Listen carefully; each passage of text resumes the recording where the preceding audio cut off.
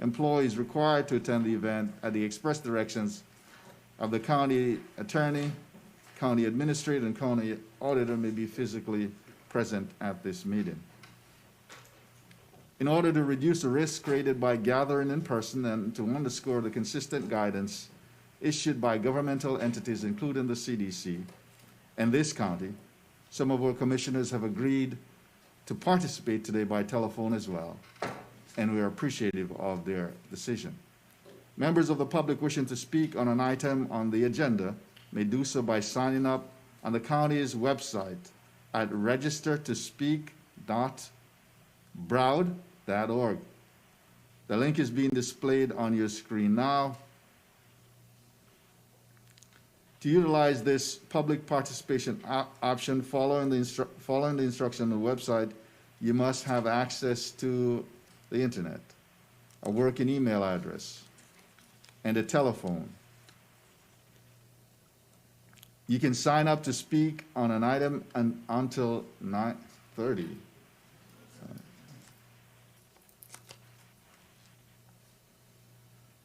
Today's music was selected by Commissioner Bogan.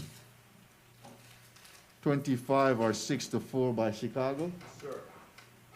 Alive by Pearl Jam. We have 3 proclamations today.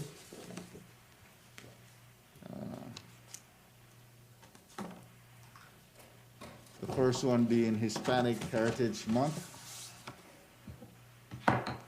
And I believe we have on the line, hopefully we do, Ms. Jose Bacala, President and CEO of Hispanic Unity Florida, Karina Rodriguez Esquire, President of the Broward County Hispanic Bar Association, and Lillian M. Lopez, President and CEO of South Florida Hispanic Chamber of Commerce.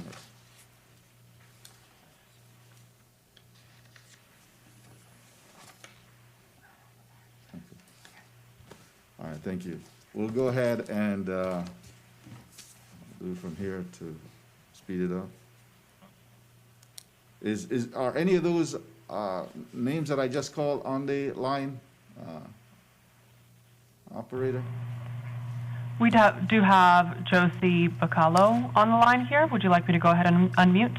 Please, and when I'm done, I'll give her a chance to speak. And if any of the other folks that I called are on the line, please allow them to, please unmute them also so they may take a moment to 1 minute statement. Proclamation requested by Mayor Dale V.C. Holness, Broward County. Whereas National Hispanic Heritage Month is a period from September 15th to October 15th in the United States, when people recognize the contributions of Hispanics and Latino Americans. And whereas the 2020 Hispanic Heritage Month theme is celebrating untold stories and contributions of Hispanic Americans in Florida. The theme invites us to reflect on Hispanic Americans' service and contributions to the history of our nation. And whereas each year Americans celebrate the histories, cultures, and contribution of American citizens whose ancestor came from Spain, Mexico, the Caribbean, and Central and South America. Whereas the observation started in 1968 as Hispanic Heritage Week under President Lyndon Johnson and was extended by President Ronald Reagan in 1988 to cover a 30-day period starting on September 15th and ending on October 15th. It was enacted into law on August 17th, 1988. And whereas the day of September 15th is significant because it is the anniversary of independence for Latin American countries, Costa Rica, El Salvador, Guatemala, Honduras, and Nicaragua.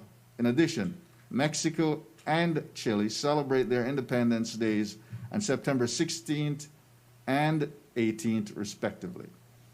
And whereas today, 60,600,000 people, or 18.5% of the American population, are Hispanic or Latino. And whereas Broward County, Florida, with a population of approximately 1,960,000 residents, is a richly diverse county with 31% of its population being Hispanic. And whereas Hispanics had a profound and positive influence on our country and Broward County through their strong commitment to family, faith, hard work, and service, they have enhanced and shaped our national character with centuries of traditions that reflected the multi-ethnic and multicultural customs of their community. And now be it proclaimed by the Board of County Commissioners of Broward County, Florida, that the board hereby designates September 15, 2020 to October 15, 2020 as Hispanic Heritage Month in Broward County, Florida. And if we may have Ms. Bacalao to speak. Thank you, Mayor Holness, County Commissioners, County Manager, and my Broward County neighbors. My name is Josie Bacalao, and I'm the President and CEO of Hispanic Unity of Florida. And Hispanic Unity of Florida was founded for 39 years ago. We work with more than 500,000 families since our founding to assist them on their journey to the American dream. And we're very thankful to Broward County for being one of our partners in making that dream possible. Today, 40% of the families we serve are actually not Hispanic Americans, but really reflect the diversity of our community. And our work is focused on ensuring we have successful children, strong families, and civically engaged individuals while helping to create an inclusive and equitable community. Hispanic Heritage Month for us is a reminder that the U.S. is a country made rich with different flavors and languages and energy and ideas. It's a celebration of the 21 of those countries that make up our diverse community. I'm honored to accept today's proclamation on behalf of our Huff family, which includes our staff and board of directors, as well as our many clients. Thank you so much, Mayor, for thinking of us. Mayor. Let me thank you very much, Ms. Bacalao, for your great work at Hispanic Unity. Certainly, your organization has done a tremendous good in helping to build and strengthen the fabric of Broward County as a community. During so many years of tireless effort in helping so many people in our community get benefit. Excuse me, Mayor. And making Broward County a better place for all of us. It seems as if my mic wasn't on. I don't want to do that all over again. Commissioner Furr. Thank you. Just real quick, to echo your words, I want to thank Josie and Hispanic Unity for everything that they've been doing in Hollywood and in Broward County. They've done a tremendous amount of work for many of the Hispanic groups in this county, as well as many other groups. Mm-hmm. They kind of serve across the board. Josie, I'm going to give you a little challenge today. Today is National Voter Registration Day, and I hope that you will reach out to everyone everyone in the county that you know to try to get everybody registered. I know you have to be nonpartisan, but this is a nonpartisan effort just to get everybody registered. So, hope you can do that today. And thank you for everything. We've actually been doing that for several months now, Commissioner. We're totally with you. Thank you, Josie. And thanks for all you do, Josie. Is Ms. Karina Rodriguez? Yes? May I make a comment to Yes. to Ms. Bacalao, please? Go ahead, Senator Rich, then Ms. Okay. Rodriguez. Yeah, thank you. Okay, I also want to thank Josie for the unbelievable work she does all over our community. I want to thank her. She's been the chair of the Cultural Ethnic Subcommittee for the 2020 census, working really hard to ensure that there is a wonderful turnout from the Hispanic community despite the obstacles that we faced at the beginning with the citizenship question. So I just want to thank her, and also I want to thank Margaret Stapleton and her staff. Today we have signs up for census, and I wanted to just remind everybody, because if we wait till the end, people will not realize what's there when they look at the meeting. And We are now at 62.2%. We have to make it at least to 63.7 to reach the 2010 mark, and we're hoping to do that in the next 8 days. September 30th is the end of the census official count, self-response count. So please, everybody, please just remember, if you haven't responded to the census, please do so. The funding we receive from the federal government is on the line for the next 10 years, and we need to get our fair share. So again, thank you, Josie, for everything you're doing to ensure a successful count. My pleasure, Nan. Thank you for your leadership. Thank you. Ms. Attorney Rodriguez? Yes, hello everyone. Thank you for having us here today. And before I begin, I wanted to echo the sentiments about Hispanic Unity. They're a wonderful organization. My name is Karina Rodriguez. I am the president of the Broward County Hispanic Bar Association, and I'm thrilled to be here on behalf of the organization. We were founded in 1989 by incredible lawyers, including Judge Marina Garcia Wood, and since then we have worked to promote diversity, cross-cultural appreciation, and community growth in Broward County. We, of course, would not be here today if it was not for the hard work of those who came before us and of those who continue to push for a better tomorrow. For our organization, that includes our current board members, Kristen Palacio, Aaron Gibson, Alicia Gonzalez, Nazarena Hauser, Jonathan Morheim, Jeanette Sanchez-Oslin, Jessica Mara, Michelle Rodriguez, Nicole Avila, Elizabeth Rodriguez, Mark Mara, Carla Lowry, Judge Jose Izquierdo, and Judge Torlica Navarro. We also appreciate the partnerships we have formed over the years with others who recognize the importance of diversity, including sister voluntary bar associations and the Broward County Bar Association. Hispanic Heritage Month provides us with an excellent opportunity to celebrate the rich histories, diverse cultures, and many contributions of the American Latino and Hispanic community. Hispanics and Latinos have contributed to the American life for hundreds of years. Their history is our history, and their achievements are countless in terms of innovation, politics, business, public service, sports, and the arts.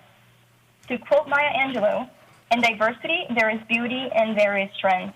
We are honored to be here today to receive the proclamation by the Honorable Dale Holness, Mayor of Broward County. Thank you so much. Thank you. Is Ms. Lilian Lopez, the President and CEO of South Florida Hispanic Chamber, on? Yes, I'm here. Would you go ahead and take 1 minute, please? Yes. Go ahead and speak for 1 minute. Oh, okay, good. Thank you.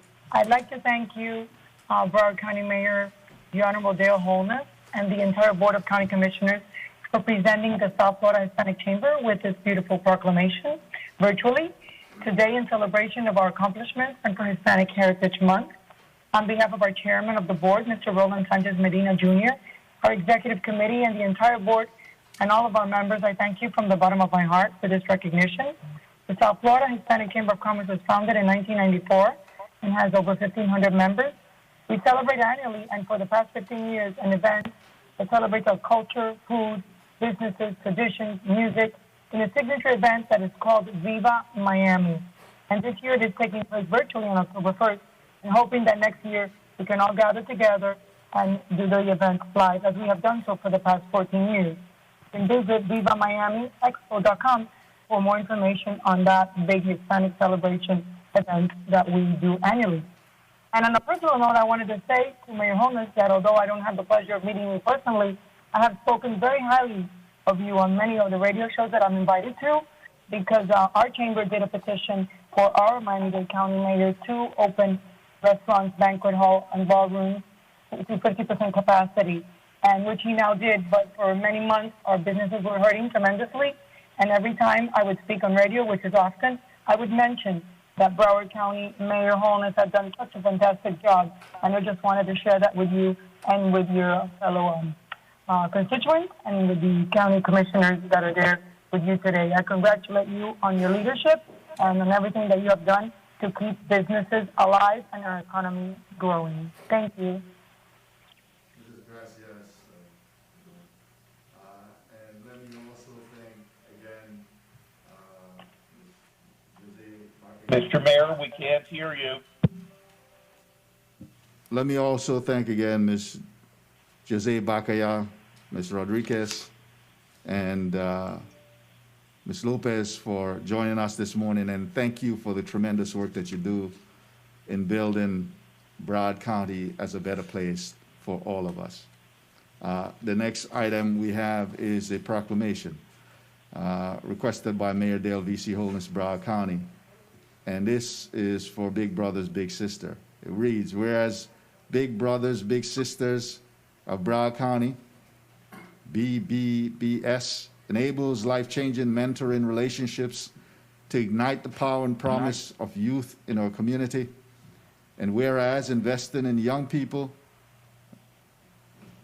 future pays off with a social return on investment of $18 to 1 through improved economic, health, and social outcomes for young people with mentors. And whereas by changing the course of young lives, BBBS shape the community's social and economic future. After 18 months of spending time with Big Brother, our big sister, 45% of youths were unlikely to begin using illegal drugs. 27% were less likely to begin using alcohol. 52% were less likely to skip school. 37% was less likely to skip a class. And whereas BBBS has created more than 1,500 mentoring matches each year by partnering with parents and guardians, volunteers, and other members in the community to help youth achieve higher aspirations, greater confidence, better relationships, avoidance of risky behavior, and educational success. And whereas Big Brothers Big Sisters goal this year is to recruit enough volunteers to match every young person on the wait list as part of its Broward Bigger, Better, Stronger, BBBS initiative. Now, therefore, be it proclaimed by the Board of County Commissioners of Broward County, Florida, that the board hereby designates September 2020 as Big Brothers Big Sisters Month in Broward County, Florida. And I believe I have on the line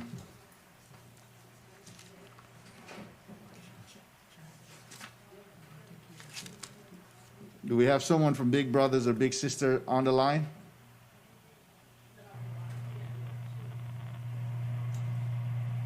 If you are here on the line with Big Brothers Big Sisters, please dial #2 on your telephone keypad. Let me just thank Big Brothers Big Sisters for building the future of Broward County by helping our young people. Thank you. Is Mayor Ryan ready? I'm sorry, Commissioner Ryan ready? Well, I like the sound of that. Thanks so much.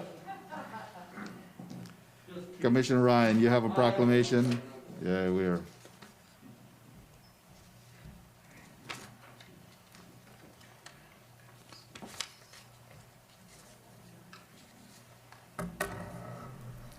I just like teasing you, Mayor. It's just so much fun. It's just almost irresistible. This is a proclamation for Mason Jackson, who for many years has been the president, CEO, the head honcho over at CareerSource, which is the Broward Workforce Development Board. This is a proclamation that I'm going to read. Mr. Jackson, you're here. You're going to come up and speak for a minute. And we have one of our board members that wants to say a few words in recognition of you. This proclamation is by the Board of County Commissioners. It says, whereas CareerSource Broward is the premier workforce development organization in Broward County dedicated to changing lives by educating and training job seekers while simultaneously providing employers with qualified skilled workers.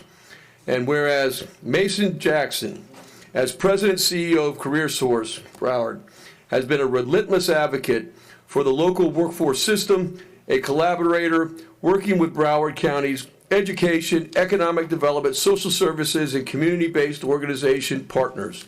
And whereas for more than 34 years, Mason Jackson has led CareerSource Broward to multiple state and national awards, and himself was recognized as the Florida Economic Development Council Workforce Development Professional of the Year in 2012. You can hardly get that on one plaque.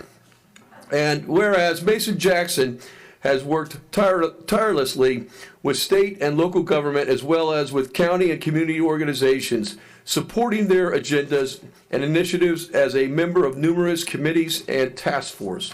And whereas Mason Jackson is supported and highly regarded by the CareerSource Broward Council of Elected Officials, the Broward Workforce Development Board, Inc., as well as the workforce team that compromises CareerSource Broward and its 3 American Job Centers. And whereas on July 1, 2020, Mason Jackson stepped down as President CEO of CareerSource Broward after more than 44 years of service to the organization and accepted the position of President Emeritus, continuing to serve as in an advisory capacity to ease the transition to new leadership. Now, therefore, be it proclaimed by the Board of County Commissioners of Broward County, Florida, that the board hereby designates Tuesday, September 22nd, 2020, as Mason C. Jackson Jr. Appreciation Day in Broward County, Florida.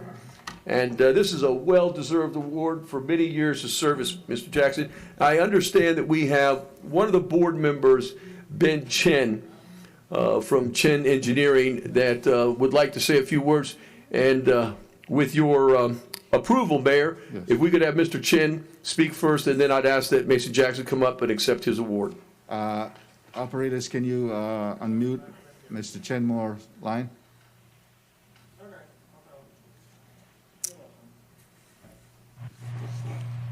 Dr. Ben Chen, if you could please dial #2 on your telephone keypad.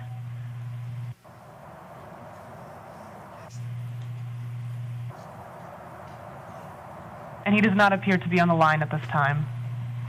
Well, Okay. then, if you please, we'll go with the man of the hour. Mr. Jackson, if you could come forward. Say a few words. Thank you. Thank you, Commissioner Ryan, who has ably served on our Board of Elected Officials since 2013. Really appreciate your time and your effort. And before him, Mayor Holness. So thank you for your time on that board as well. It's so great to see so many friends up there. And Commissioner Ryan, you called me a collaborator, and that's interesting how the meaning of words change over time. 75 years ago, if you were a collaborator, you were shot. You know, our partnership with the county really goes back almost 50 years. You're a part of the consortium that makes us, and I want to also give a shout out to the mayors who also are on that board of elected officials. That's Mayor Trantellis from City of Fort Lauderdale and Mayor Josh Levy from the City of Hollywood. But like I said, the partnership goes back a long way, not only on things like health care for my staff, but also in legal services, things like small business assistance, job fairs. You have created scores of work-based learning opportunities, even internships in the public sector, and most recently, jobs for our summer youth kids. So you've had scores of those jobs, not only in administrative offices, but in the parks and then libraries, giving them meaningful work, and help to fund that program. It's primarily funded by the Children's Services Council, but you all also contribute to that. So that's really great. I also want to thank the Broward Workforce Development Board, which is private sector led, chaired right now by Dr. Lisa Knowles from Knowles Mobile Marine. I want to thank my staff and the new president and CEO, Carol Hilton. When you meet her, you will like her. But they have made the pursuit of the mission to help job seekers and businesses in Broward County very enjoyable. It's the best job in Broward County. I've said it many, many times. And I want to thank them. And last of all, I want to thank my family. My wonderful wife, Beth, and my son, Matthew, for their support, their encouragement, their understanding, and most of all, their tolerance. So thank you once again for this award. I'm very humbled by it. Thank you. If you go up here, we're going to take a photo. Okay. After the proclamation. That would be great. The photo on one side of the mayor. We don't want to crowd him out. And he wants an elbow. We're doing space.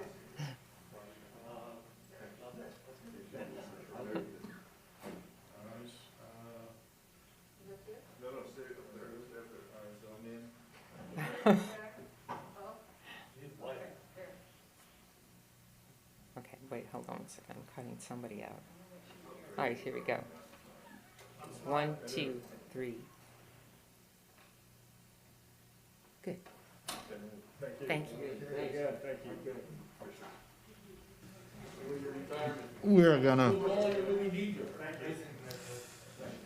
We're gonna go ahead and, yes. Go ahead, Commissioner Furr. Thanks. Mason, before you leave, real quick, I just wanted to personally thank you for all you've done. Mr. Jackson? What's that? Mason? Mason, just real quick, before you leave, I just wanted to thank you for all you've done. You always had a bigger view, and let us in on that view, that it wasn't just jobs and all the things that it took, whether it was transportation, childcare, all those kind of things. You really educated all of us, into what it took to have a really working economy, to have the kind of jobs, and I can't thank you enough for that education. Really, thank you so much. Great work. And in Broward County, we don't shoot collaborators. We actually issue proclamations for them, honoring them. Thank you for your great work. Mr. Mayor, may I make a brief comment, please? Go ahead, Commissioner Vice Mayor Geller. Great, thank you. Mason. Don't leave. Again, I've enjoyed working with you. You certainly deserve this honor. I chair a working group trying to bring jobs to Broward. Mason has attended many of our meetings. Has just done a terrific job. I've worked with you for decades right now, and I just wanted to say that we're glad you'll be staying on in an advisory position, but it will be almost impossible to replace you with all of the experience that you've done, all of the work. You've really done a great job for Broward County. Thank you. I want to add my congratulations to those you've already received. Thank you, Senator Geller, and thank you for your work on apprenticeships, heading up the apprenticeship committee. Okay, we're good. Thank you very much, Mr. Jackson. We're going to go ahead on to reading the Tuesday morning memo.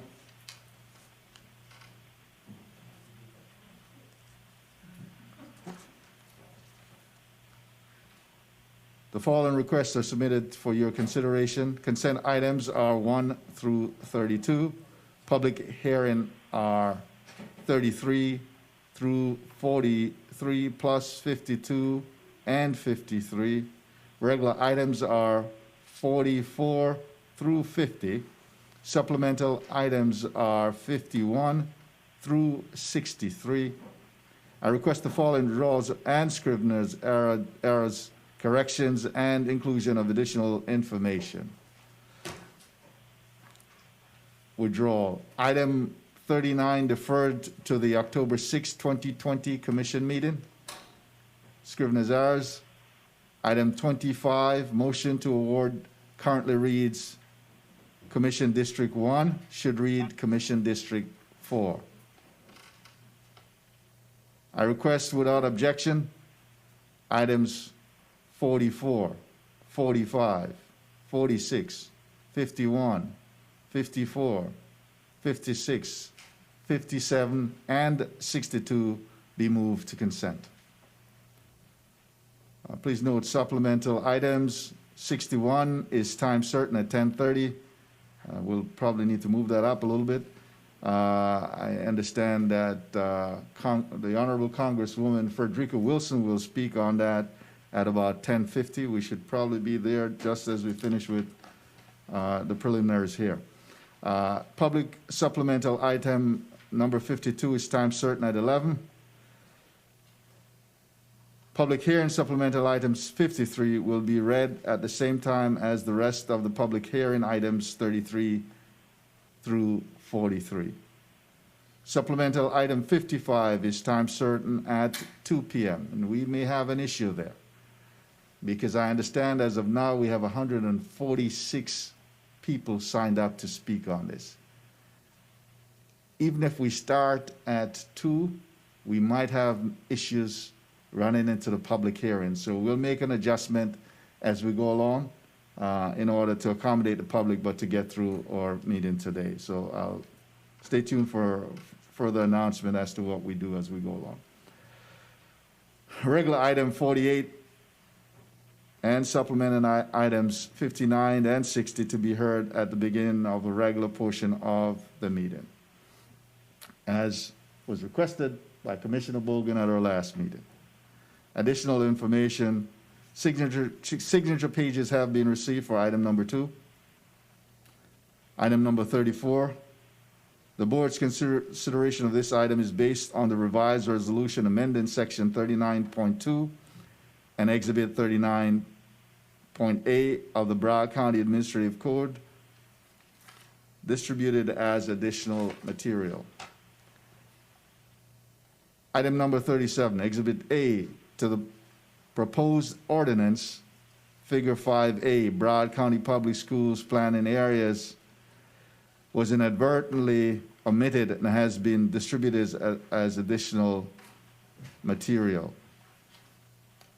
Item number 40, Commissioner Mark Bogan, the item sponsor, will move that the public hearing on the item be continued until October 6, 2020, to allow for further legal and staff review and to provide more time for the development of any appropriate amendments.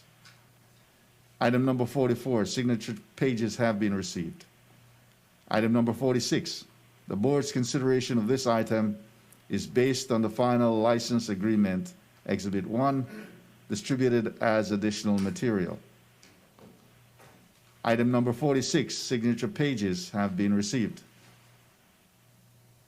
Additional material, regular meeting. Item number 15, tree preservation. Trust fund balances submitted by Environmental Protection and Growth Management Department. Item number 46, Exhibit 1, final license agreement submitted by County Administration.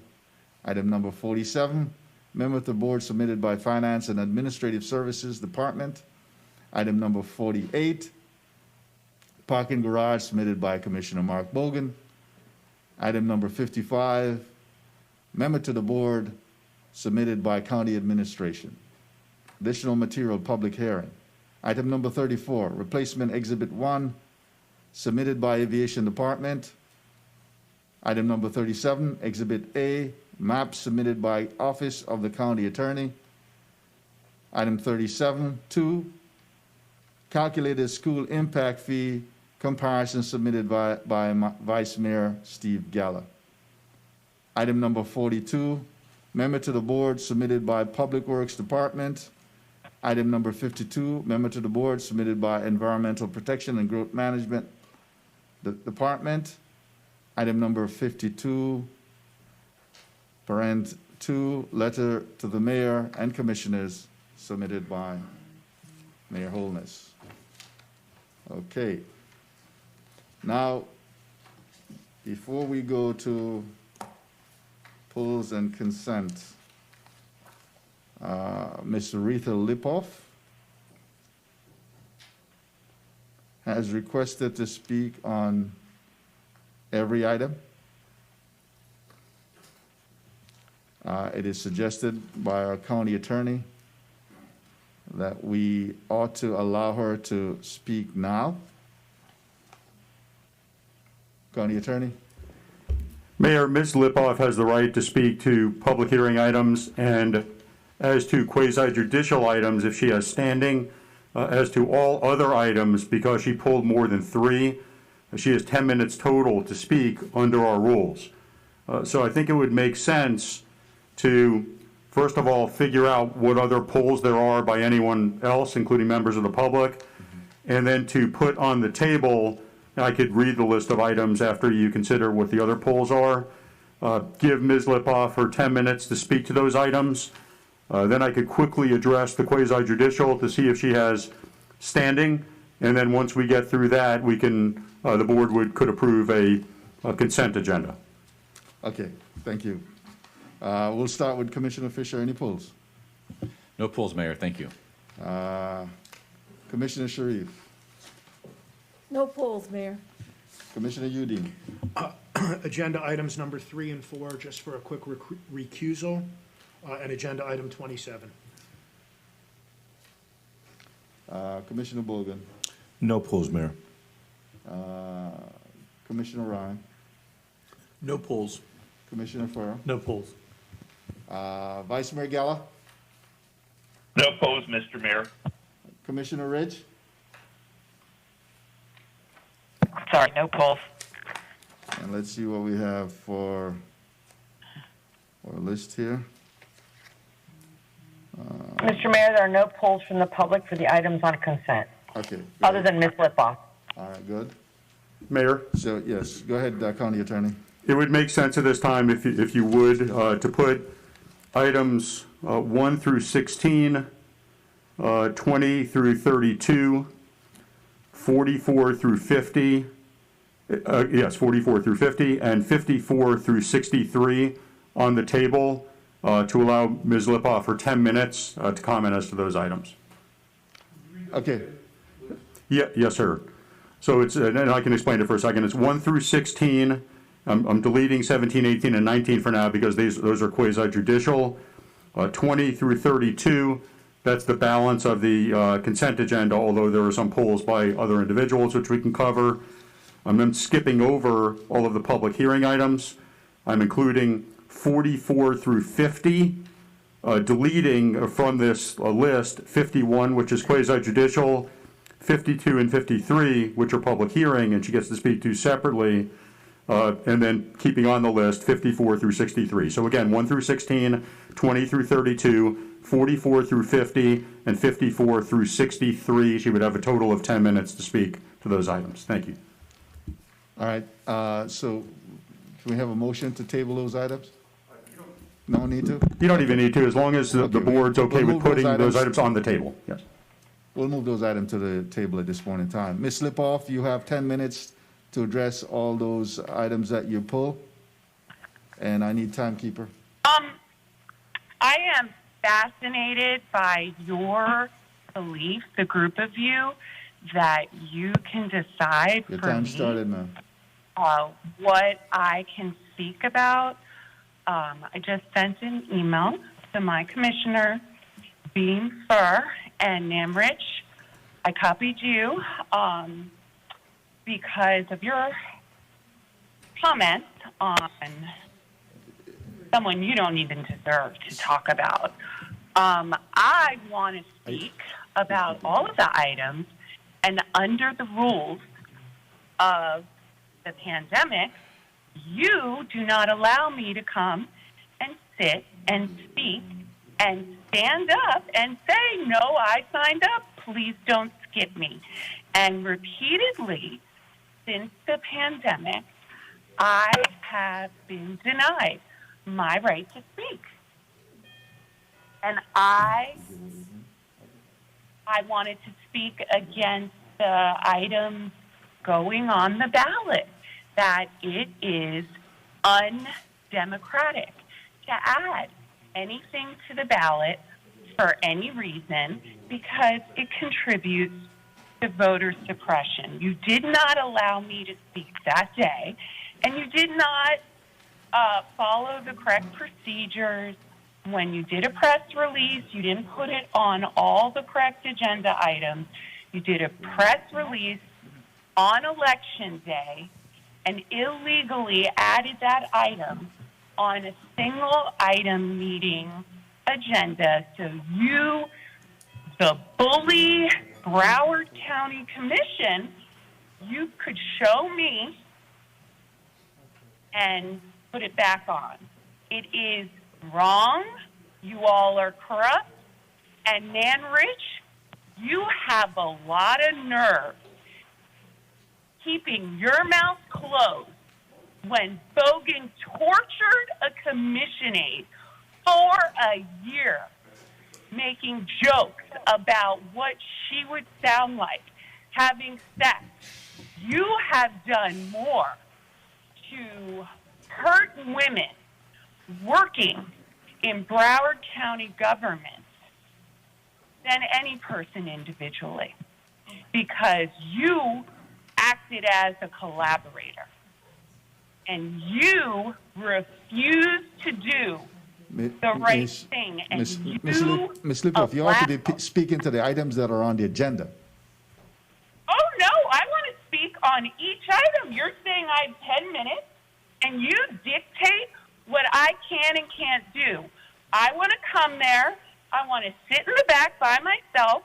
I want to sign up to speak, and I want to be able to stand up and say, no, you are skipping me because this commission has repeatedly and knowingly denied me my right to speak. And so, under the pandemic rules, you are not allowing people to come in under very reasonable mask-wearing, distance, situations. And, by the way, the governor lowered our urgency rating, stage 2, whatever that is. I mean, you've got a lot of nerve, Mayor. Everyone should go to YouTube and see you having all these people breaking the mask quarantine. I don't know if anyone saw it. It's hilarious. You have your guards at the desk wearing the mask below their noses all day. I went to do a public records request for the video, but I ran out because they were all doing it again. And I didn't want to be exposed to COVID-19. Why is government center closed when you expect children to be able to go to school and follow rules and protect teachers? But I can't come sit in the back of the commission? And why are you paying people 20% above their salary for doing their job? You're paying every county employee now for 6 months, 20% extra, or everybody is free to work from home however they want to. And why are the libraries closed 6 months later? You had a unique opportunity to have those professionals call every Ms. library Lipoff, card. we were asking you to speak to Broward the items County. on the agenda. We're being very generous. Now you Oh, have. I'm sorry. I want to speak on the items as they come up with the other people. And if you are on pandemic rules and you are barring people from sitting in the commission, then I want to speak on every item. I know you all feel that you are too important to have to come to meetings 2 or 3 times a month, so you made it 1 a month, and then everything's a hurry, people are rushed. That's you. You all make $100,000 a year for a part-time job. I think you can have a meeting every week, so it isn't this insane, compressed thing with more thanking people and celebrating holidays, and what, some commissioner's kid Ms. cares Lipoff, about the environment. Yes? Ms. Lipoff, your time is up, ma'am. You're not speaking to the items. Well, I would like to as they come up, Well, and that's I signed up for that. our rules. That is not what our rules permit, Mr. Mayor. Our rules does not allow for you to just ramble along, Ms. Lipoff. I am rambling because you're not letting me speak along with the other people about each agenda item. And the rules that you have are the rules when Broward County runs the commission meeting in person. You are the ones who are claiming pandemic rules. You are the ones who We're are going to give allowing you 1 more people minute to speak to the items, and then we'll cut you off, Ms. Lipoff. I'm sorry, but we Mayor? have to go on with this meeting. Mayor? Yes. When she's done speaking, if you wouldn't mind, if I may just quickly ask her to confirm that she does or doesn't have standing on the 4 quasi-judicial items, and just to make sure the record's clear, Ms. Lipoff does have the right under our rules to speak to the public hearing items when those come up. This right, Understand. 10 minutes deals with just the items we mentioned. Okay. All right, Ms. Lipoff, you may make your closing statement.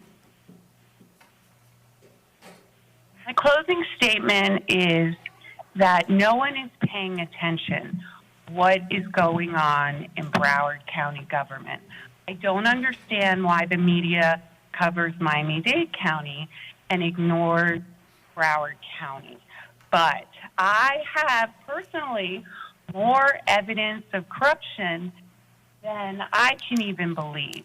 It's so bad, it made me ill, literally. And I welcome anyone to contact me. My number is listed on the Supervisor of Elections website. And Mayor Holness, you absolutely, I believe, colluded with the men that ran in your race so that other people wouldn't run. And I've been looking at your paperwork, and it doesn't look like everyone is too sharp on that. And I highly recommend the financial reports as interesting reading for your campaigns. And you have to remember, everyone, that people have businesses, even nonprofits, in company names. So you need to remember to cross-check those. Oh, yes, and everyone who works in the investigative arm of Broward County knows that Commissioner Bogan's law firm is representing clients against the county. So Commissioner Bogan sends his son to represent clients against Broward County. And, Mayor, point of order. Ms. Lipov, your time is up. We've given you 10 minutes, and you have not addressed any of the items on the agenda. I'm sorry, Ms. Lipov, we have to move on with our agenda. County Attorney. Mayor, may we just, for a moment, please put, for the board will, items 17, 18, 19, and 51 on the table. These are quasi-judicial items. We can quickly determine if Ms. Lipov has standing on these items. If she doesn't, then I can read the consent agenda into the record, and we can dispose of all of those items and then move to the next item. Go ahead, County Attorney. Okay, thank you very much, Mayor. And I know Ms. Lipov was advised to still stay on the phone if she wants to assert standing. In order to have standing to challenge a quasi-judicial action, one must allege and prove special damages peculiar to that person. Wait, I'm sorry. I didn't hear what you were saying when it said your line was unmuted. So, okay, I'll repeat. I'll repeat, Ms. Lipov. In order to have standing to challenge a quasi-judicial action, and right now we're dealing with items 17, 18, 19, and 51, you must allege and prove special damages peculiar to you, differing in kind as distinguished from damages differing in degree from those suffered by the community as a whole. What special damages will you suffer related to the following quasi-judicial items? The first item, and if you wouldn't mind answering for each of these items, very briefly, I can make a quick recommendation to the board as to whether you have standing. Item 17 is a plat entitled Cypress at Sunrise, located in the city of Sunrise, currently vacant land, and the plat provides for 6 duplex units. So, 3 duplexes, 6 total units. Can you please tell me what special damages you would suffer by approval of this plat? Yes, I am currently involved in an ethics case that I filed against you that Broward County is not following the law, and I believe Mr. Mayor, I wish to object that is not a standing issue. Read the next item, Mr. Yeah, no standing on number 17, Mayor, if that's her lead argument. Yes. Number 18, a plat entitled Natchac, located in the city of Pompano Beach, currently vacant. The plat provides for 45,000 square feet of industrial and 20,000 square feet of commercial. Ms. Lipov, aside from whatever you want to say about me, what special damages do you have resulting from potential approval of that item? Again, I have filed a complaint. No standing on that, Mayor. Next item, County Attorney. You can add this to the complaint, Ms. Lipov, if you'd like to. Item 19. Plat entitled Aquatic Stone, located in city of Pompano Beach, currently 7,293 square feet of office. The plat provides for 75,000 square feet of industrial. Ma'am, I'll stipulate that you say you filed something against me. Aside from that, do you have any special injury you can assert right now? I couldn't hear half of what was going on because they muted me and unmuted me. And so every time that happens, I can't hear what you're saying. So I have no idea. Okay, ma'am. But You raised that argument. the You can, same thing. yeah, you can The say, CRA, okay. that No, Pompano guy, no standing. he's under investigation. Yes, yes, ma'am. No standing, Mayor. Item 51, a plat note amendment to Plantation Business Park related in the city of Plantation. The current note provides for a no development on parcel A-1A. The amendment provides for 330 mid-rise units on that parcel. Ma'am, can you please state what special injury you would suffer if this were approved? It's just part of all your corruption. People Okay. in Fort Lauderdale have Mayor, sewage in the no streets. standing. and they Mayor, no vote standing. It for would be guys appropriate for who Ms. can't. Lipoff to be Next item. muted at this point. And again, Ms. Lipoff, we want to give you your right, so you do have the ability to speak to the public hearing items later. Mayor, whenever the board's ready, I could read the proposed consent agenda. Please do. Thank you, sir. The consent agenda is items 1 through 32, and added to that are items 44, 45, 46, 51, 54, 56, 57, and 62. And then we are subtracting from that items 3 and 4 that Commissioner Udine can address quickly just for an abstention, and item 27 that Commissioner Udine asked to be pulled. Mayor, do I I have a make a motion? motion to approve the consent agenda as read by the county attorney. Second. Those in favor vote by saying aye. Aye. Those opposed, no. Passes unanimous. I believe I have the Honorable Congresswoman Frederica Wilson on the line to speak on our time certain item 61. Is Congresswoman Frederica Wilson on? If you could. Hello, yes, I am. I'm so grateful that you're on, Congresswoman. Let me just go ahead and quickly read the item.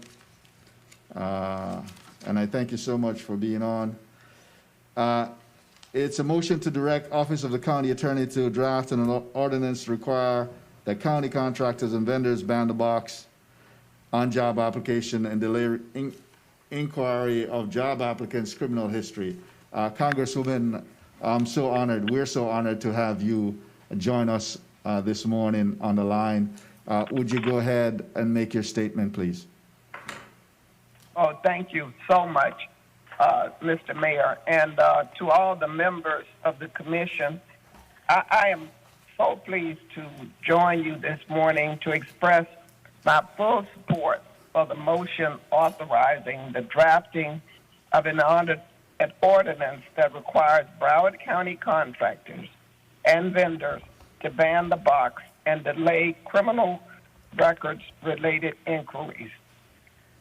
In 2015, Miami-Dade County did this. So as a congresswoman and the founder of the 5,000 Role Models of Excellence Project, it is a school-based mentoring program that works to dismantle the school-to-prison pipeline. You have it in Broward County. It was founded in Miami-Dade County almost 30 years ago. And I'm a lifetime advocate for criminal justice reform. I'm keenly aware of the challenges we face in preventing people from entering the criminal justice system and the challenges they face when they try to re-enter society. Each year, hundreds of citizens are released from federal and state and local correctional facilities and return to Broward County. We've long known that too many of those returning citizens struggle to rebuild family relationships, locate safe housing, and most of all, find legal employment. And as John Lewis, my good friend from Congress, who we lost earlier this year, people were tried to get in good trouble. And we know what happened when we had the racial uprisings here in the state. Many of our college students will wind up with a criminal record. And we know that jobs are deterrent to crime recidivism. So having a criminal record is the highest obstacle to obtaining employment. As a result, returning citizens are 5 times more likely to be unemployed than the general population, and they can expect to earn $500,000 less over the course of their working lives. This dilemma perpetuates a cycle of poverty and hopelessness. Far too many qualified job seekers have been eliminated from the consideration because their criminal records overshadowed their qualifications after they were forced to check the box. We know that second chance employment is a key to preventing recidivism because it provides financial stability, restores dignity, and promotes independentness. As we work to uproot the system of mass incarceration, which disproportionately destroys poor and black lives, we must also adopt ban-the-box policies that give returning citizens a fair chance. Several studies findings have reaffirmed that ban-the-box policy make it easier for jobless seekers with criminal records to advance further in the hiring process. That's why I commend you, and I commend the mayor, Mayor Holden, for your work to expand Broward County's ban-the-box policies to cover contractors and vendors. Thank you so much, and I yield back. I'm truly grateful for your presentation of my item. I don't think I could do it as well as you did. I want to thank you so much. Yes. Thank you so much, Congresswoman Wilson, and thank you for your tireless effort on behalf of the people of South Florida, including Broward County, while you're in Washington, D.C., ensuring that we get what we deserve here in terms of funding, but also creating policies that help to build a stronger and even a greater nation than we are. Thank you so much, Congresswoman Wilson, for taking the time out to call in. Thank you. Thank you. Vice Mayor Geller. Thank you. I don't know if Congresswoman Wilson is still listening. She is. When I was the Senate Democratic leader, I made a wise selection and asked Congresswoman, then Senator Wilson, to be my leader pro tem. Again, one of the good decisions that I made when Senator Wilson and I were the leadership team. On the merits of this item, Congressman Wilson will recall that while I was Senate Democratic leader for a number of years, we had legislative priorities for the caucus, and the one that I had pushed each year was something very similar to this, Mr. Mayor. I believe that one of the problems that is facing society is that we are almost forcing criminals that have, or returning felons, to return to crime because we, year after year after year, have passed legislation making it illegal for people to work in this field, that field, or the other field once they have a criminal record, which again is making it almost impossible for them to gainfully return to employment. So I believe that this resolution that you're offering, Mr. Mayor, is completely in line with the issues that I've been fighting for so long, to give people the opportunity to return to making an honest living. So I'm very pleased to speak on this. I would like to actually, with your permission, Mr. Mayor, co-sponsor this item, which I think is an important item. Thank you, Mr. Mayor. Thank you very much. With that, do we have a motion for approval of this item with Vice Mayor Geller? Mr. Mayor, you have speakers on the line. You have other speakers, Mr. Mayor? All right, good. Let me go ahead and see. Okay, thank you for reminding me of that. Do need the help. This young at heart item, so many. Didn't realize there are others in the back of it. On the second to last page, Mr. Mayor, on the bottom, I've highlighted it. The first speaker you have listed is Andrea Galvin, followed by Carnell Staples. Yep. Would you unmute those speakers, please, operator? And Mr. Newton Stanton as well. At least on a regular basis.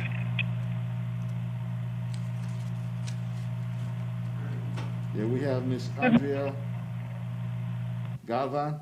Good morning. My name is Andrea Galvan. I'm calling in today to support this ordinance.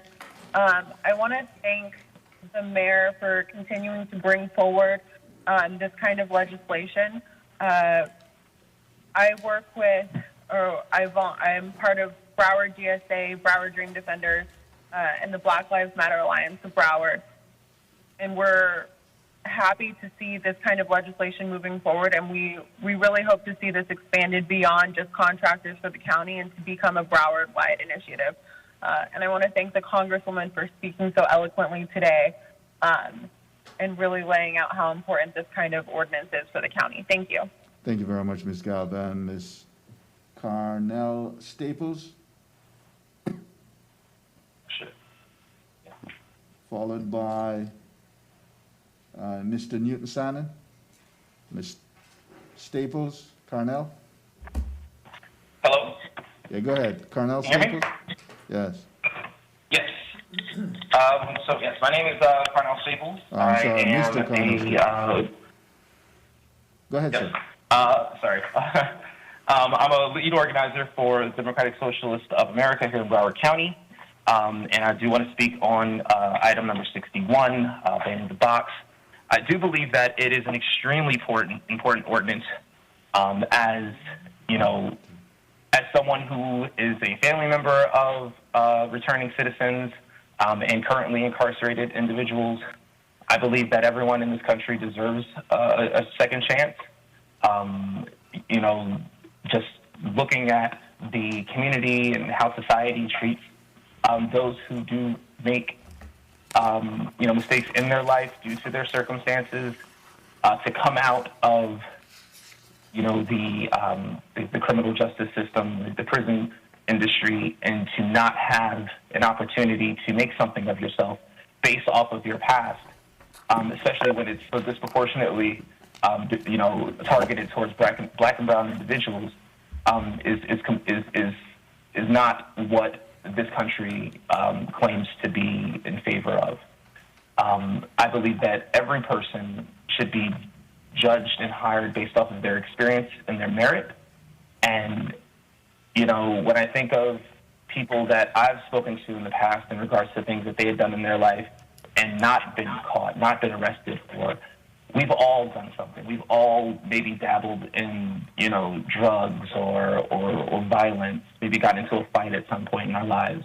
But the fact that, you know, when you're black or brown, those mistakes are not given the benefit of the doubt. And when you're white, you know, you are given those, oh, boys be boys, or, you know, he was just, you know, in the heat of the moment.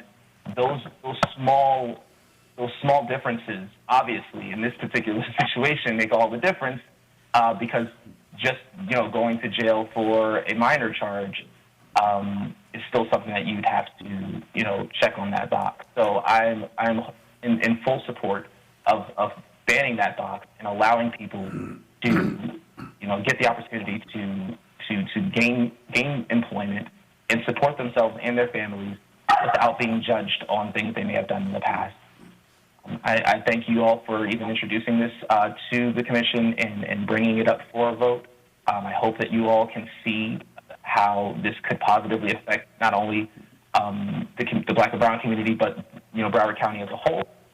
Because when we do have more people making money, obviously the economy can do better as well. So, again, I thank you all for giving me the opportunity to speak on this, and I hope that you do vote this into Thank you very much, sir. We'll move on to Mr. Newton Sannon, and then we'll come back to Commissioner Bogen. Mr. Sannon. Good morning, Mayor and members of the Commission. Newton Sannon, President and CEO, OIC of South Florida. I just want to very quickly also reinforce the congratulations to Mason Jackson for the many years of service. 19 years ago, when I was brought on to reestablish OIC, the Broward Workforce Development Board gave us our first contract with me and a part-time secretary and over 100 and some odd staff year to date as a result of that investment. I just want to quickly do that. On the issue of Ban the Box, we adamantly support the importance of Ban the Box and what it represents to our community. I think Congresswoman Wilson and others eloquently stated the importance of this, but I want to dig into what may be concerns of some of the communities, because I think that's where I'd love to spend some of my time. Some of the concern is that from a business standpoint, why should businesses take this quote-unquote risk and not knowing? I just want to be clear. The policy of Ban the Box does not say that businesses are not entitled to, at some juncture, to learn the past convictions of a respective job seeker. That is not, absolutely not the intent. It is first and foremost recognizing that according to the Florida Department of Corrections, some average of 300 persons will be returning to Broward County having served their time and paid their debts to society, and they deserve an opportunity to enter the workforce and become productive members of society. And it's important to know that there are resources available to help businesses navigate through work with this cohort of folks who need an opportunity. It is not, again, to not honor the business, focus of the business community by having persons who are returning from incarcerations. In fact, I will personally pledge here today that year to date, we've brought in about $45 million from the U.S. Department of Labor and other funders to serve returning citizens, most of which recent is a $6 million award received from the Department of Labor. I say that to tell you there are resources available, like my organization, to work with you to assure that this is not just about something that's altruistic, that we're going to help to work to train these individuals. They will have a case manager. The support mechanisms will be in place, and we are readily available to work with you as you consider giving these people an opportunity to earn a living wage to be productive members of society.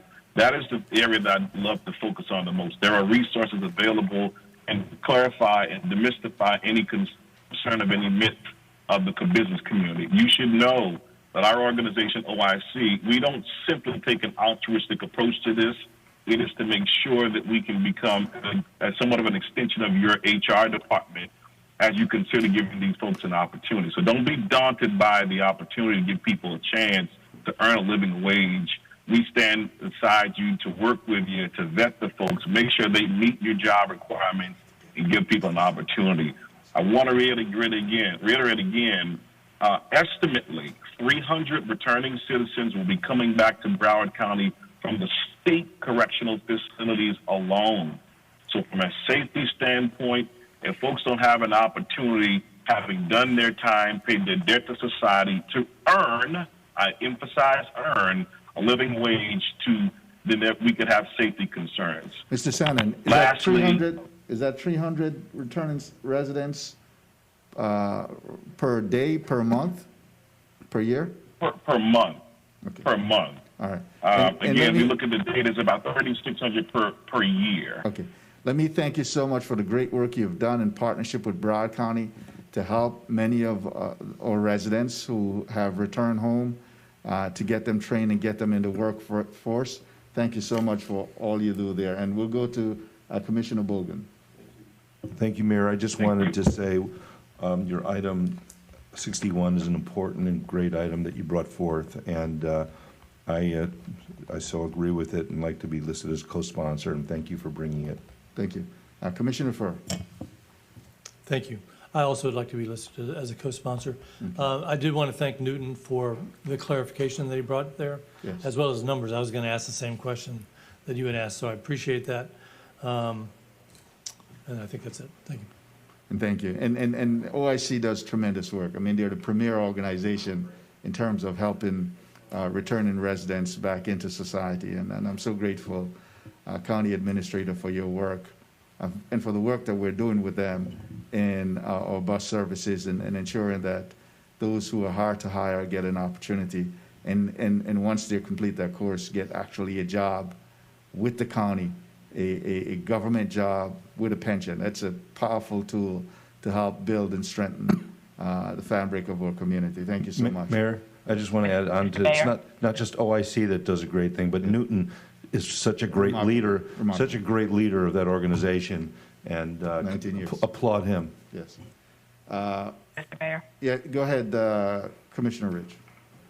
Yes, I very strongly support your item, and I would like to be added as a co-sponsor. Okay. All right, thank you very much. With that, we had a motion? Mayor, I think this, maybe everybody on the dais could be a co-sponsor. Personally, I want to be. I thought so, okay. Thank you. Thank you, Mayor. Okay, so we have, I want to make sure everybody speaks for themselves. Commissioner Furr, Commissioner Bogan, Vice Mayor Geller, Commissioner Rich, Commissioner Fisher, Commissioner Udine, and Commissioner Sharif. Is that what you're saying? Okay. I'll move the item. All right, there's a motion. Can I have a second? Mayor, Yes, Bertha, I'm sorry. I just thought it was, that I should clarify, because I don't know that the public fully heard or understands. But Broward County government has had a program to ban the box for many, many years. So this item would actually go beyond what Broward County government does. So for many, many years, we've had a ban the box, and it's been pretty successful for us. Yes, thank you. I actually brought that item, so I'm quite familiar with it, that we have that in place. Now, we have a motion and a second. We did, right? Those in favor, vote by saying aye. Aye. Excuse me, Mr. Mayor. Yes? It's Jeannie in the back. Can Yes, you ma'am. repeat who the second was, please? I think a lot of us, I seconded as well. Okay. Thank you. you. Those opposed? No? Okay, passes unanimously. All right, now we're gonna go to item, let me dispense of your two item, and we can take item 3 and 4 together? Yes, Mayor. Is it 3, 4, and 27, or? 27 I pulled by accident, so that was a mistake on my part. It's just 3 and 4 that I need to Okay, pull. 3 and 4, item 3 and 4, we have, our colleague wants to have a recusal on that. And would you go ahead and read your statement? Items 3 and 4 are motions to approve amendments for agreements which Craven Thompson is a subcontractor. I'm on the board and own shares of Legacy Bank, which is not a publicly traded company. Another owner of Legacy is a substantial interest in Craven. I'm leaving the dais, filing the forms, and not voting on 3 and 4. Okay, and item 3 is a motion to approve First Amendment to the deliberately phased agreement, RFP number R1061305P1 between Broward County and Hazen and Sawyers. And number 4 is a motion to approve Second Amendment to the deliberately phased agreement between Broward County and Hazen and Sawyer, PC, for consultant services for North Regional Water Treatment Plant. Do we have a motion? So moved. I'll second it. Okay, moved by Commissioner Bogan, second by Commissioner Sharif. Those in favor, vote by saying aye. Aye. Aye. Those opposed, no. We have it passed 8 with 1 abstention, Commissioner Udine. Okay, and I'll move item number 27. We have a motion, Second. item 27. And item 27 is a motion to adopt resolution ordering the Value Adjustment Board to extend certification of the 2020 assessment roll of Broward County. We have a motion by Commissioner Sharif, second by Commissioner Bogan. All those in favor, vote by saying aye. Aye. Those opposed, no. Passes unanimously.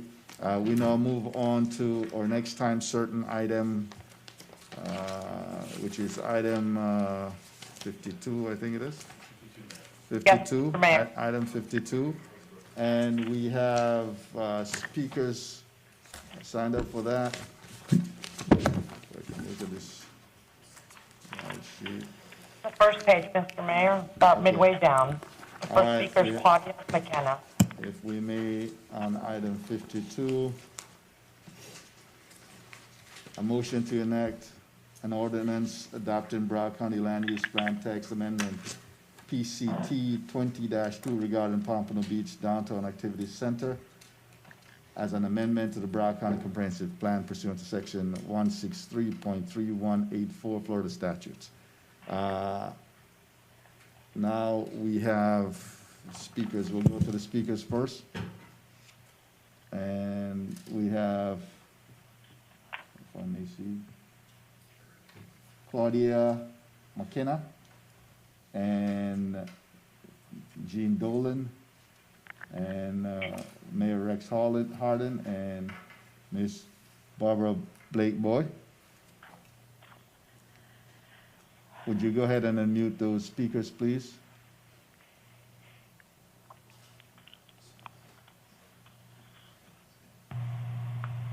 Claudia, please go ahead. All right, thank you. Good morning, Mayor and members of the Commission. My name is Claudia McKenna. 2 minutes. I represent the Pompano Beach Community Redevelopment Agency. You have in your record now a letter from Mayor Harden stating the position of the city in the CRA. And because the city has met all of the legal requirements for approval of this land use amendment, we would ask that you approve it. Thank you. Thank you very much. We'll go on now to Ms. Jean Dolan. Jean, please go ahead. Yes, good morning, Commission. Jean Dolan, Principal Planner for the City of Pompano Beach. I'm available on the line if you have any technical questions about the Land Use Plan Amendment. Thank you. Mayor Rex Harden. It's not right now. It's resetting, but it's not going to. Rex, please go ahead. Yes, thank you. Thank you, Mayor Holness, Vice Mayor, and rest of the Commission. It is Rex Harden, Pompano Beach Mayor. I am here in support of this item. Obviously, I hope that everyone had a chance to review the letter that I sent concerning this matter. It has been approved unanimously by the Pompano Beach City Commission, by the Broward County Planning Council. This is a simple land use change here, and I hope that you will support this. I've spoken to several of you and gotten good responses. I'm sorry I haven't had a chance to speak with all of you. If there are any questions, I'm happy to answer those. And as I offered to Commissioner Bogan, I am happy to get with any individual commissioner if they would like to review what has taken place in the Northwest CRA over the years. There have been a lot of money spent there, and it has done a lot of good, but it doesn't necessarily show above ground. But I'm happy to offer that to any commissioner who would like to review what has happened in Pompano Beach and what will be happening in Pompano Beach as a result of your positive vote on this land use change. So I'm here with it if there's any questions. Thank you. And I will have some, Mayor Harden. Ms. Barbara Blake Boy.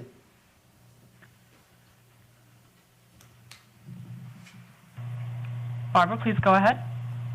Hi, good morning. Barbara Blake Boy from the Broward County Planning Council. I was just signed in for any questions that you may have, so I'll be on the line. Thank you. Okay. Do we have anyone else on the line that may have signed up late for this item? Operator. If you signed up late and would like to speak on this item, please dial #2 on your telephone keypad. We have no callers in the queue. Thank you very much. We're going to go ahead. Commissioner Bogan, you want to lead off? No, I don't. Okay. Commissioner, no, we don't need it right now. Yeah. Commissioner Fisher, and then I'll go behind you. Thank you, Mayor, and just want to thank the speakers for coming this morning to speak. Obviously, what we don't want to do is confuse this land use plan amendment, which the item we're voting on, with, of course, the consultants for the city. As we know, the LUPA is an existing activity center, and this is just an amendment for the less commercial square foot and adding the residential and the hotel room units to it. The City of Pompano Beach Commission obviously voted unanimously for the land use plan amendment, including our District 4 Commissioner, and obviously our Planning Council did unanimously in favor of as well. And we, of course, received our attorney's memorandum, which dictates our authority, along with Mayor Harden's letter. And just the record, because I want to make sure I was privileged to be the city mayor when we, of course, had the 272 acres that were placed in, of course, the downtown TOC, which, of course, included the Innovation District. And I want the board to understand the Innovation District boundaries are from I-95 east to Atlantic Boulevard north, all the way to MLK, and then to Dixie Highway on the east side. And that Innovation District has been planned for many years, and it will actually be a really game changer for the city of Pompano Beach. It will have hospitality, Class A office, retail, a residential component, and so forth, and it will make a difference and create a downtown that the city has been looking for many years. And really the key component, Mayor, is the job creation that we're going to have there in that Innovation District. It's going to create thousands of jobs, not only on a construction basis, but also on an ongoing basis, serving what's going to be built there. So this is a very key activity center we want to focus on and really get it through the works. And since 2009, I worked very closely with the consultants, including RMA and, of course, EDSA and all others, to transform the right development for the both CREs, so both city CRAs, East and Northwest. And I can confidently tell you that the successes of those two districts lied within the City Commission, which is also the CRA board, to transform the right development there. And those professional consultants always provided their creativity, their guidance, and their knowledge. The commission, of course, and the board, the CRA board, always made the final decisions on spending the taxpayer dollars, and obviously not the consultants. And obviously the board does not have a say-so, meaning us, and who the city hires as their consultants. It's up to the commission. So I just want to reiterate the vitalness of the city of Pompano Beach's continued success for this district, and the legal opinions were provided as far as property ownership, but I just want everybody to understand the importance that this makes the city of Pompano Beach really grow, and to be able to provide, again, just want to reiterate those jobs and that creation of that Innovation District. So I would appreciate the support. Thank you. Thank you. Mr. Mayor, can I speak, Commissioner please? Fisher. Yeah, I'm going to go ahead and I'll Mr. come Mayor? Yes, I'll recognize you in a moment, Commissioner Rich. Excuse me, Mayor, we do have a caller on the line that would like to speak as well whenever you're ready.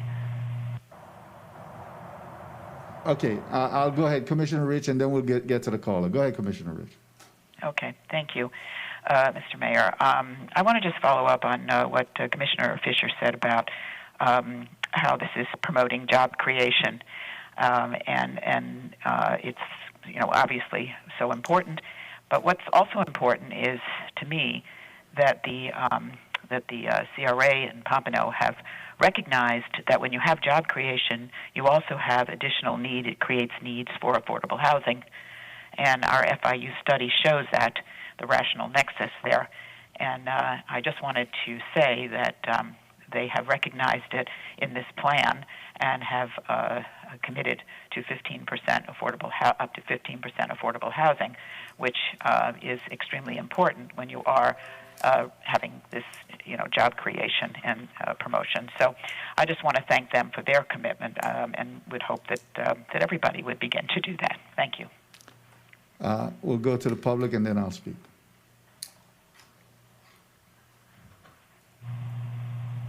Ernestine, please go ahead. Hello. Yes, go ahead. Hello, this is Ernestine. Hello, this is Ernestine Price from Pompano. I'm hoping that in all of this, I'm happy to be able to speak this morning, Mayor, Commissioner Fisher, and Mayor Hardin, that in all of this, that my community, minorities, and whatnot, expellers and all of that is included in this. And I'm wishing, and I know Mayor Holness, yes, all of you know, if I was there this morning, I would be saying a lot more. Thank you. And doing a lot more. We need to be noticed, heard, and involved in all of this. And I want to thank you for doing what you're doing, but doing a little bit more. You know how I feel. I don't have to tell either one of you any of you how I feel about any of this. And I want to thank you. Thank And you, I Ms. want to thank you for the person that allowed me. And the reason I'm late is because I just heard about it a few minutes ago. Okay? Thank you very much for listening to me at this last minute and this time. Thank you. Thank you, Ms. Price, and we honor you for your service to the Pompano community. You've been a stalwart over many, many years, someone who I have come to respect tremendously, who have educated many of us on the issues and situation that faces the people of Pompano, especially the Northwest community. And my conversation in our last meeting, colleagues, when my colleague, Commissioner Bogan, brought this item up, and I think there's some misunderstanding what the community is saying, and I've spoken to many from the community over the past week, and even prior to this. Here's the situation, colleague Fisher, that I don't think many gets. It's not simply about RMA getting a contract. Understand that clearly. This CRA has been in existence for 30 years? More than 30 years now, okay? And what the people are saying is this: RMA has got the contract and got the money, and nobody from the black community has gotten any contracts of substance. That's what they're saying. They're not out here saying it today, but I can tell you, I'm getting that. And I've gotten that for the time that I served this district, and I'm sure Commissioner Bogan has been hearing that too. That's the consternation against RMA, that they're the one who's gotten the consultant contract from the CRA and made a lot of money in their minds. I don't know exactly how much they made. And then not only are they making money on consultancy, and they're going to get more consultancy as this development goes along also, and nobody from the Northwest community they believe is going to get paid. And here's the question that I'd ask to Mayor Hardin and the folks from Pompano.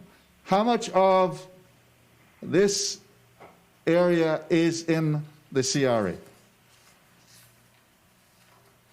Any idea what percentage of this activity center covers the CRA? No? Okay, a large percentage of it, probably more than half. And here's another question that is asked of me. How many people in that Northwest community that this covers that have been code enforced out of their property, when the CRA could have helped some of these poor old people with helping to repair their homes? That's a question that is asked of me. What is also asked of me is, what about gentrification? A good percentage of this area was formerly mostly black. In fact, the CRA area, probably 90% black. And now, the city is taking this land, they're going to redevelop it, some of it they bought through the CRA, and those folks probably won't have much of a chance to live in that community anymore. And when the contracting opportunity comes about for all these development, there's nothing in place, they're telling me, nothing in place for that Northwest community to get any opportunity. And here's a sad tale. Here's really a sad tale. Here's the facts. And Mayor Hardin says, well, a lot's been done, but you can't see it above ground. True. But it ought to be seen. There ought to be an impact. So my problem is, when this redevelopment goes along, you have gentrification, those folks that are there are gone. And that's why I'm not supporting it. I'm not going to vote for it. Not merely because of RMA's situation. Here's some facts that you may dispute if you want. And I could ask, but I won't prolong it by asking. The poverty rate in Pompano is one of the highest in Broward County. That's what I passed out this morning, 21%. In the black community, it's almost 30%. What that says is that these development, these opportunities are not impacting that community. They're being left out of it. Why? because there need to be more purpose and inclusion in creating those opportunities. And what one person told me, unless they're saying, we're going to hire some black consultants to help make sure that the community is reached out to, don't vote for it, Wholeness. And I won't vote for it. Because we need to make sure that we're purposeful in the inclusion of what's going on. 30% poverty rate. It is really a serious issue that we have to look at as a community, how we build and strengthen the rest of the community.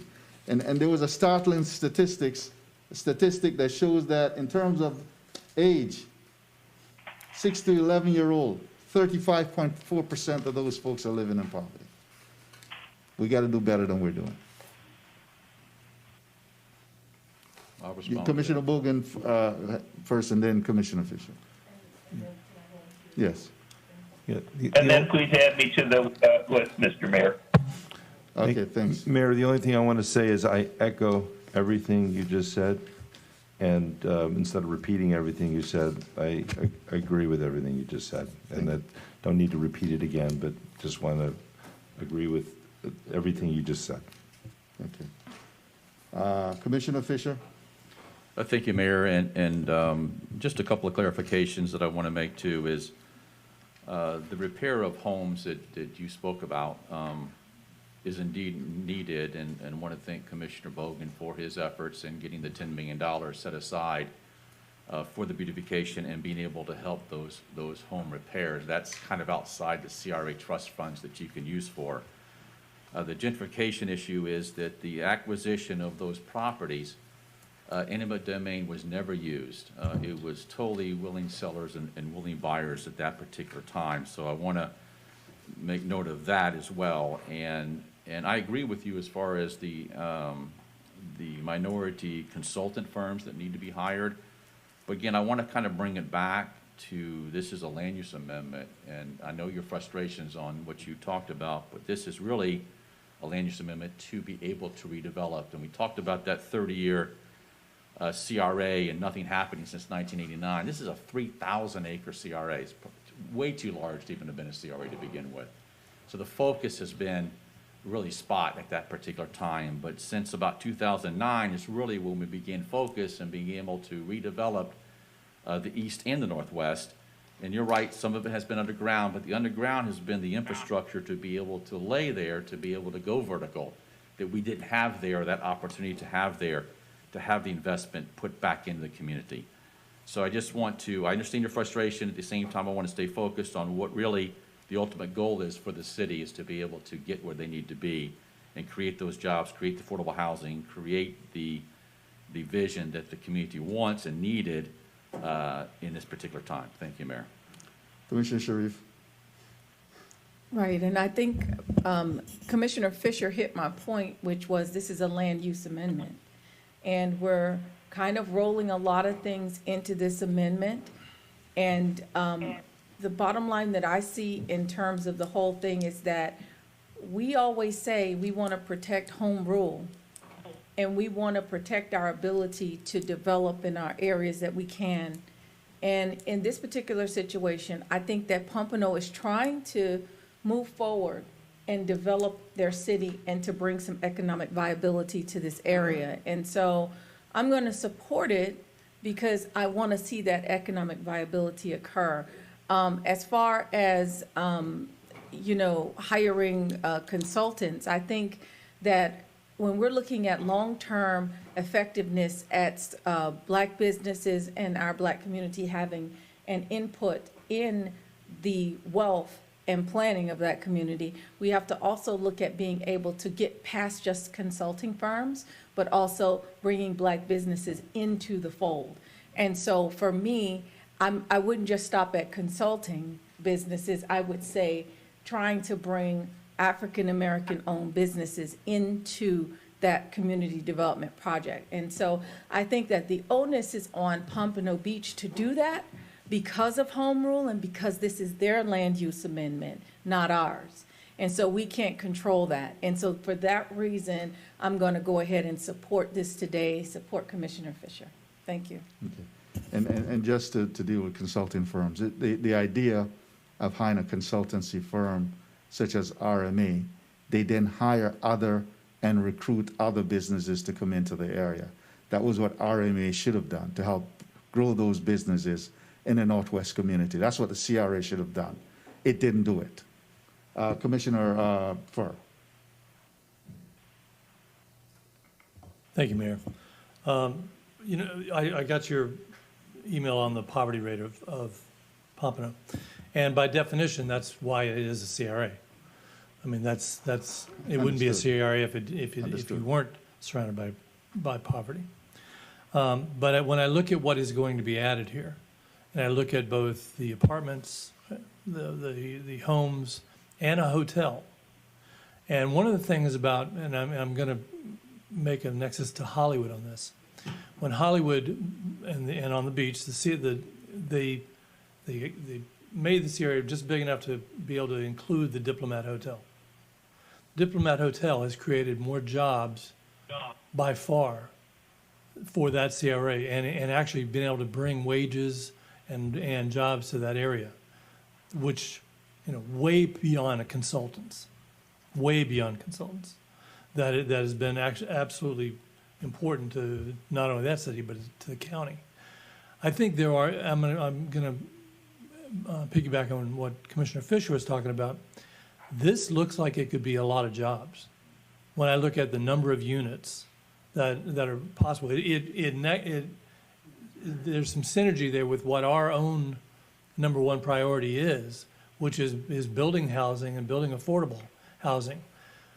I'm hoping that Pompano is hearing us today and hearing what both you, Mayor, and Commissioner Bogan have put as some touch points that are important for them to be thinking about. And I'm sure they're listening on that, because you've made some very good points on that.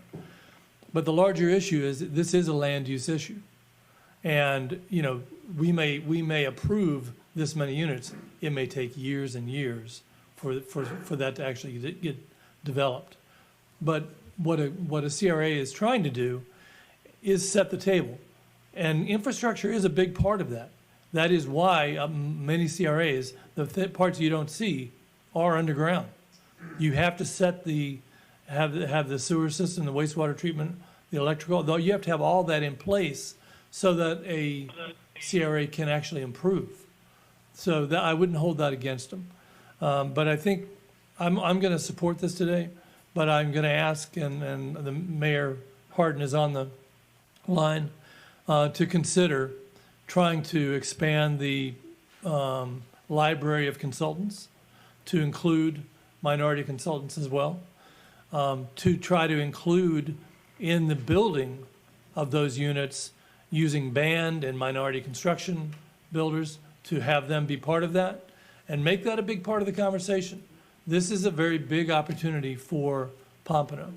And I think this is, you know, I would say, let's be a partner with them, let's help them on this. It is at the end of the day a land use.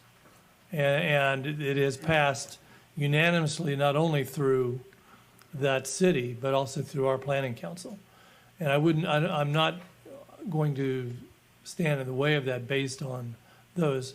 But I also do think of this as a very good opportunity for economic development for that city. And in the long run, that is when I look and I go back to what you first said, the poverty rate. Unless there's jobs available there, that poverty rate is not going to change. And this has a potential for creating more jobs than anything else I'm seeing, way beyond just the consultants. The consultants is the least part of that. You might hire 5 people for that. But at the end of the day, if you're actually creating a hotel that has a continuous amount of employment, that makes more sense. That's a good idea. And if you're creating opportunities to build housing with minority construction builders, that's creating jobs. I think if you look at that, that is a way you actually are able to end a CRA. The only way you can end a CRA, I mean, they all have their time frame, but you actually want a CRA to to build its way out of it.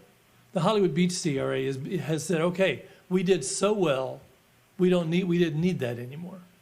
And they ended that. Why?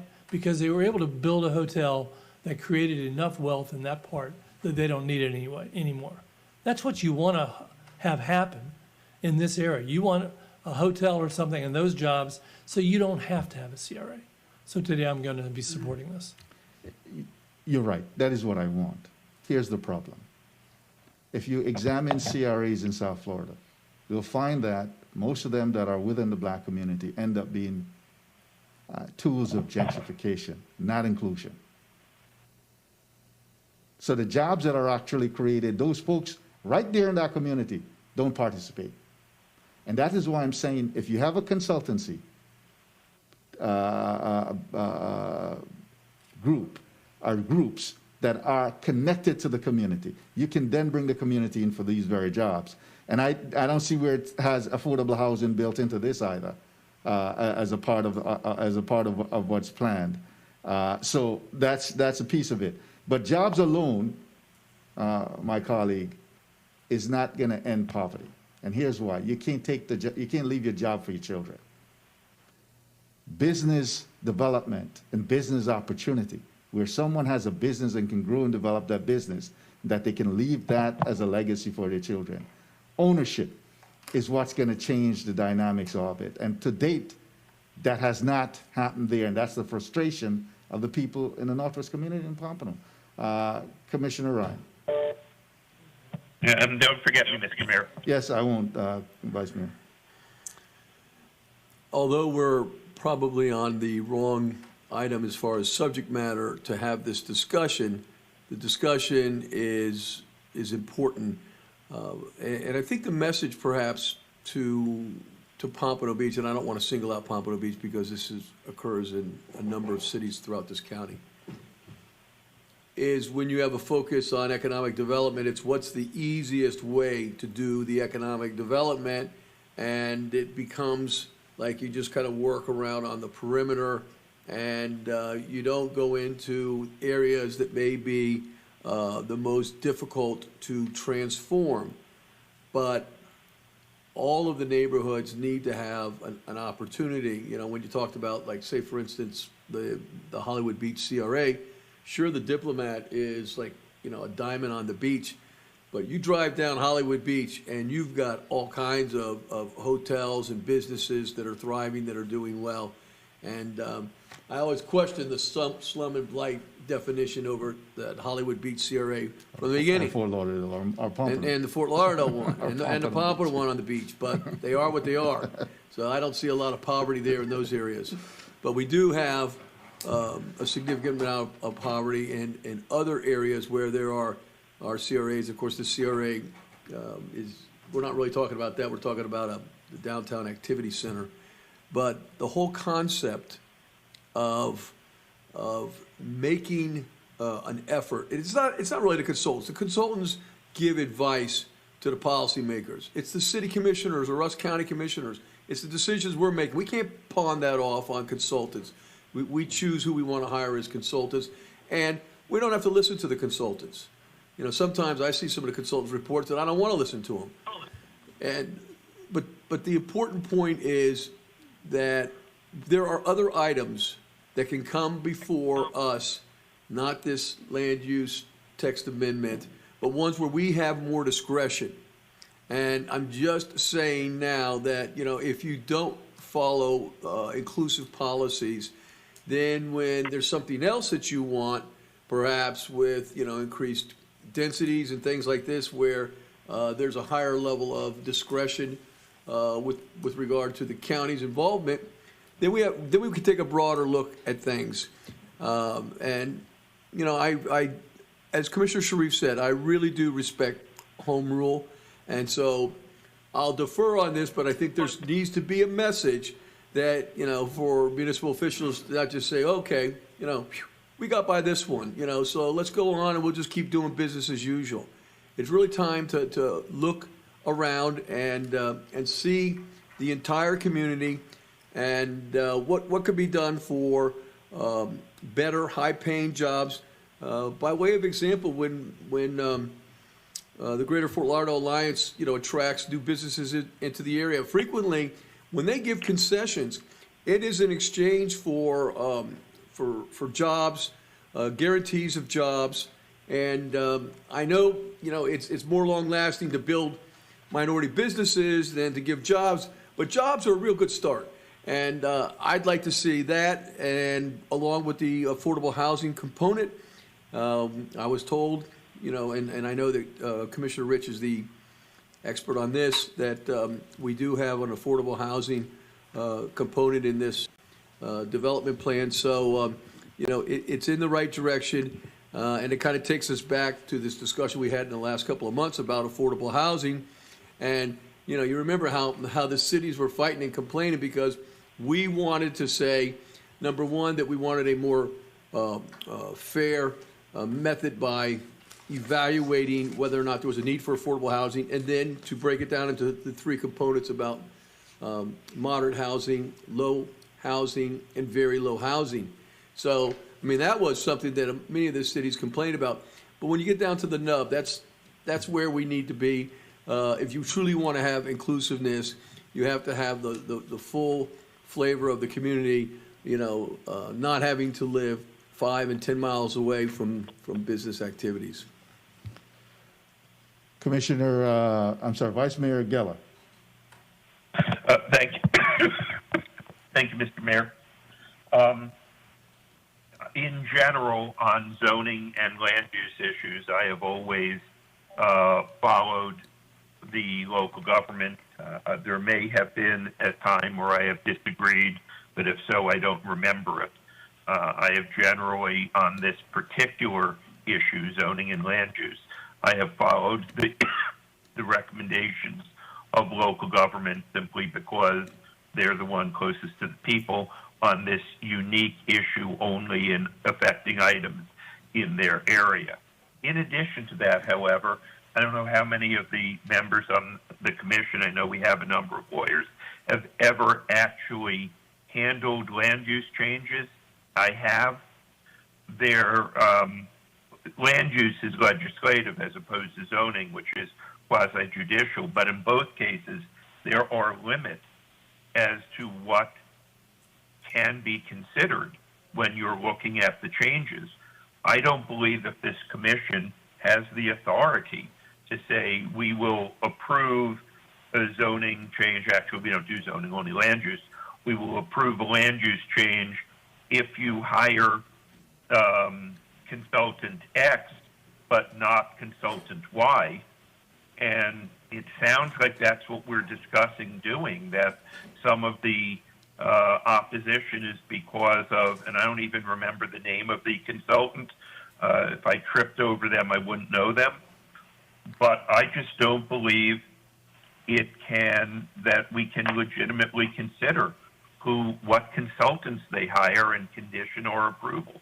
I'm going to vote for this. I think that Commissioner Bogan at the last meeting and you today, Mr. Mayor, have raised some, legitimate concerns that can be dealt with in other ways, but I think it is simply improper. I don't think the commission has the authority to consider when we're going to go over a land use change who the consultants are. That's all. Thank you. Thank Mayor, you. I'm calling the question. And it's not regarding the consultancy for me personally. So let me restate a little bit of what I said so people understand clearly where I am. It's not about ARMA consultancy. It's about gentrification that will occur when this development happens. And it will occur because there's not inclusion of opportunities for the businesses in the black community where this area is 90% black. And what you will do is you'll force those people not to have the ability to live in this area. And that is the grounds on which I'm voting against this item. Okay, I called the question, and that's. Are those, I'll move the item. do we have a motion? A second. I'll move the item. A motion and a second. Those in favor, vote by saying aye. Aye. Aye. Those opposed? No? No. No. Passes 7-2. Next item. All right, now we can go to, am I up to public hearing?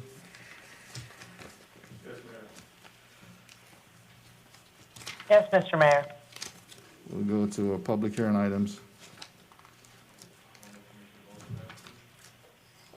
Commissioner, when we go to regular, he goes first, but we'll go to public hearing first. Okay.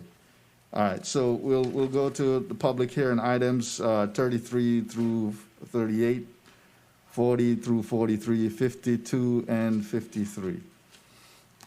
Okay. We'll start with item 33, is a motion to adopt resolution granting renewal of a non-exclusive franchise to Kirby Inland Marine LP for a 5-year term to provide vessel bunkering services at Port Everglades. And with that, we're open to the public. Is there anyone from the public? Yeah, let's see, we have. Mr. Mayor, there's someone that has registered to speak on this item, but I believe they registered an error. I think their intention was to speak on Young at Art, but nonetheless, if you would like to call on the individual just to ensure. It is. His name is Enrique Mastrapa. Enrique Mastrapa Jr. Is Enrique on the line? He signed up for this item. If he is, please unmute him so he may speak. Operator? I am not seeing Enrique here on the line with us. Okay. All right, thank you. Now we come back to the dais. Public hearing is closed. Anyone wishes to comment on this item? Approval? Second. We have a motion by Commissioner Sharif, second by Commissioner Furr on this item. Those in favor vote by saying aye. Aye. Aye. Those opposed, no. Passes unanimously. We'll move on to item 34. Is a motion to adopt resolution pertaining to rates, fees, and charges at Fort Lauderdale Hollywood International Airport and amending section 29.2 and exhibit 39.A of the administrative code. The resolution before the board is the revised resolution distributed as additional material under the item. We are open to the public. Seeing no one from the public wishing to speak. I was just reminded that just in case she's on the line, Ms. Lipoff does have the right to speak if she is on the line on these items. All right. But it has to be, she has to stick to the item or. Okay. If Ms. Lipoff is on the line, operator, please unmute her.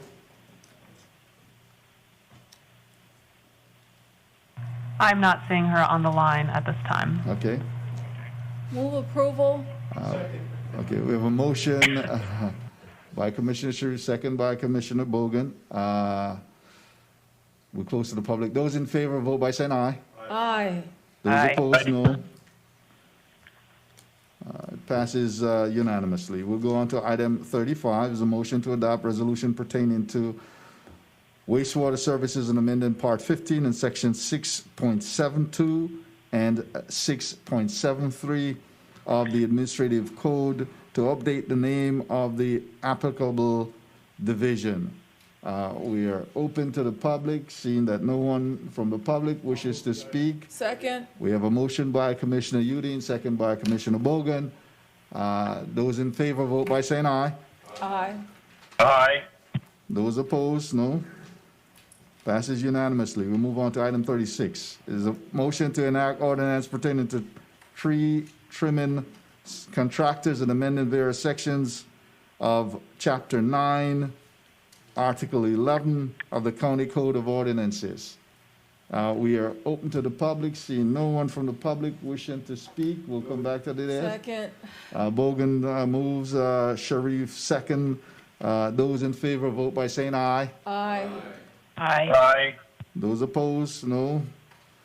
Okay, we go to item 37. It's a motion to enact ordinance pertaining to the County Land Development Code and amending Section 5-1A2.9 of the County Code of Ordinances, providing for adequacy of school facilities as part of the development review. We are open to the public, and we have, it appears to be 3, 4, 5 people wishing to speak on this item. We will have, we'll open to Ms. Kathleen and I'm here. Nilgun Camp and Stephen Tyndale. Mayor, just for the record, may I just state that 36 passed unanimously? Yes, Thank you. yes, passes unanimously. 36, okay.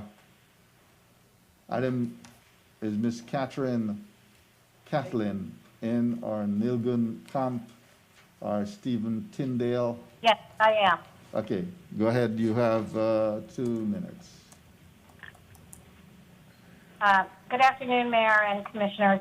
For the record, I'm Kathleen Catlin. I represent the Gold Coast Builders Association and over 250 companies with over 350 employees who are in the home building, development, and construction. The Gold Coast Builders Association, along with the Builders Association of South Florida, are opposed to the increases on several grounds. There's substantial deficiencies in the report provided. One of the primary deficiencies is the reliance on a level of service methodology. This methodology is flawed and was even rejected recently by Palm Beach County. Tyndale Oliver attempted to change the school impact fee methodology from a specific cost method developed by previous consultants to a level of service method, resulting in an enormous increase to the proposed Palm Beach County impact fees. The impact fees are required to be spent within a specific time period or to be rebated to the builders that paid the fees without planned construction during the required impact fee spending time period requirements. We feel that the impact fee consultant needs to review this and conclude that the specific cost methodology is more appropriate. We recommend that the Broward County Commission require Tyndale Oliver to calculate the school impact fees based on the specific cost method, to determine the variance between the two methods, and to have the appropriate methodology for school impact fees. There's no actual student population increase. There is, in fact, a decrease. I have submitted a copy of one of your school board reports that support that data. It appears that some impact fees, as evidenced by some other supporting documents that I've provided, have been used to pay down debt that actually is prohibited by statute. The increases are going to exacerbate the affordability in Broward County. Right now, over 70% of the individuals in Broward County cannot afford a new home, and that's just going to go up with the amount of increases that you're proposing. Also, the school impact fees allegedly being capped at 49% for garden apartments. That is entry-level housing for the workforce. These increases just exacerbate the strain on the lower and moderate-income households, already suffering because of COVID, rising material costs, and the future that probably holds significant inflation. We respectfully request this entire report and proposal for impact fee increases be sent back to the school board and the impact fee review committee for a thorough restudy and evaluation based on the above cited deficiencies. We further request that a representative from GCBA as well as Builders Association of South Florida be appointed to the entities that review the proposal so that we may provide pertinent and factual information. Thank you. Thank you. We will go on to Nilgun Camp.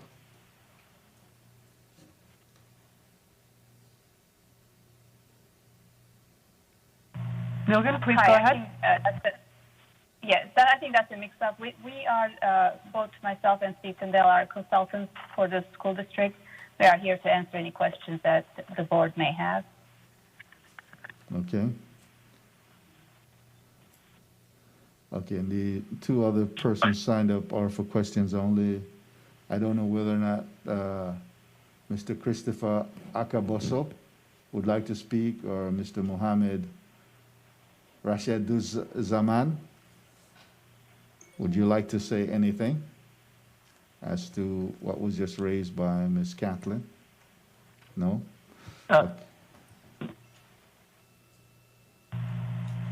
Please go ahead, Mohammed. Yeah, I just wanted to tell you that we had just signed up for question only, if you have any questions on this one. Okay. All right, we'll come back. Mr. Mayor? Yes. Mr. Mayor? Yes. On something that the previous speaker said, I would like to ask Maite from our county attorney's office to respond, having to do with what she said was a prohibition to pay for, I believe, previous projects, which I don't think is true. I think we have a ruling on that, and I would like that to be made public, whatever it is, so that we have a true analysis here. Madam Operator, if you could please unmute the individual named Maite Escoitia. She has CAO next to the registration on your end. Maite, your line is unmuted. Please go ahead. Thank you. Good afternoon. Senator Rich is correct. 2019 House Bill 7103 specifically authorized the use of impact fees to pay for debt service, provided that the rational nexus exists. And the language from the statute has been incorporated in the proposed ordinance and in the ILA that was approved by the school board and the county at its last meeting. Okay, thank you.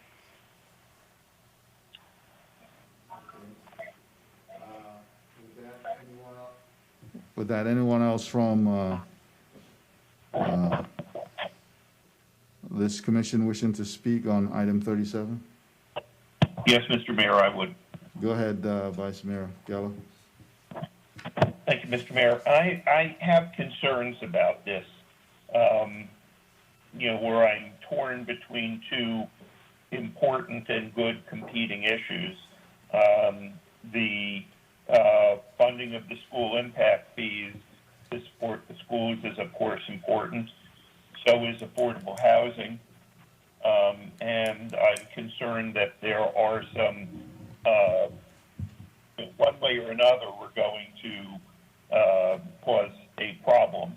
I have a question for, and I don't know, I guess it's someone from the school board, unless it's Maite. As I'm looking at table 11, which is one of the attachments, it's one of the charts that shows the calculated school impact fee comparison. The way I read this, it appears to say that the student generation rate impact fee study, when was that done? Was that done in 2014? Are we looking at the 2007 report? When was the study done that we are basing this on?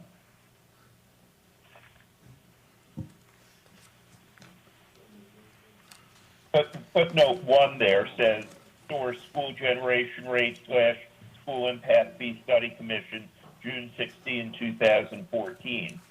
Are we basing this on, I guess, 6-year-old data? Who can answer that? Is there anybody there? Ms. Henry.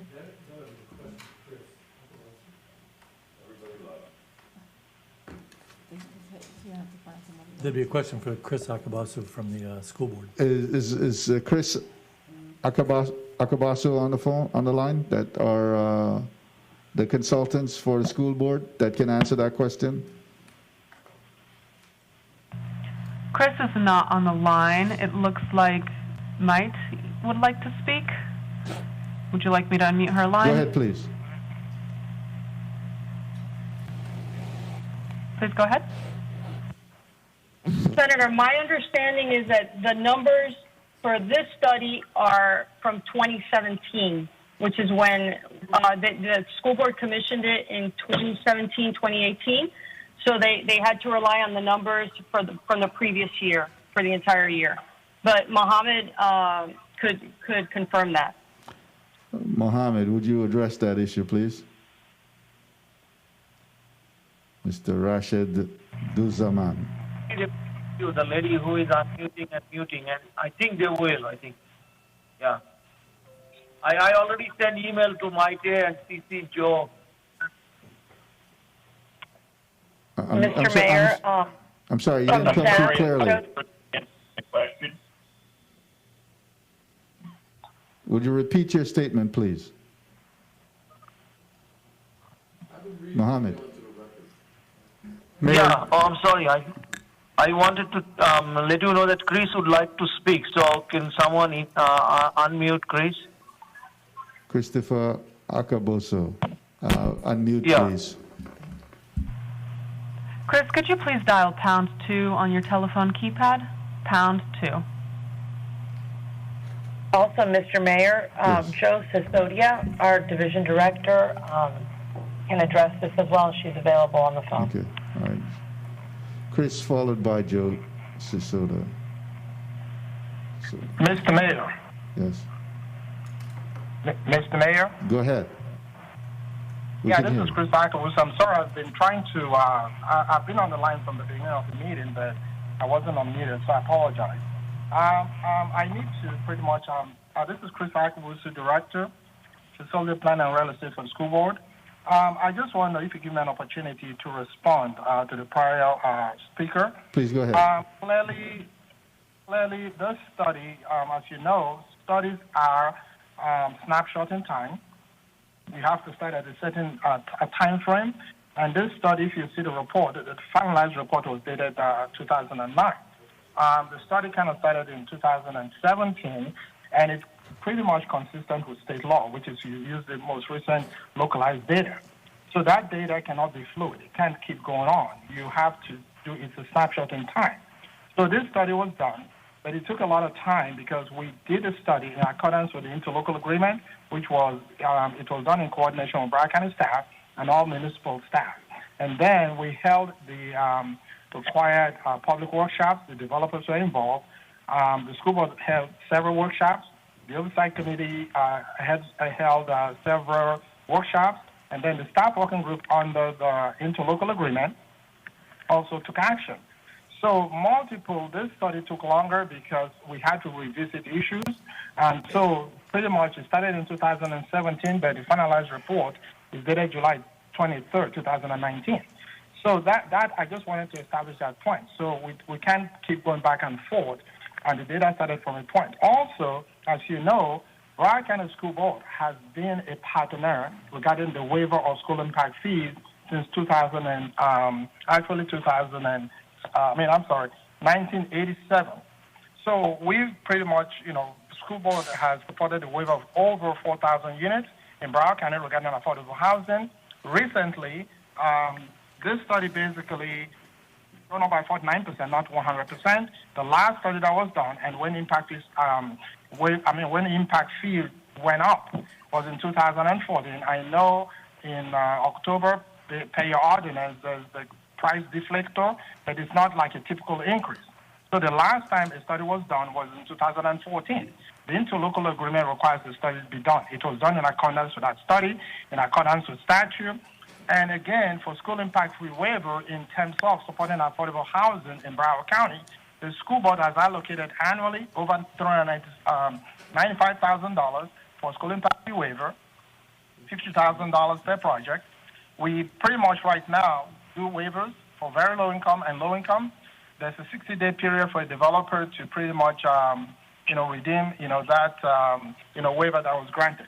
So in terms of, increase to multi-family units, the school board took that into account.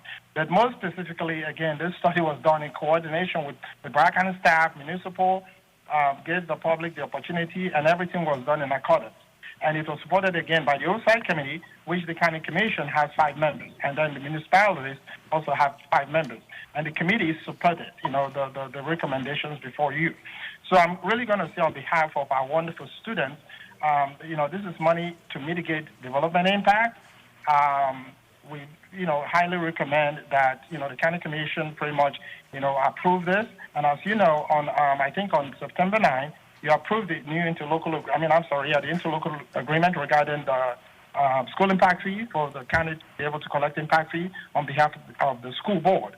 So this county commission has demonstrated it's a good partner, and again, the school board is also a good partner because we have taken action to mitigate any potential impact to affordable housing. And I thank you for the opportunity to speak. I'm available for additional questions. Mr. Mayor, I asked a very simple question. What year was the study conducted? I think that I've heard 2017. Can I ask? I also heard 2014. So can I ask without an essay, can I ask for a simple explanation of what the 2014 is? Are we still basing it on that, or is it now the 2017? I just heard our last speaker make reference to 2014 as well as 2017. Mr. Mayor, I can answer Go that ahead, question. go ahead, please, Mr. Akabuso. Okay. Commissioner, what I was referring to was this study is required to be done at least every 3 years. The prior study before the study was done in 2015. That's what I was making reference to. This particular study started in 2017 because the study has to be done in accordance with the interlocal agreement. Which You've answered my question, sir. Thank you. Mr. Mayor, the next question that I have is for Maite. On the memo that she put out, on page 2 of that memo, it says, and I'm reading down to line 4, specifically, the school board recommended that all impact fee increases be capped at 49% of the existing fees. When I look at the chart, I see some that are substantially in excess of 49%. Can I ask Maite to comment on that, please? Yes, Senator. I am looking at they were capped at 49%, and what's in the ordinance for existing fees, they get increased every year by the implicit price deflator. So the increases, they're not reflected in the ordinance and the chart as they're effective 1/26/2016, the last one. That's not the current rate because it has gone up by the deflator every year. So they are all 49% of what they are today. Even at Garden Apartment, I know shows an 818% increase on the chart, 1 bedroom or fewer. Can you explain how that, even with annual increases, is capped at 49%?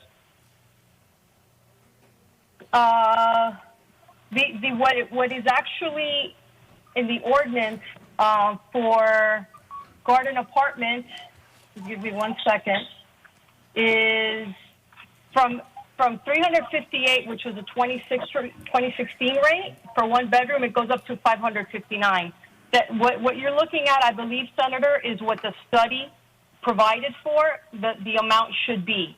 But those numbers were reduced by the school board where they exceeded 49% of the existing fee. Okay. So for example, Garden Apartment, 2-bed, I'm sorry, go ahead. So everything, all right, this is the chart that I thought was the numbers we were voting on today. That is not the numbers that we are voting on today?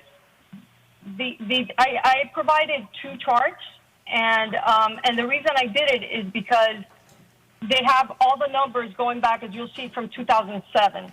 And it's a little bit, it doesn't show, the first chart, which is table 11, that does not show the cap. But if you look at the second page, I'm sorry, if you look at the second page, which is table 12, it shows the amount, and then it says the full calculated rate, and then it says the rate capped at 75% and the rate capped at 49%. And what the ordinance reflects is the rate capped at 49% per the school board's recommendation. I see. So you basically have to look at table 11 to find the current adopted and table 12 to find the calculated at the 49% increase, correct? That's accurate, yes. All right. I'm not fully comfortable with increasing it by 49% because I am concerned about affordable housing. I don't want to stand against the will of the rest of the commission. I would prefer to either, phase it in at 49% or perhaps do some lower increase of 25% or something like that with a 25% cap. If there's support for that, then I'll offer it as a motion. If there's not, then I'll just drop it and let us move on to the next agenda item. So I will have to ask that my commissioners if there's any support for either phasing it in or reducing the cap to arbitrarily 25%. If there is, I'll make a motion. If not, I'll move on. Mr. Mayor. Yes, Commissioner Farr, then Commissioner Rich. Thank you, Mayor. There was a time where this impact fee made a lot of sense, when schools were busting at the seams, and we had the largest high school in the United States. I think that was Flanagan at the time, with 6,000 students.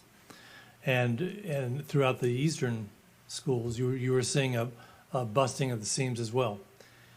Presently, I believe Broward County School Board has approximately 20,000 empty classrooms because of charter schools, et cetera. So the impact fee is, there aren't going to be any new schools being built that I see. My question on this is whether or not it's possible to create a waiver for the development of affordable housing.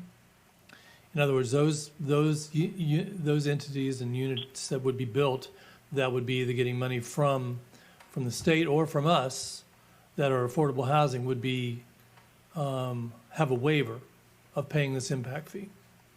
And I guess I'd like to ask the county attorney what the possibility of doing that would be.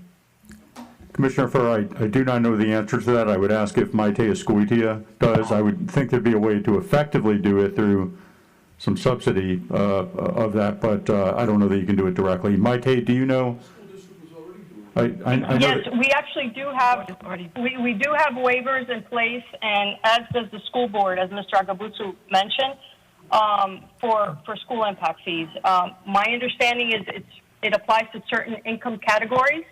I do not believe it applies to very low, but absolutely we can have waivers.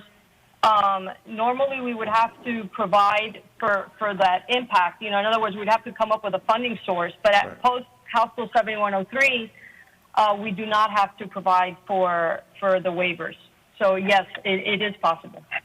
And it is currently in effect in a portion in some of the categories. I'm surprised it's not available at the very low, the place where you need it the most. No, Mr. Mayor. Mr. Mayor, can I speak? Go ahead. Is this Chris?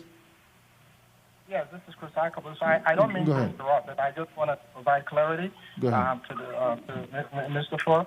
Yes, like I said, the school board pretty much, I think sometime last year, the waivers, which goes back to 1987, the waiver recently, we included very low income. So currently the waivers are for very low income and low income.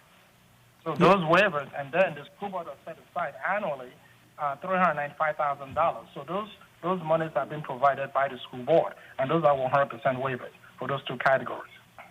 So it is. So there is a waiver already. Is that what I'm hearing? Yes. Yes, it's a waiver. Yes, sir. Okay, good. All right. Well, that's good to hear. The second thing I would like to ask is if any of the money can be used for repurposing of schools, and in particular, those 20,000 empty classrooms. Can it be used for repurposing for younger children, primarily because we're looking at the generation rate here? We are very likely to lose many child care facilities in this county. Doesn't mean you couldn't. Those empty classrooms are a perfect place to have new child care facilities, but they would need to be repurposed. Smaller bathrooms, smaller desks, all those kind of things. And so I guess my question there is, can the money be used for repurposing of school classrooms, even though it's not necessarily added students? In some ways it is. So can someone address that, either our county attorney or Chris?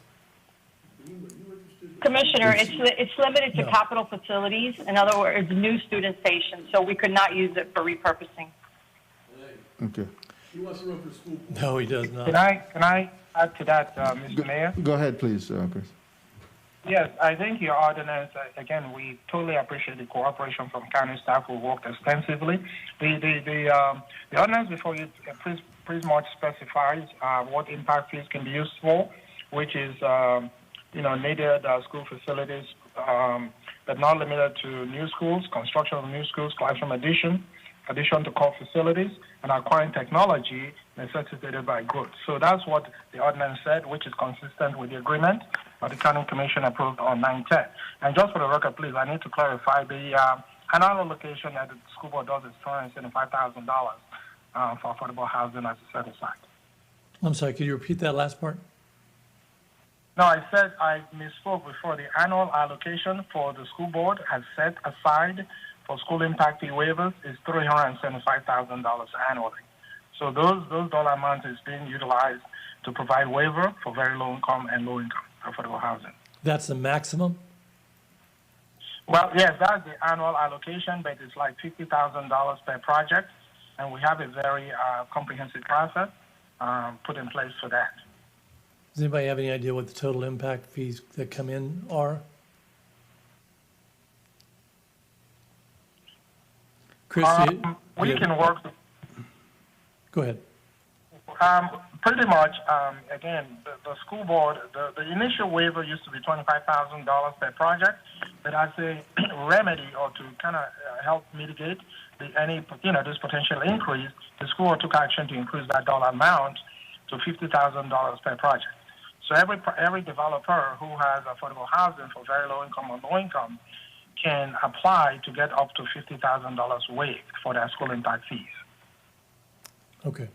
My last point would be I think it is worth exploring the possibility of repurposing those classrooms. We're not going to be building new classrooms, but we could put those classrooms to use. And that does require, like I said, some redevelopment of them. This would be a good use of those impact fees. And so I would like to ask both from our side and the school board to consider looking at that. Those are your new students. Those are your, and that is going to be a need not only for this county but for the school board for the near future. And so if there's a way of looking at that where those monies could be used for that, I can support this. Thank you. Mr. Mayor, I'm sorry, on behalf of this, on Broward County Public Schools, again, as you know, impact fees in the Broward County ordinance, which is the action you're taking today. So if that's the direction that the County Commission will desire, that's something I can take back, and then we can at least work with your staff. But again, the authorization for impact fees in the ordinance, and I don't think that's something the school board, well, at least the administration, will be objecting to. But we have to pretty much have that conversation. But again, the County Commission pretty much has the last say. Thank you. And there has been a lot of discussion already with the administration on some of this. So I appreciate you bringing it back. Thank you. We need a motion to extend the meeting through.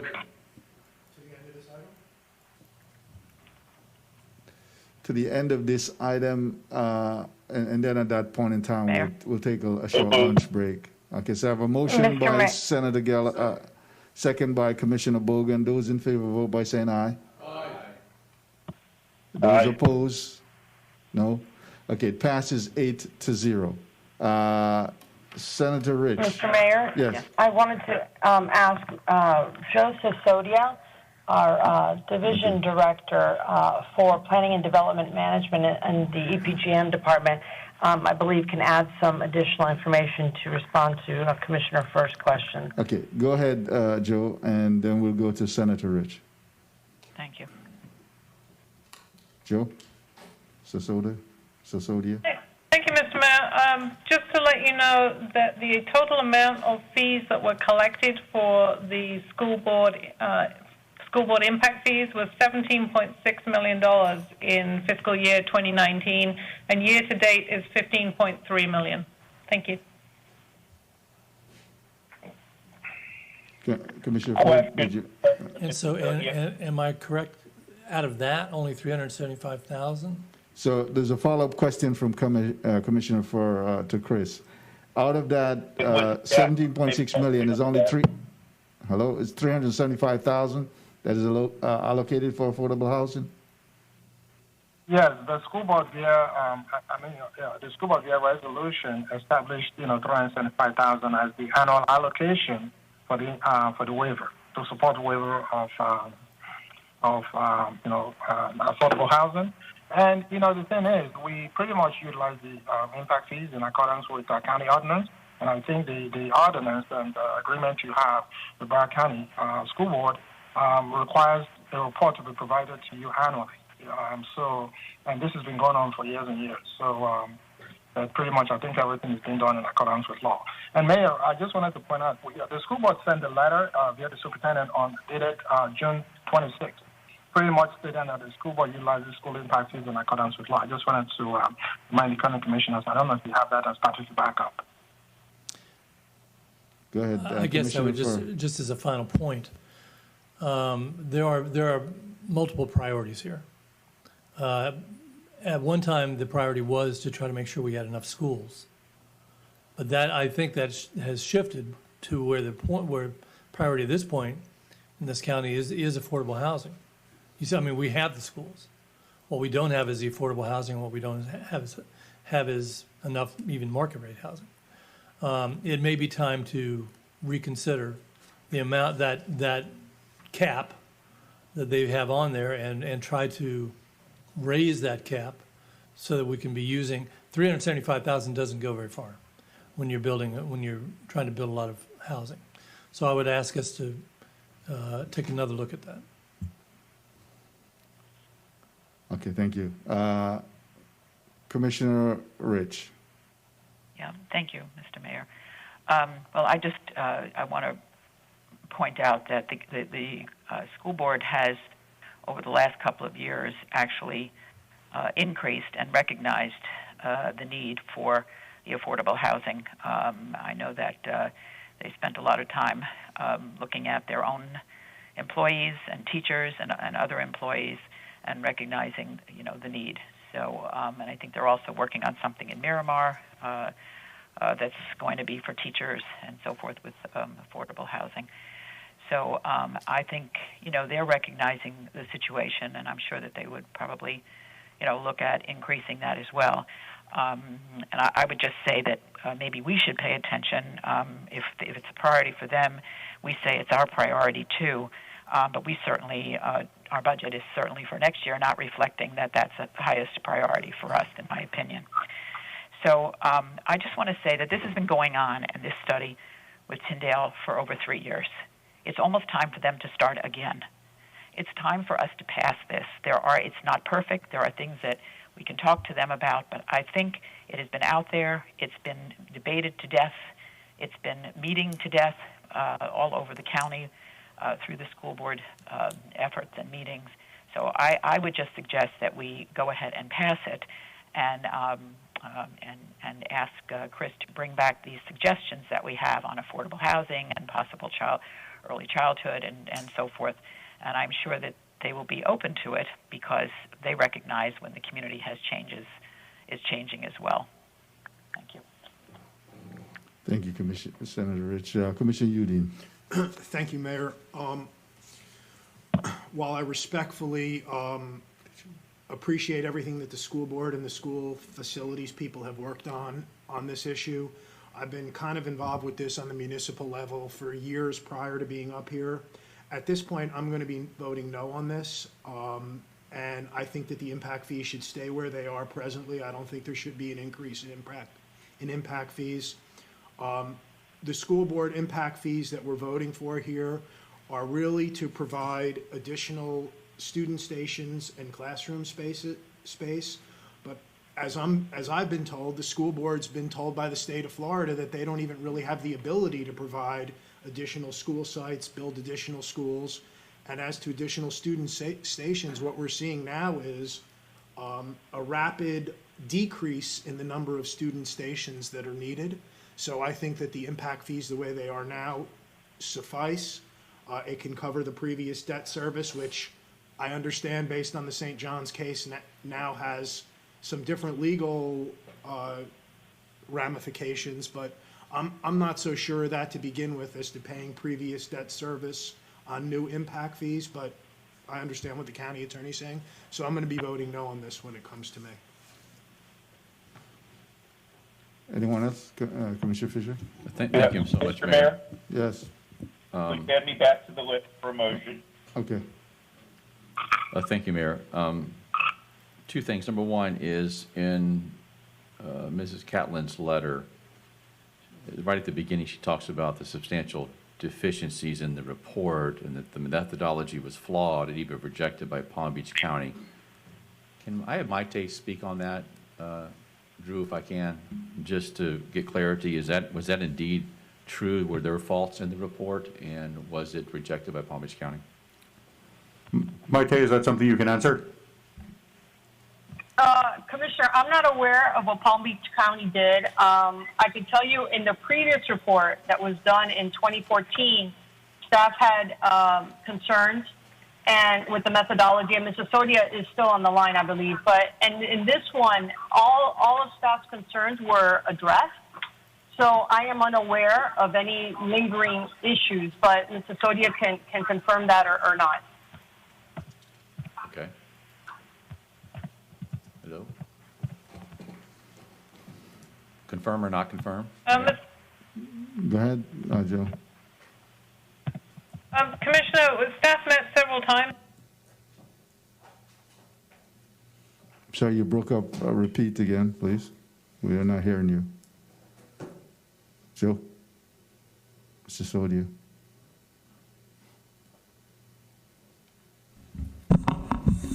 Monica, can you have her make sure she's not on mute? We can't hear.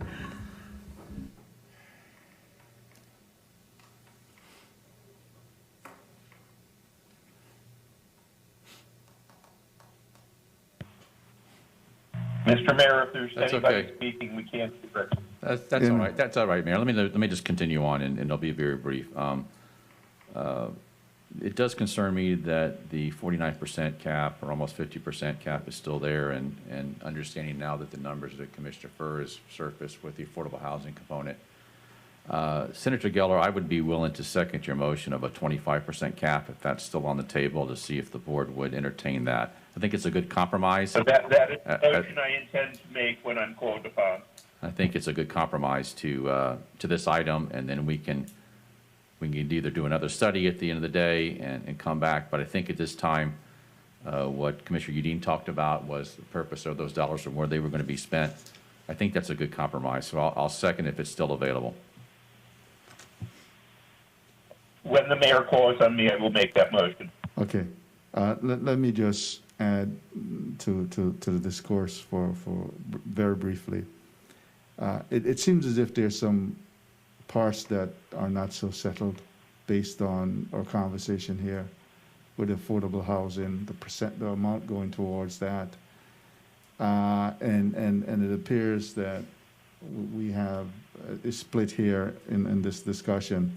And I'm wondering if we couldn't bring this forward, continue this, and probably work through some of the issues, especially as it pertains to affordable housing, that Commissioner Furr raised. Because Mr. Mayor, I'd like to move to defer this item. Continue to the next meeting. Is there a time crunch on this? No, there's a 90, I believe there's a 90-day waiting period once this is enacted before they're effective. Perhaps Maite can confirm that, but it would be a motion to continue, and it sounds like the board wants to continue it until October 6th. That's accurate. So the ordinance will take effect. It's currently written to take effect January 1st. It will take effect a later date in January.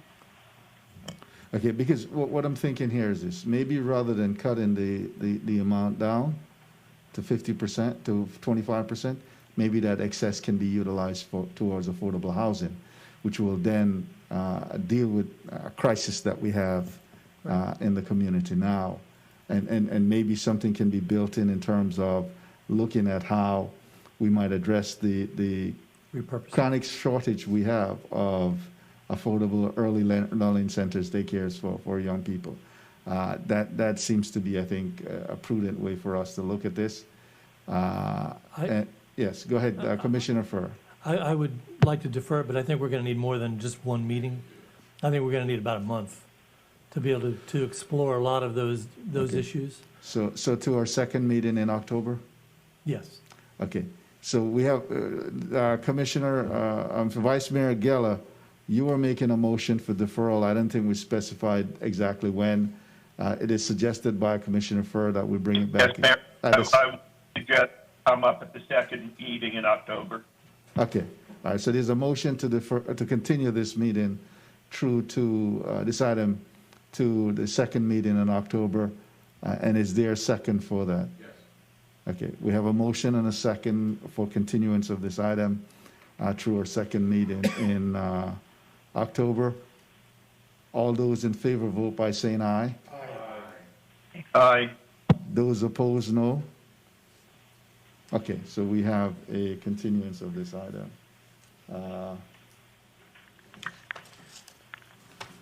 So I think we're going to take a break now. Let's try to determine how long.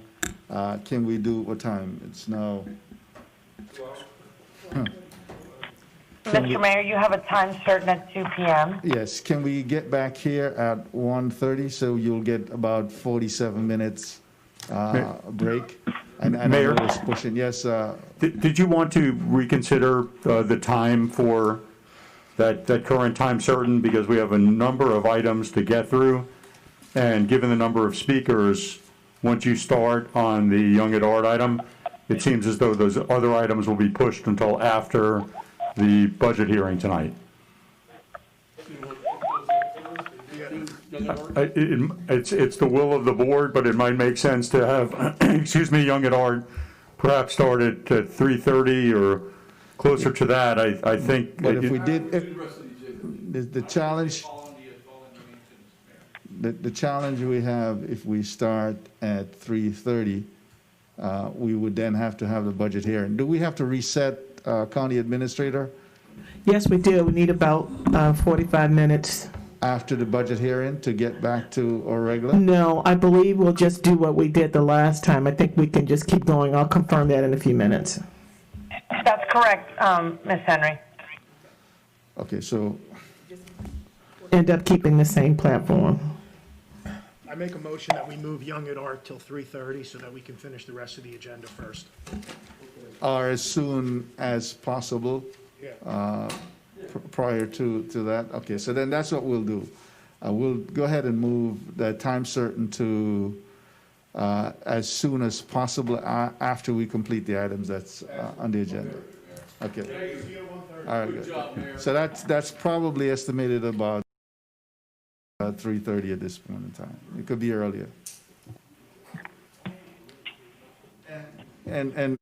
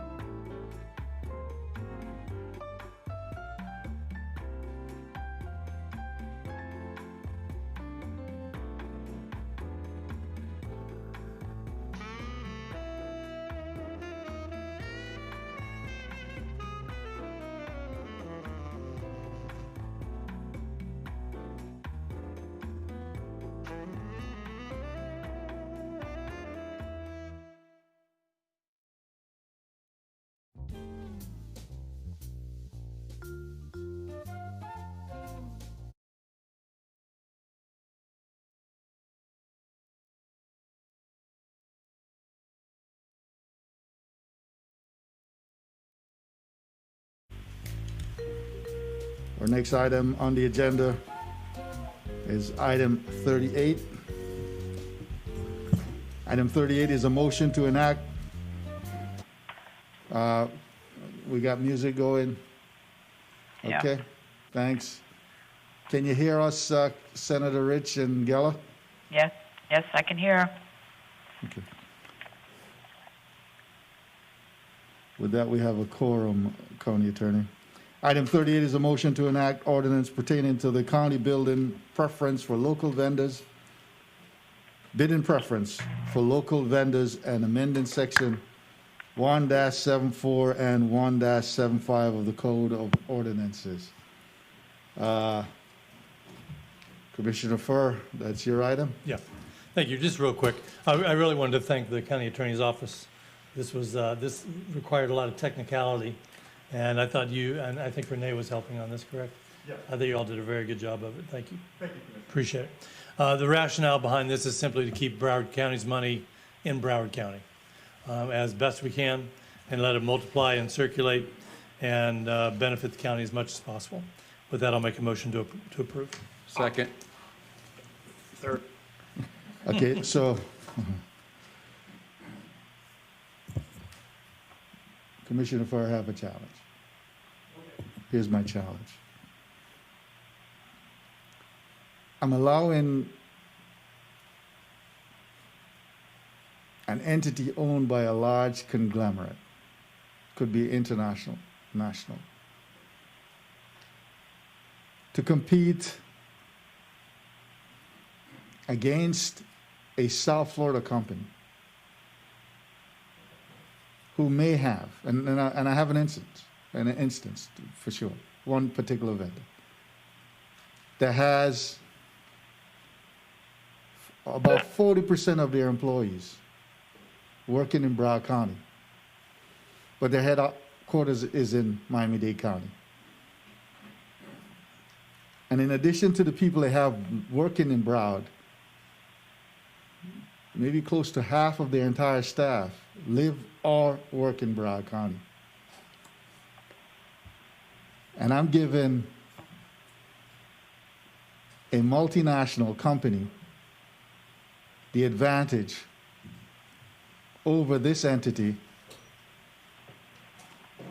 whose owner probably live in Broward County, but he doesn't qualify as a headquartered company in Broward County. That's item 38. And I should have opened to the public, County Attorney. Let me, if I may, look at our list. Mr. Mayor, there are no public speakers signed up on number 38. So we open to the public. Seeing no members of the public wishing to speak on this item, we'll come back to the dais. I'm sorry, go ahead. Well, I think the county attorney addressed this fairly well, and that there's degrees of locality, of localness.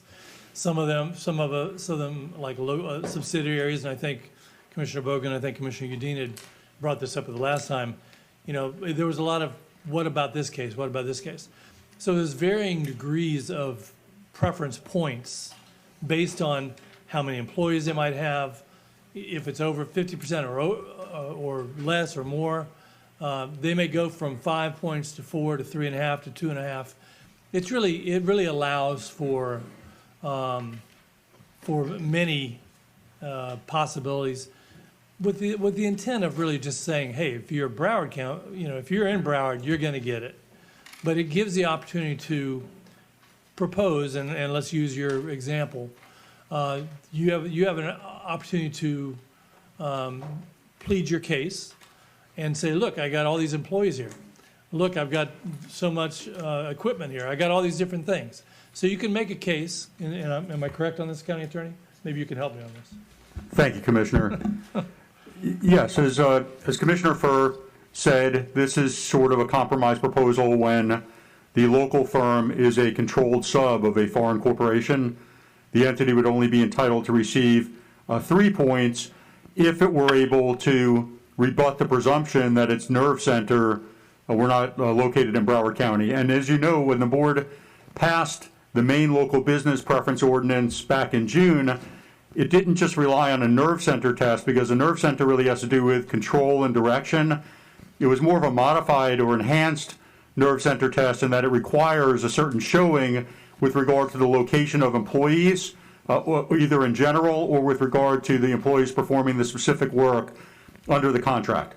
But to receive any points under this, the local firm does need to have its nerve center in Broward County. So Mayor Holness, if you had a firm with its nerve center somewhere else, notwithstanding that it had a certain number of employees local here, it would not, under the current draft that was passed either in June or under this amendment, entitle that company to receive any of the location points.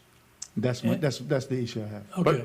But it would have certain other preferences, just not the location points. But to the point is, you really, and I understand, if Miami-Dade, if and when we ever do reciprocity, then it's a different ballgame. To date, they haven't, and I fully encourage you to explore that. Right now, they have said no, and until they say yes, it doesn't make sense for us to do that. So, right now, it makes sense for us to try to keep we have a huge amount of money going into contracts. That has a lot of multiplying that goes on in terms of who does your dry cleaning, where you buy your groceries, all those things. That's really what I'm trying to do, trying to push for that. And again, I totally encourage us to try to do reciprocity, but they haven't done that yet, and they have in fact, they took it off the table. Until they put it back on the table, and I don't think we should be considering that. And I hear you, but here's the effect of this. We're actually punishing this business because of the lack of action by Miami. We punish our own people here in Broward County because these employees that are working here now have a less chance of getting the opportunity to work compared to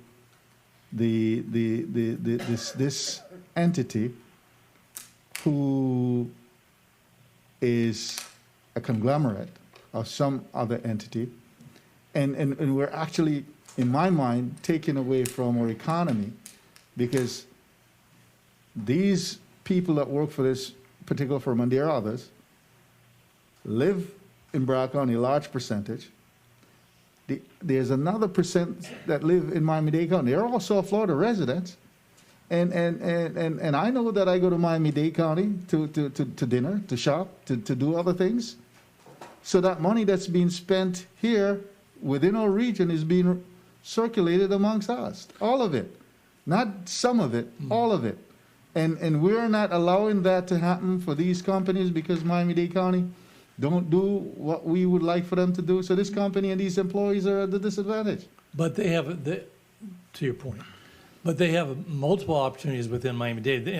I wish that our companies had an opportunity to get local preference in Miami-Dade, but they don't. And until they do, that company that you're speaking of, and we should never be writing a law based on one company. I don't think that's the right thing to do. This sounds like Giordano to me. No, I don't think that's the right thing to do.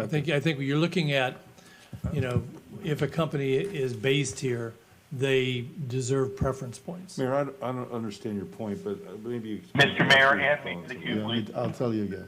Yes, because you came in late. Go ahead, Commissioner Udine, and then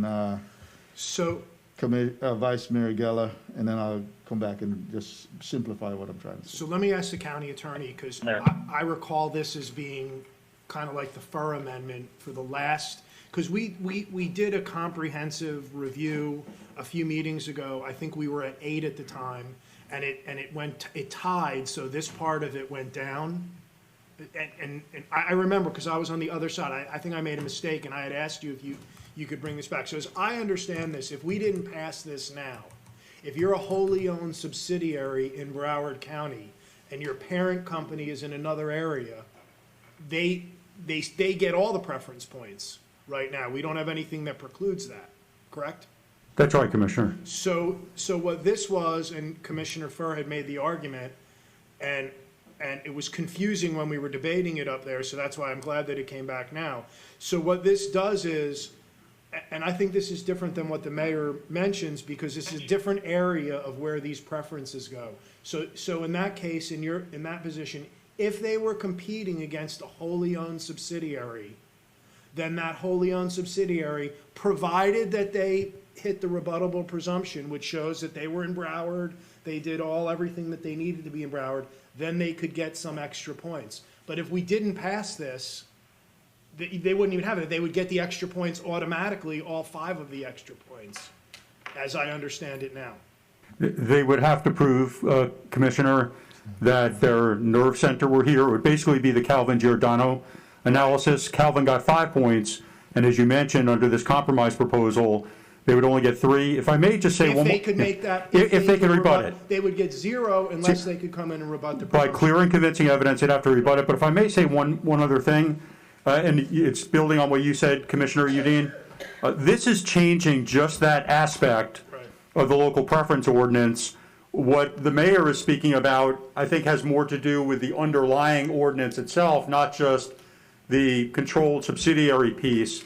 And I think it's obviously an important discussion, and it's something that we could draft on, but I don't believe that change would fit within the title of what's before the board, so I think we'd have to come back with direction if the board wished for us to do that.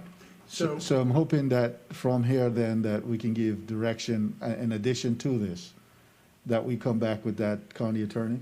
And unless there's 6 people objecting, it's done?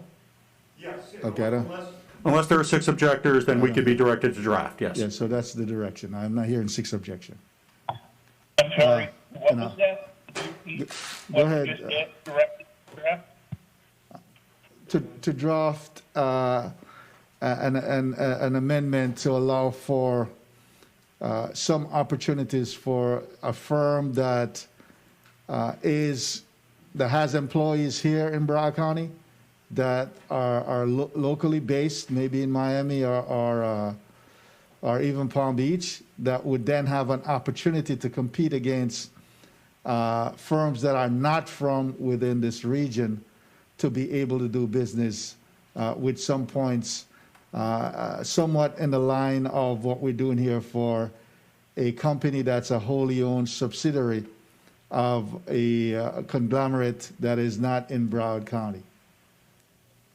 Mr. Mayor, it sounds like what you're suggesting is that we completely do away with the local preference. No. Is that correct? No. I'm not suggesting that at all.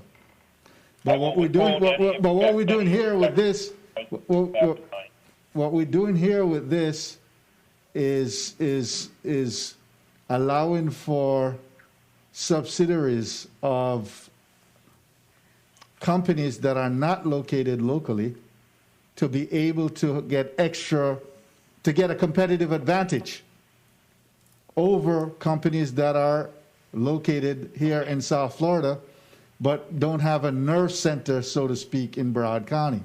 Even though they might have a large percentage of their employees living or working in Broward County. It could be even that they have a majority of their employees in Broward County, but because their nerve center is not located here in Broward County, they don't have the advantage to compete with these companies. And I have Commissioner Bogan. So here's the question. Let's. I was next, Mr. Mayor. I'm sorry? Go ahead. I thought you were done. Okay, go ahead. Go ahead, Vice Mayor. I'll wait after Commissioner Bogan. I don't want to interrupt him. No, well, actually, you have the floor now. Okay. All right. Thank you, sir. Mr. Mayor, with all due respect, I just don't think that's what this amendment does. I had some concerns about the prior version because I was concerned that, again, the example I used was Geico, which owns entire companies, but those companies are locally owned. What Commissioner Furr has agreed to in this is putting in a rebuttable presumption that if the company is 50% or more owned, that it is presumed that the vendor does not have its principal place of business, but by clear and convincing evidence that can be rebutted to show that their place of business is here in Broward County. Mr. Mayor, you generally speak, and I agree with you, on the necessity to raise our local businesses here in Broward County. I think it appropriate to give our local businesses an incentive. The question was, when is a business local or not when there's interlocking ownership? And the rebuttable presumption that Commissioner Furr has put in has resolved that. I would not be supportive of saying that Dade and Broward are local as far as we're concerned, while Miami-Dade says only Dade is local, because that means Miami-Dade is giving a preference to their businesses to the disadvantage of Broward, but Broward will say we will give the equal advantage to Dade and Broward. I would not be supportive of that. I don't object if you want to have something drafted so we can debate this at a later time once we see the details, but I'm strongly supportive of what Commissioner Furr is doing today. I again would wait and see what language you have before I comment on your language. And I'd like to thank Commissioner Furr for putting in this language that I think deals with the issues that both myself and Commissioner Udine and some of the other commissioners raised at the prior meeting. I think this one deals with everything we need. Thank you, Mr. Mayor. Thank you, Commissioner Furr. Thanks. Commissioner Bogan. Yeah, I want to ask the county attorney a quick question. Drew? Yes, sir. So let's say the mayor's got a business, and I'm going to buy his business, but I'm going to use a Delaware corporation, and the Delaware corporation is only used for tax purposes. Everything's going on with the mayor's business here in Broward, but the Delaware corporation's used. There's nothing going on in Delaware. Would that qualify as a local business, or would that get the 3 or the 5 points? If it's a wholly owned subsidiary, or excuse me, a controlled subsidiary of the Delaware corporation, then it would be entitled to the 3 points, and under your facts, you would be able to rebut the presumption because there's nothing up in Delaware except for ownership. And the rebuttable presumption would give him the 5 points? No, the compromise here is 3 points. Yes, the 5 points only would apply if they're not a subsidiary of some foreign firm. So same facts. I buy the business, and I incorporate in Florida, and I just use a corporation here, and across the street there's an executive suite, and just use that as an address. But again, the business is going on as it is. It's just a corporation that owns it. Is that a 3-pointer or a 5-pointer? If you are a controlled sub of a Broward firm, then I think you're entitled to the 5 points. If you're a controlled sub of a foreign firm, which means anything other than Broward, then you would only be entitled to the 3 points, but again, you'd have to rebut the presumption. So all you're doing is making it so if somebody wants to buy a business, because that's what happened in the other thing, the company out in Colorado bought a business here, right? So all you're doing is you're going to have legal games going on where someone's going to incorporate and put the corporation here in Florida, and then they could use another corporation to buy, they could just layer a corporate. I just think that, don't you see it could just be a game a legal game that could be played? So I could then buy the business with a Florida corporation headquartered here, and then I could have a Delaware corporation buy that entity. I mean, either way, I'm going to be able to structure the way I want it, but you're going to force me to layer it to get that 5 points. Does that make sense, Counsel? I didn't follow you completely, Commissioner, but it's not just the corporate structuring, it's actually the substance of the direction and control, and also where the employees who are either working generally for the company or working on the particular contract are located. But ultimately, if you are directly or indirectly a controlled subsidiary of a foreign corporation, meaning anything outside of Broward, then you would only be entitled to the 3 points, and you'd only get the 3 points if, by clear and convincing evidence, you could rebut the presumption that your nerve center is really where the parent is located. Okay, Commissioner Sharif. So I think we're destroying what we created before. with this, and I love you to death, Commissioner Furr, but there are instances here in Broward County where companies are owned by another entity, but they have hundreds of employees here in Broward. And the reason why I proffered the first amendment to this ordinance was because we needed to have some type of exception in our rules for companies that are contributing here. So those companies, they may be owned in Delaware. The owner may be in Delaware. But if they employ 200 people here in Broward County, and those people are paying taxes and contributing to the economic prosperity of our county, why are we punishing people because they're owned by somebody else and not giving them the same opportunity? I also think that if we want to talk about racism and unintended consequences, this would really assume that the businesses that are doing business on this level are not minorities and not minority owned, because we're saying that this is for the big guys and the big guys only, but you're assuming that all of them don't look like us.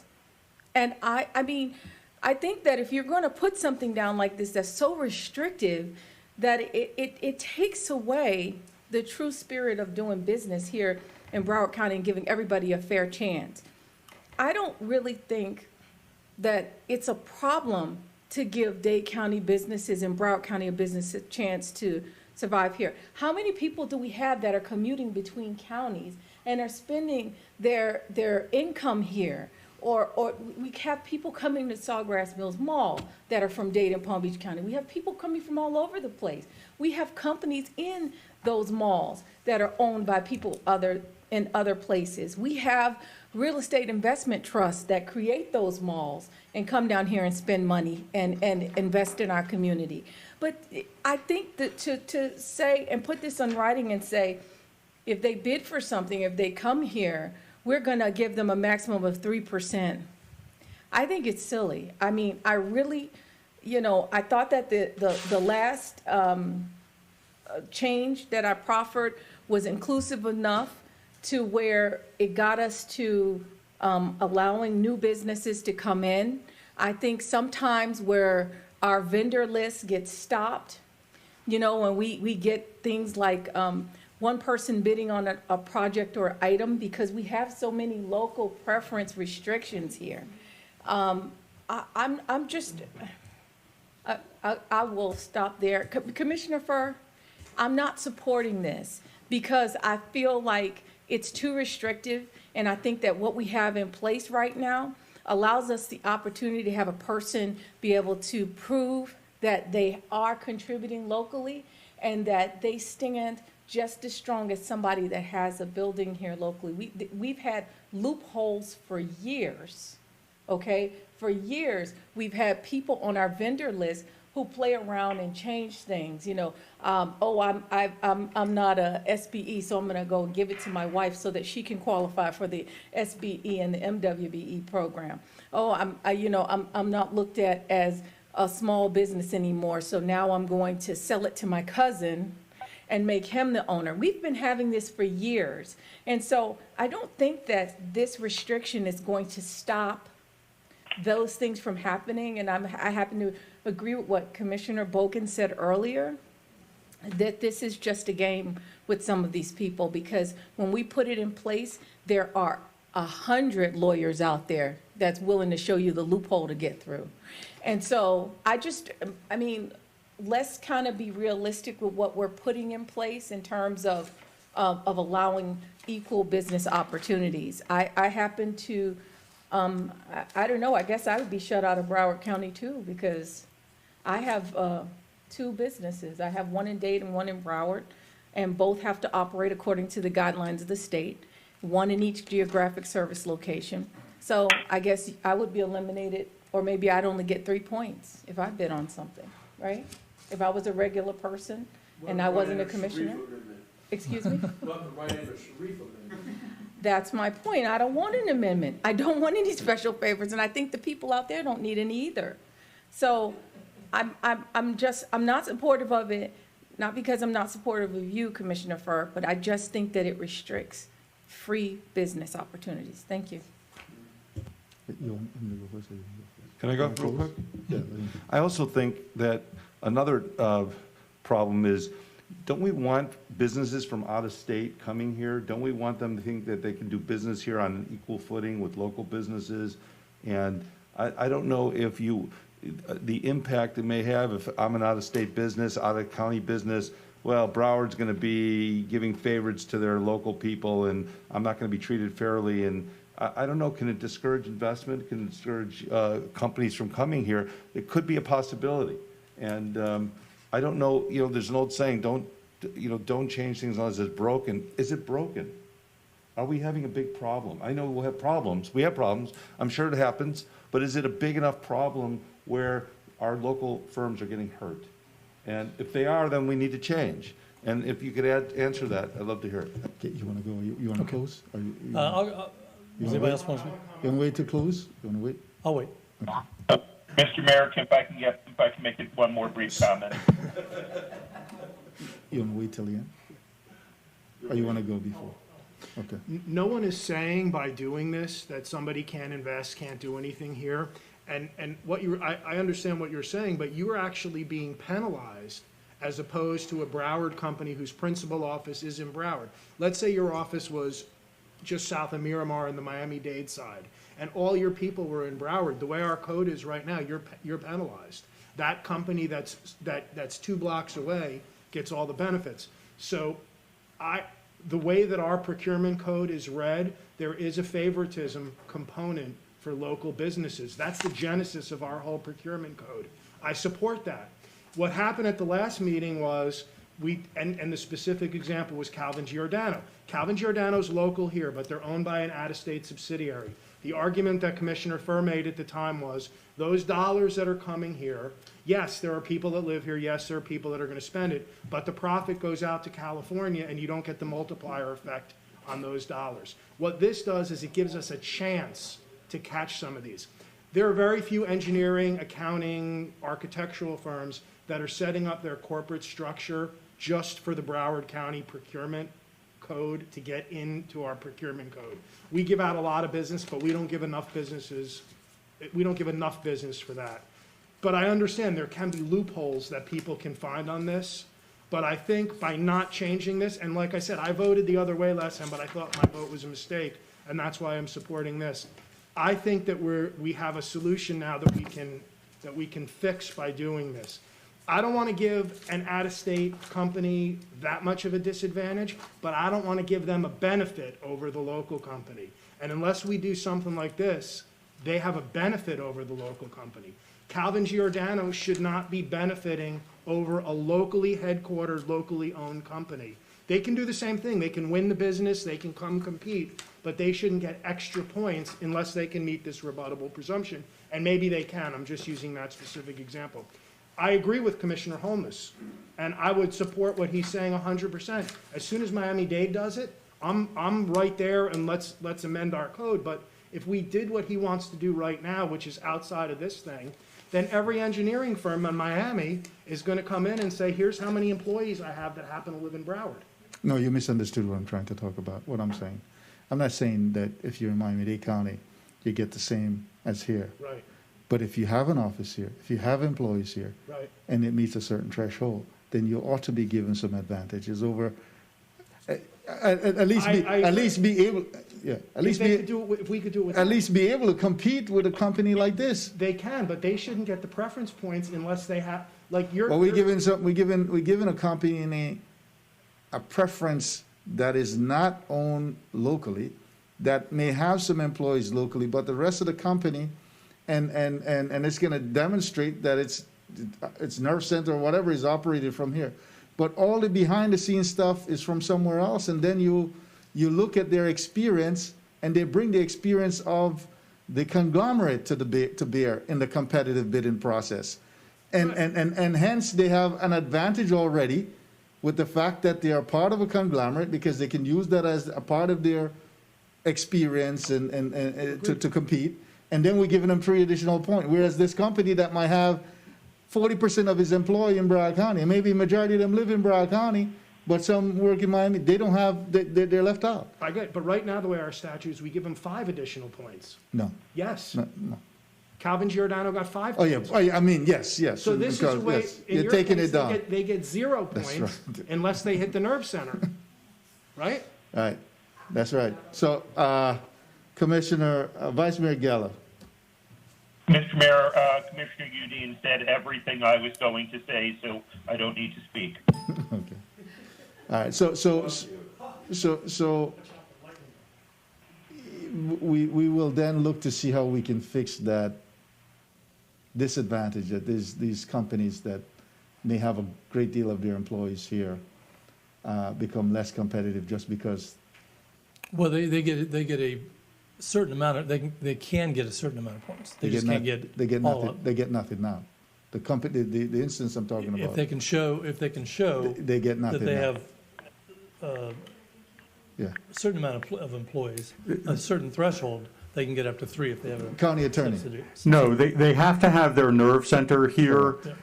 However, they do qualify. We have a definition in the code of local business versus a locally based business. So a local business does have some advantages in terms of competitive bidding. It doesn't have the same advantages in terms of RFPs. What I think the mayor may be talking about is coming up with some advantage for RFPs, maybe not to the same extent what's a locally based business would get, but some sort of advantage. Yes, okay. Okay. The reason you have, the simple reason you have a local preference, what Commissioner Bogus is talking about is, are we, making it non-enticing for others to come in? If you scrap the whole thing, you could do that, and just make it but what you really want to do is, and this is for the small, I really think in a lot of the small companies, not the big companies, the small companies that are at a disadvantage sometimes, these are the ones where they need the help, and we want to foster that as much as we can. The multiplier effect, we're going to have over 100,000 people in this county out of jobs with the hospitality and everything. The multiplier effect on engineers and things like that is like 4 to 1. It's a tremendous job creator. And that's what I'm looking at.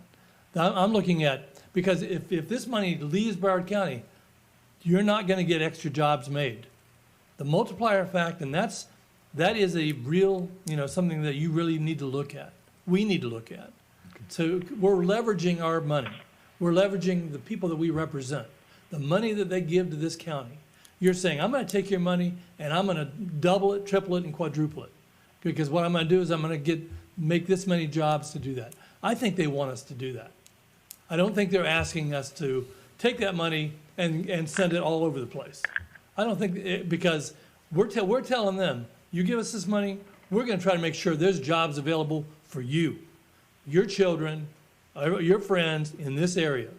Now, the day that Miami-Dade and Palm Beach say, we're going to expand that, all right, let's think about it. They're not doing that right now. In fact, they have done the opposite.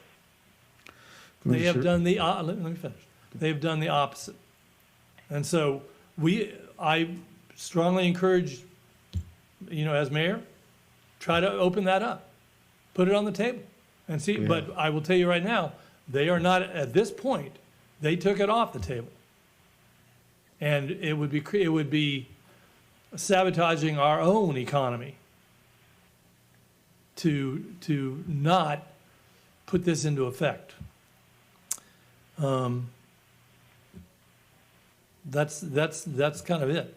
Okay. This is a job creator.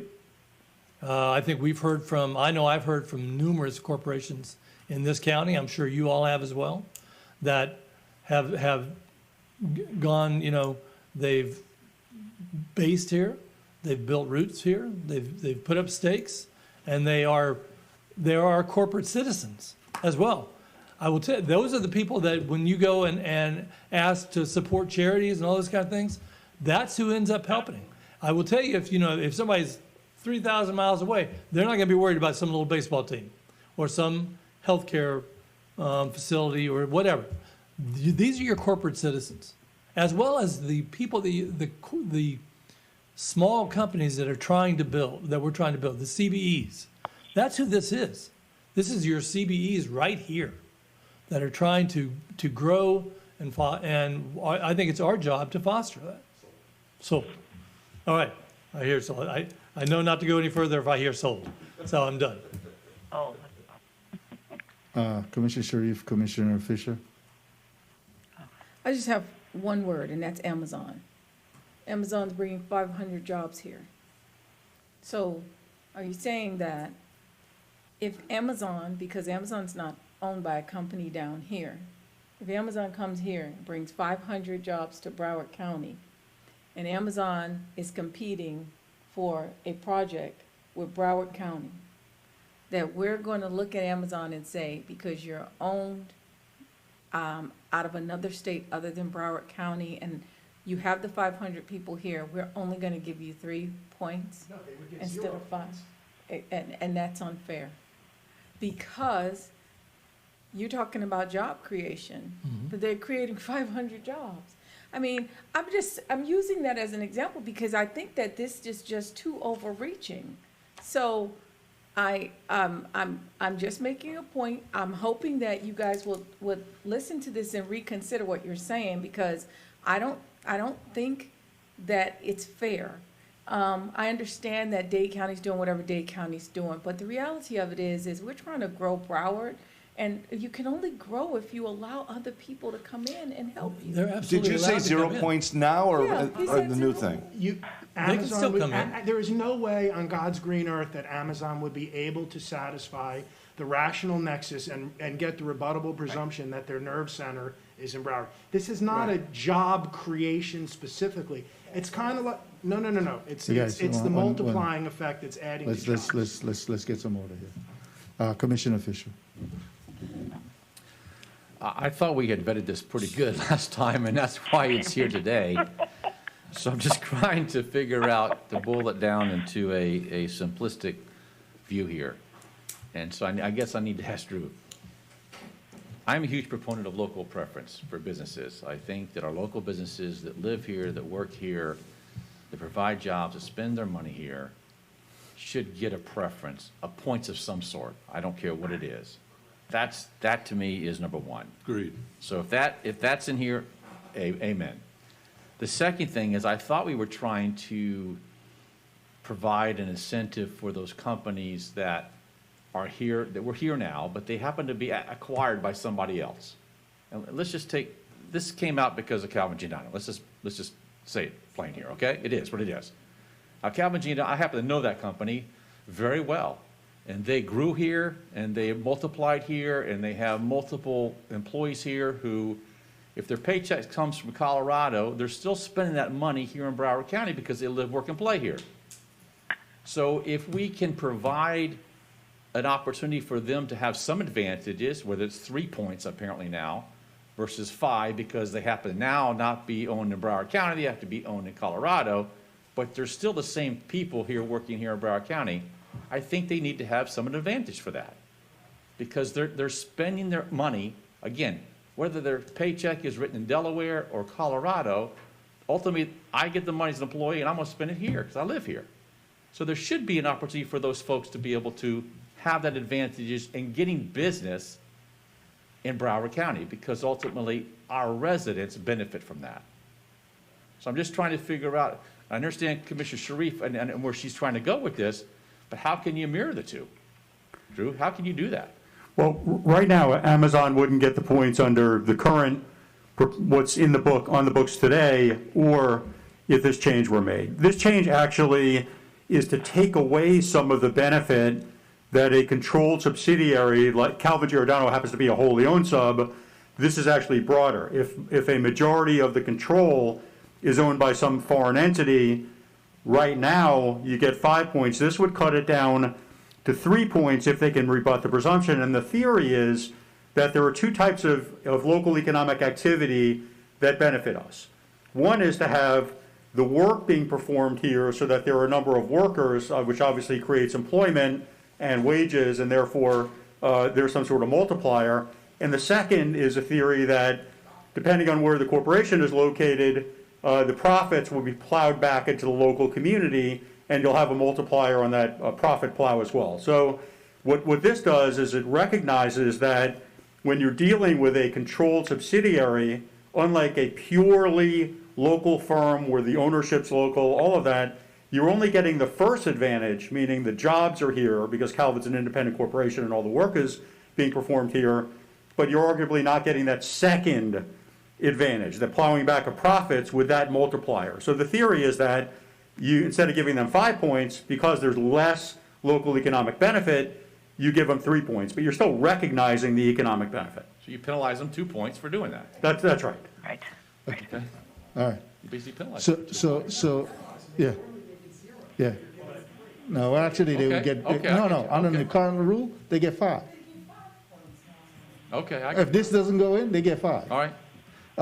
So, well, Giordano? Giordano, we get 5 right now. Yes. Okay. Nice. Yeah, they get 5. I don't want them to take their profits and send it to Colorado. I Okay. want them to spread their profits. So, Commissioner Udine, turn on your mic, please. okay. So,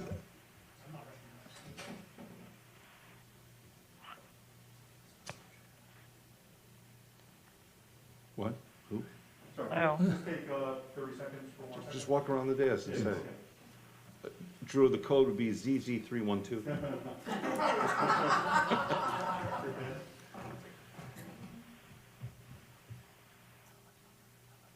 I heard you. I heard you. What is happening now? I love the sweet nothings. I yearn for yeah, those. I was shocked that from was Drew. So Commissioner Farr, let me say this, that I understand with Miami-Dade County not offering the same, but what I'd like for us to do is and no one has objected, I don't have 6 objectors, so At least. I'm gonna hope to bring something back that doesn't give reciprocity or doesn't give Miami-Dade County business the same advantage as ours. But what he would do is, if a percentage of their employees live and work in Broward County, and they have an office in Broward County, that we at least treat them with the same way we're treating these entities, because that profit will be plowed back in to our local community in addition to the jobs that are being created. So it might be 25%, 30%, but they're here locally and they're gonna put the money back in and the employee's gonna be here. That's the kind of thing I'm looking for. Not necessarily say, okay, if you're in Miami, you get the same, you're on the same competitive footing as if you're in Broward County. That's not what I'm trying to do. Mr. All right? Mayor, I won't Yes. object to that, but I plan on Thank you. voting against it. All right, thank I don't object to your bringing it up. All right, good, thank you. I'm gonna allow you to close, Commissioner Furr, and we get to a vote. I already said it. Okay, good. So can we get a motion, please? Motion to approve. Second. Okay. Second. We have a motion and a second. All those in favor vote by saying aye. Aye. Aye. Those opposed? Okay, it passes 8-1. Who? And Mayor, we've received that direction now, there were not 6 objections, is that Yes, right? yes, that's correct. Thank you. Thank you. Now, Commissioner Bogan, the next item is yours. I understand you're gonna continue it. What? Item 43. No, item 40, you mean? 40. I'm sorry, item 40. 40. I'm looking at it. Item 40, an ordinance creating Broward County Locksmith Act and creating Division 8 of the Article 7 of Yes. Article 7 of the Chapter 20.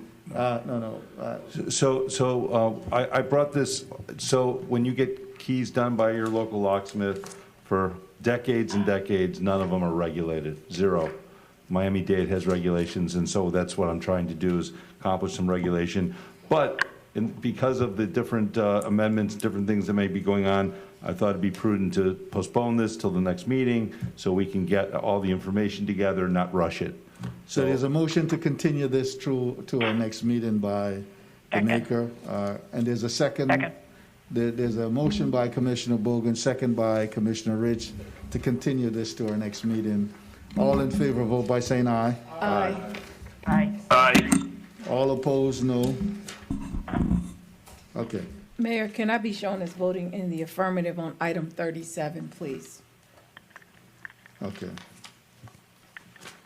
Now we'll move on to item 41. Mr. Mayor? Yes. Point of clarification, I believe 37 was continued till October 22nd. Right. Yes. So you voted Thank to you. continue that, not that item. We don't have item 41. Oh, wait, no, you know what? One second. I have.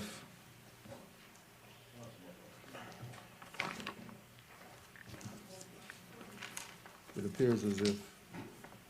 Did Tim go and get some more food? I was just curious. Is he still eating back there? 40. We had a speaker on item 40. I just noticed it appears as if Deferred. Mr. committed item 41. Speaker on my item? Yeah, I know that you motioned to continue it, and that person could come and speak at that time also. But County Attorney, I should have opened to the public, correct? It's fine, Mayor, because you're continuing it, but if somebody's on there now, Yeah, let's get them you to can let them speak. Is Mr. John Paff, P-A-F-F, on the line? I'm not seeing Mr. Paff on the line. Okay. All right, thank you. Item 41.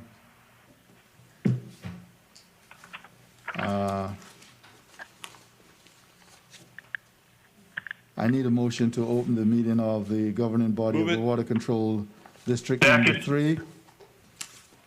Can I have a motion? I moved And it. Can I get a second? He seconded it. Okay. So it's motion by Commissioner Bogan, second by Vice Mayor Geller. Yes, sir. I think I need to go into. Okay, those in favor of opening this, would you vote by saying aye? Aye. Aye. Those opposed, no? Okay, before the board is a motion to approve reappointment of Ed Phillips for 2 years, for a 2-year term. The public hearing on this item is now open. Is there any member of the public that Mr. wishes Mayor? to speak on this? Mr. Give me- Mayor? Give me one second, yeah. There seems to be no one from the public that's, No, wait. Oh, no one from the public wishing to speak. We come back to Motion to the DS. approve I have, item B. I have Commissioner Rich wishing to speak. no, it's on another one. It's on 42. Mayor, I never heard of Ed Phillips. Do you know who Ed Phillips might be, Mayor? I never heard of him before. All right, I made a motion to approve item B.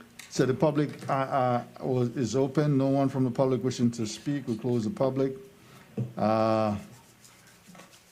Second, the motion. So we have a motion and a second. Motion by Commissioner Sharif, second by Commissioner Geller. All in favor, vote by saying aye. Aye. Aye. All opposed? No? Okay, so this passes, it appears to 8 to 0.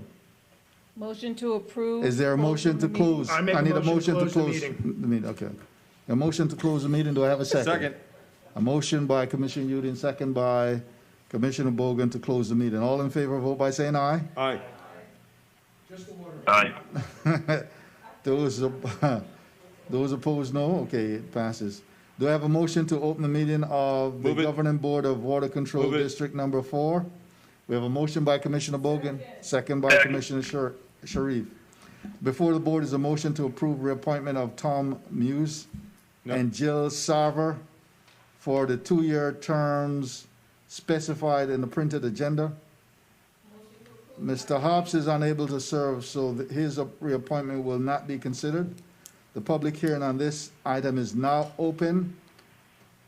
Do we have anyone from the public on 42? No, see. But Hobbs?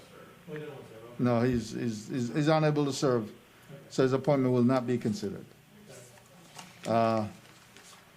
Okay, see no one from the public to speak, we close.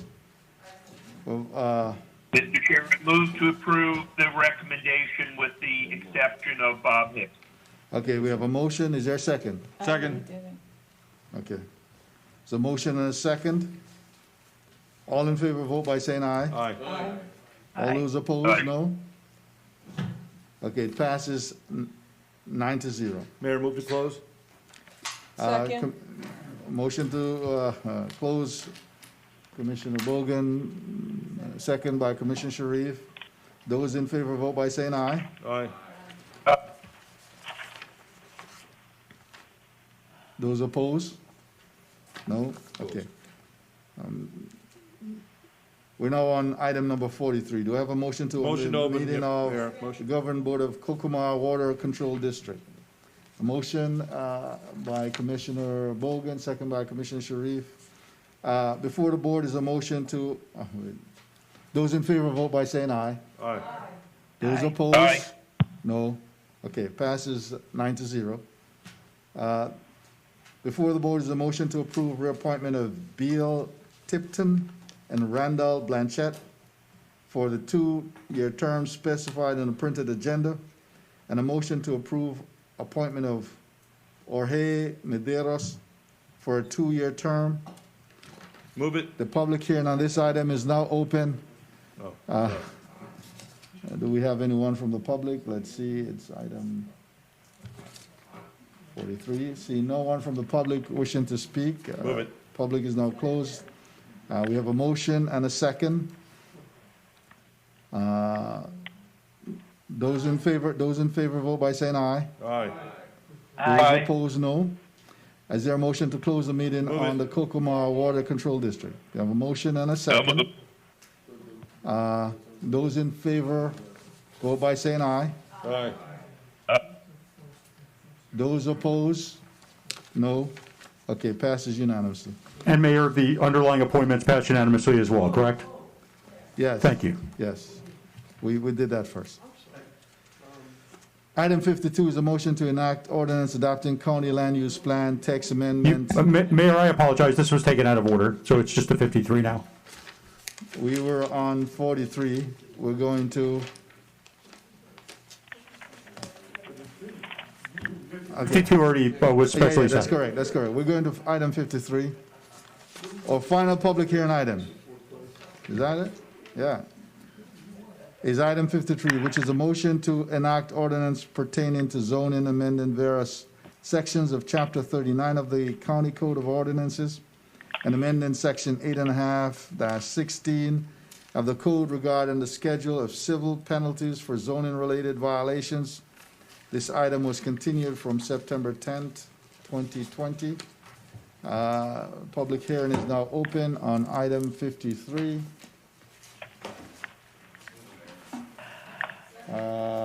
See no one from the public wishing to speak. We close on that item. Those in, we have a motion and a second. Second by Sharif. Those in favor vote by saying aye. Those opposed? Aye. No? Okay, passes unanimously. Okay. Now, we go on to, what time we're at? 2:24. Can we get through the rest of this? Next item is, let me see. Item 48, parking garage. Finally, we can get the car out of the garage, okay. Needs a new battery. I'm going to focus real quickly on the, I just want to ask a few questions real quickly on the animal care audit. So if I can address my questions to Mr. Melton. Mr. Melton, can you just briefly, when did you finish the interim? You had two types. One is the interim, one is the final. When did you finish the interim? When did you get everybody the interim audit? Yes, the interim audit was issued on April 23rd of this year, and the final audit, the full audit, was presented to management a little bit before September 3rd, discussed with them on September 3rd.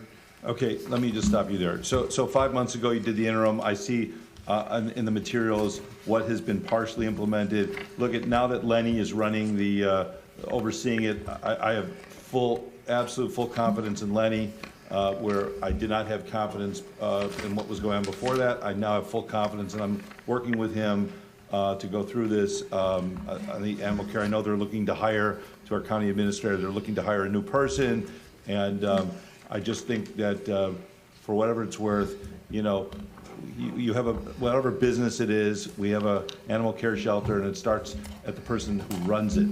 And hopefully we'll get somebody that knows the protocols and standards, like the lady from Chicago that came, and I'll talk to you. I don't need to go into every one of these details.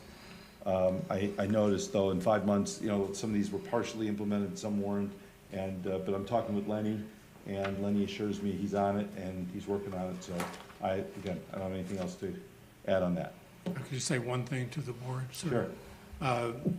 Mayor and Commissioners, I just wanted to make it clear that our audit and our comprehensive audit, which is over 150 pages, did find a lot of operational issues at the Animal Care Center. However, we found that the root cause of many of these issues is a lack of adequate numbers of staff. And in our interim report, we identified some staff that are absolutely essential. I think that would be a good starting point once the center opens up, and then our comprehensive report will be saying that many additional staff are needed. But I just want to make it clear that there is a very significant lack of staffing at the center. Okay, I'm going to continue, Mayor, with my. Go ahead, continue. And also, I just want to. Are we still on the animal? Yeah, well, we're still in the animal. Okay, because I would like to speak when you're finished, yeah. Mr. Mayor, With just finishing up on the animal, although staffing is required, Mr. Melton, obviously having the proper protocols and standards, I assume you would agree, need to be implemented regardless of how much staff you have. And I think some of your stuff. Yes, sir. It's just that some of the standards and protocols, for example, enrichment and kennel cleaning protocols and so forth, are going to require increased staffing to adequately implement those protocols. Thank you. I'm done with this particular, not the parking garage, but Mayor, if you want to call another commissioner. Okay, on the animal care, Commissioner Rich, Yes. you have a statement? Yes, I do. Yes, I just want to urge us, obviously Mr. Melton's audit brought out a lot of different things. I personally believe many of them are structural problems with the building that still have not been fully corrected, and we still have issues here which I think still need to be addressed, and with the builder of the building, and I've been saying that for quite some time. But I do want to ask that as we move forward, and I have been talking with Lenny as well and working with him on some issues such as spay-neuter and so forth, the Maddie's report, the Maddie Shelter Medicine Program Shelter Assessment that was done by the University of Florida College of Veterinary Medicine, and I would urge us to also take a look at that, because they have done some good work in acknowledging accomplishments that are positives, and then also looking at the challenges. But one of the things that they bring out, I think that is, kind of really important, is a strategy that's being used around the country that we have not looked at yet here, I don't believe, and that is a transition from a shelter-centric animal control sheltering system to a community-centered system. And they make note of that numerous times in the draft report that they sent us. And I think that obviously manages admissions, and it's a different way of looking at things and keeping pets with their owners and working on that. We have some good projects. We have the Pet Project that's run by Sue Martino that's fabulous at helping to do that. So I think we need to look at a lot of these different things, and I think that the Maddie's report has some interesting pieces to it that need to be filtered in or factored in as we move forward. Thank you. Okay. Question? Go ahead, Commissioner Udine. Is the shelter open now back yet for the public and volunteers, or are we still under COVID protocols? We're still under COVID protocols, and anyone that wants to adopt, we do make arrangements for people to come in and have the animal. Is there any ETA on when the shelter would be back open for We're volunteers? working on a county-wide opening plan, so it's not just limited to the shelter. It would be when all of county government is open. Okay. So we're opening everything at the same time. Okay. And when will, I mean, it's not really not this, I was gonna ask that later, when will we be getting more information then on the county-wide? So hopefully, next week we have a team of employees that are working with us to come up with how do we open safely when we do open. So I'm trying to get that input back from everybody so that all the employees can feel comfortable coming back. The last thing on the animal control, I met with the University of Florida, a group that Commissioner Rich mentioned as well. We Zoomed together, and I agree too with the idea of more of the community-centric, treating it more like a community center type thing. There are a lot of different programs out there. Students that can come read to the animals. I mean, there's a lot of innovative things that can be done to make that to really increase the profile of the shelter and to bring some more positivity to the entire facility. So that's my comment on the animal shelter. All right, Commissioner Bogan, go ahead.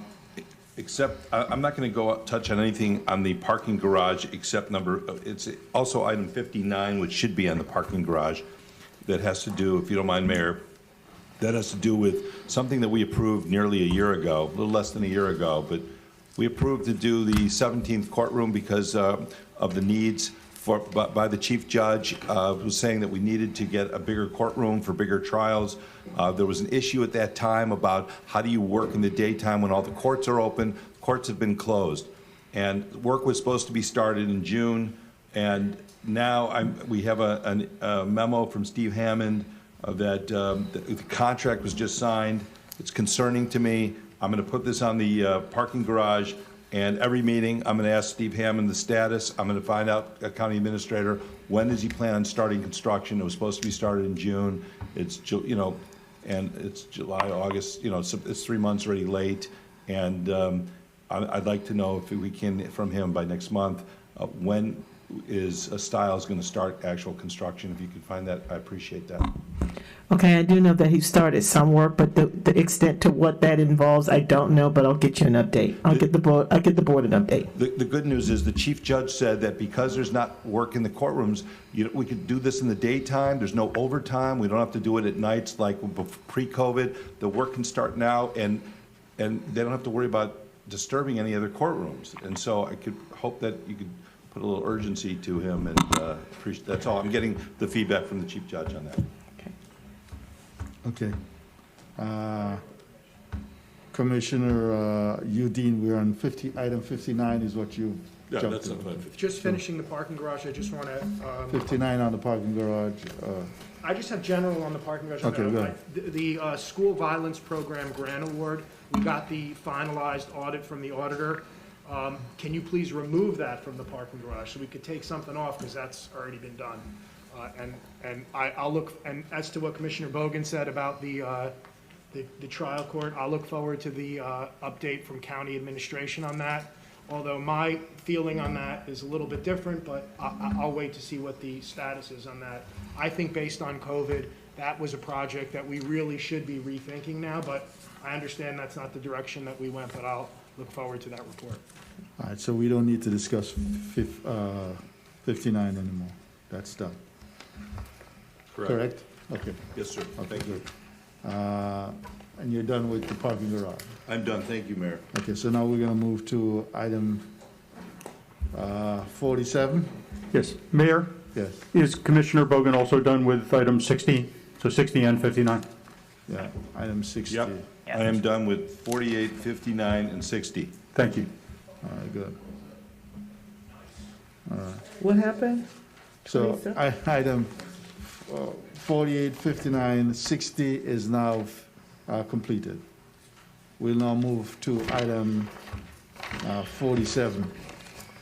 A motion to reject all proposals for requests for proposal RFP number BLD 2117566P1, janitorial service for the Broward County for Laurel Hollywood International Airport, Group 1, Rent-A-Car Center, and approve reserve solicitation for certified business enterprise firms, CBE, was deferred from June 16, 2020. And that's item A, and B is motion to authorize county administrator approval for advertisement the resale solicitation request for proposals, RFP number BLD 2117566P2, janitorial services for the Broward County for Lauderdale Hollywood International Airport, Group 1, Rent-A-Car Center, a reserve contract for certified business enterprise firms, deferred from June 16, item number 75. You have County speakers. Administrator, we You have speakers. Yes, we have speakers on that item. So we'll go to our speakers. Our first speaker is Ms. Edith Forrestal, followed by Mr. George Platt, followed by Ms. Helene O'Brien, followed by Marie Woodson, followed by Seth Platt, and then Ms. Terry-Ann McKenzie, as I see on the list. I don't know if there's anyone else there.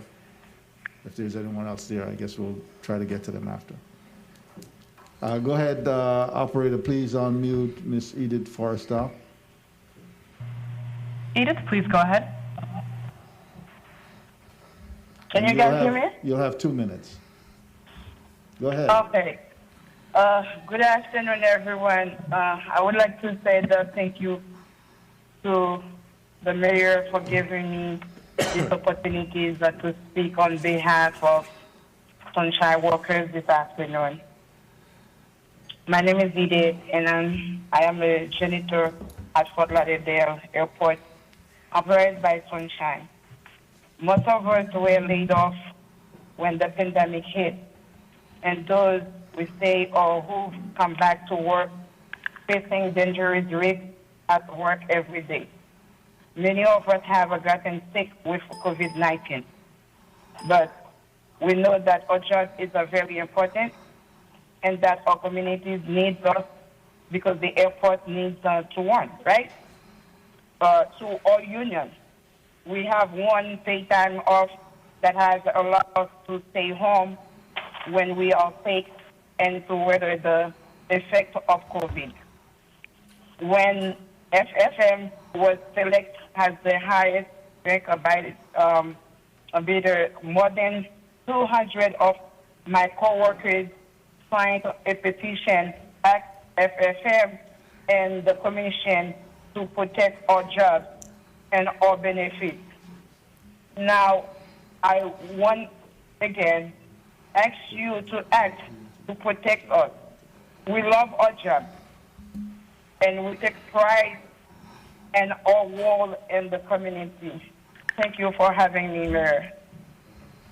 Thank you very much. We'll move on to our next speaker, Mr. George Platt.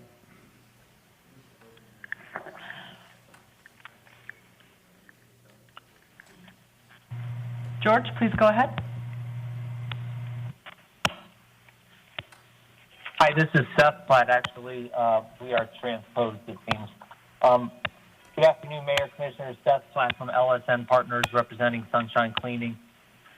Today you're being asked to sacrifice the health and safety of the traveling public and the security of an experienced and qualified company with collective bargaining agreements, badge-trained frontline workers, many of whom are CBEs. Broward County's procurement public policy is to award contracts on the basis of demonstrated capability and qualifications at a fair and reasonable price, with the ultimate selection based on the best interest of the county and maximum value received. You are being asked to solicit a procurement in which vendors do not have to demonstrate that they have the requisite capabilities and qualifications to perform at the expected level that the facility requires.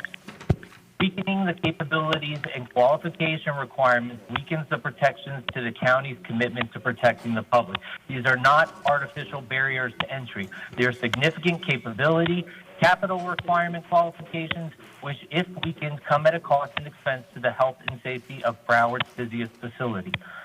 The proposal before you provides no job security for the current employees on this contract to lower the bar for CBEs. We are sacrificing the certainty of fair wages and jobs of current workers to benefit a CBE owner. Support for small businesses in Broward County should not be accomplished at the expense of union employees receiving a living wage. I say this not just as an advocate for Sunshine, but as a proud union member and a Broward Democrat. I hope you share these values and will urge staff to negotiate in good faith with Sunshine Cleaning Systems. Please uphold the integrity of Broward County and our procurement process to expend public dollars in the best interest of the county and in accordance with the county code. Thank you very much. Okay, our next speaker is Ms. Helene O'Brien. Hello, you hear me? Go ahead. Yes. Okay, great. Hello, Mayor, Commissioners. My name is Helene O'Brien, and I'm the director of 32BJ SEIU, the union that fights for janitors, security officers, and airport workers. Most of these workers are employed by contractors who compete in a race-to-the-bottom bidding process that can hurt workers. It's one of the dirty little secrets of the competitive contracting business that in a labor-intensive industry, the so-called competition is often over who can hurt workers more. That is why this county commission has a living wage and other worker protections. And that is why these workers, the majority of whom are black and immigrant Broward County residents, got organized. The janitors who care for the airport have been unionized for 15 years. Yet whether they have 1 day of experience or 15 years of experience, they all make the same wage, the living wage. The one standard they have slowly improved over the years is in paid time off. After a year of working, they get 5 vacation days. After 4 years, they get 10.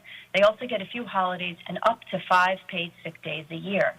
Broward County staff are proposing a new bid for the rental car center that eliminates worker protections such as worker retention. So rental car center janitors would lose their jobs or give up their paid time in order to keep it.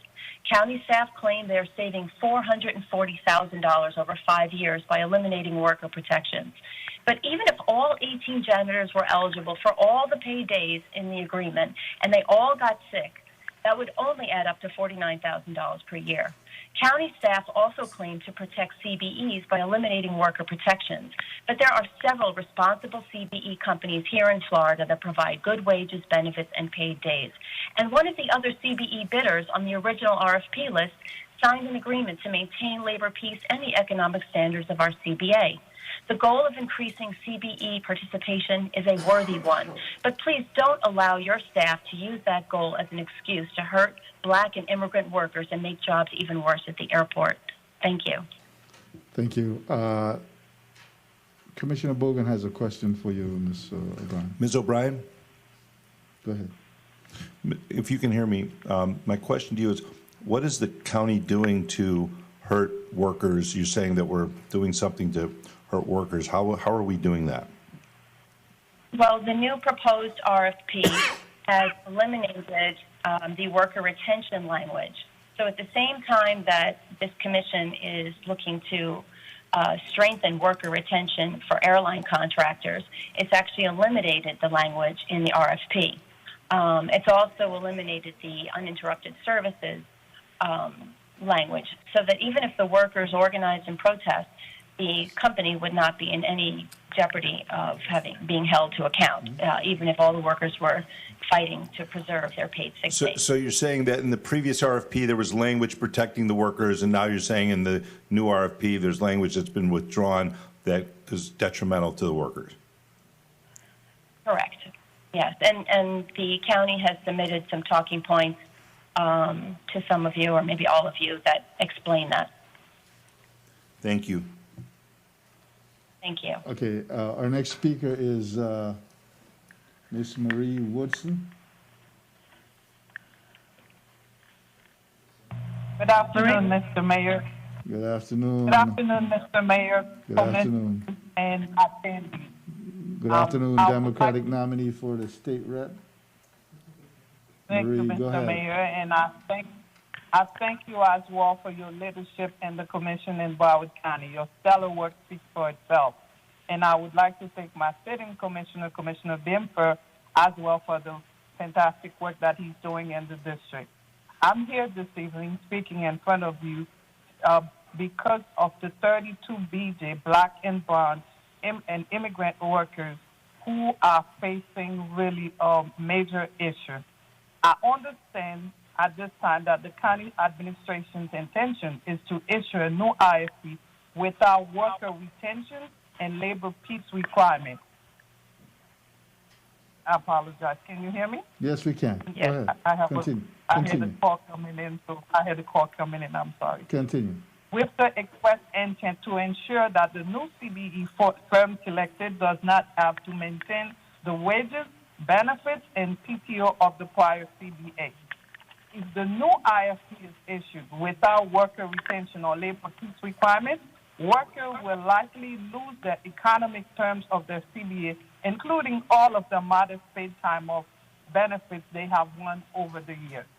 At this time, when COVID-19 is still ravaging to our community, it is the worst possible time to save small amounts on the back of paid time off for low-wage Black and brown immigrant workers at our airport. Janitors at the Florida International Airport play a critical role in ensuring that the airport is safe for passengers and other stakeholders. Just think if one day those workers are not there. Leaders can come in, however, no one will be able to come in because of the stench that you would have at the airport. We understand and support the county's desire to provide more and better opportunities for CBE firms, but we do not agree with doing it on the back of low-wage workers who have few benefits than just some paid time off. Thank you. At least 2 other CBE companies submitted their bids. I want you to look at those other companies who have those terms in the contract. So I would like for you to vote with your conscience today and keep those workers in mind before you make your decision. Thank you so much. Thank you. We have, Seth spoke before, but is George Platt on? Yes, Mr. Mayor, thank you. Commissioners, good afternoon. George Platt on behalf of Sunshine, the currently top-ranked firm in this RFP for the rental car center. This process started 19 months ago, and the Group 1, which is the rental car center, sought to give first preference to a CBE firm. It was a reserve, but the RFP stated CBEs and non-CBEs may respond to this solicitation. If there are no CBE firms recommended for award, then a non-CBE firm that has responded to the solicitation may be recommended for award. Sunshine finished number 2 in this. By the way, there were 10 firms that applied, 6 were CBEs, 5 were deemed non-responsive. I sent a May 20th letter to Ms. Billingsley, never got a response asking for us to go to negotiations. The original RFP contained requirements for labor peace agreement, assurance of uninterrupted service, and worker retention. In the proposed new RFP, staff has proposed to delete all of those. Sunshine, as you have heard, has a collective bargaining agreement with the SEIU. We have a strong commitment to our CBEs. We're willing to increase our CBE percentage, as I have indicated in my correspondence. All of our previous CBEs also, by the way, have collective bargaining agreements. They've been able to make it work, and the suggestion that they can't is preposterous. Over 5 years ago, BCAT deleted a number of services from Sunshine's janitorial contract at the airport to create reserve CBE contracts for the BCAT headquarters, for the window cleaning, for pressure cleaning. So this it's not that this hasn't been done before. It has been done before. Our airport and our employees have suffered great impacts due to COVID-19, but they're out there on the lines, as you have heard, in what is Broward's busiest public venue. The bottom line for us is why penalize Sunshine for doing everything right, being a highly regarded union contractor, and reward county staff now who complain about an RFP process that they ran, okay? And now they propose a new process which deletes worker protection language. It's preposterous. It really is. Sunshine is 100% women-owned contractor. We're local. We've been here a long time. We work hard. This is a long, expensive process we participated in. And, you know, our workers, their lives are in the balance right now. And I ask you all to help us play by the rules and ask your staff to attempt to negotiate a contract with Sunshine. If they don't reach one, then you can always go out for a new RFP. Thank you very much. Thank you, Mr. Paff. All right, we have one other speaker that I see here, Ms. Terry-Ann McKenzie.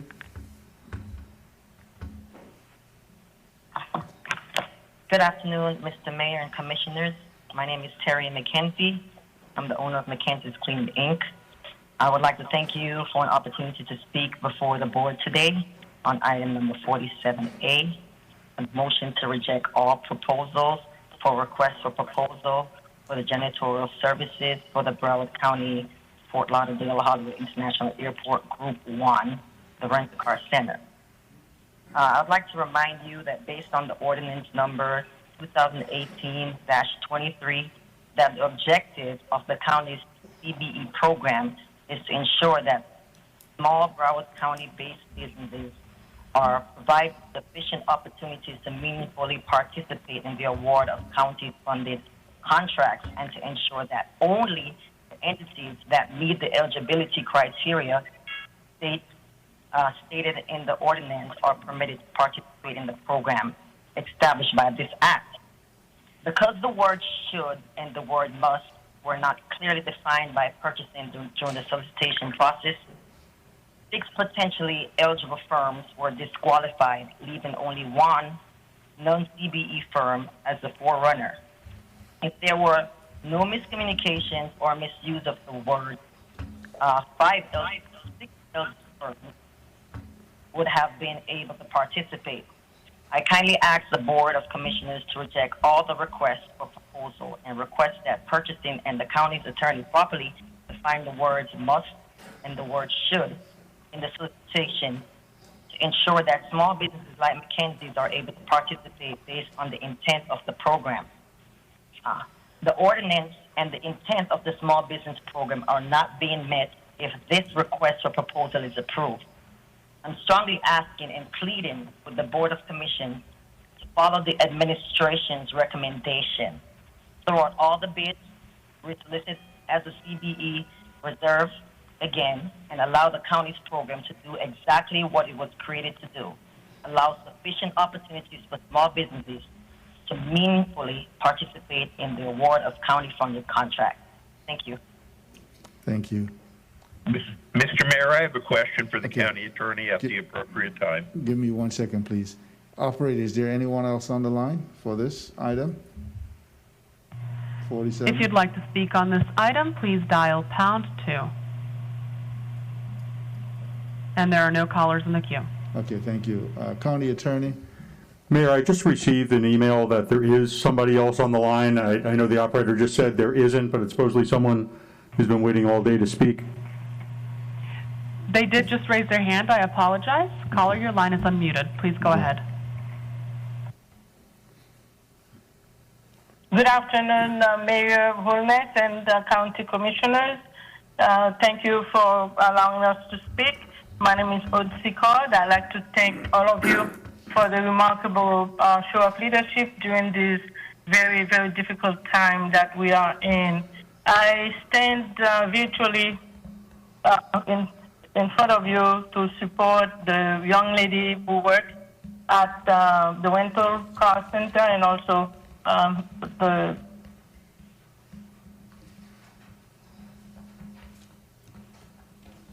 and also the union person who spoke, and nominee Mary Woodson from the state representative nominee. I am more concerned with item E, with the Article E that is included in the package that was submitted. It says this: the worker retention and uninterrupted service requirements were removed from the project specific agreement, which will be advertised with the new solicitation. I am really concerned with the fact that worker retention, which has been something that the county commission has fought for in many occasions, and more concerningly as a resident of Broward County and in support of everyone else who might be concerned with this, but uninterrupted service requirements. Does this mean the company who would get this contract will not be required to provide services at all times? So here we are today in this very difficult time with employers who are whose lives depend on the county's decision to support this RFP the way it is presented by county employees. I would like to emphasize how on one of the letters that was sent by the winner of this RFP previously, how that company is pointing out to employers who have promised or dismissed some of the items required by the previous contract. So it looks like the county employees are trying to make up for their mishap in terms of how the contract was presented or RFP was processed by them. They're trying to make it up to this company, and at the Thank you, Mr. Carr. expense of those employees.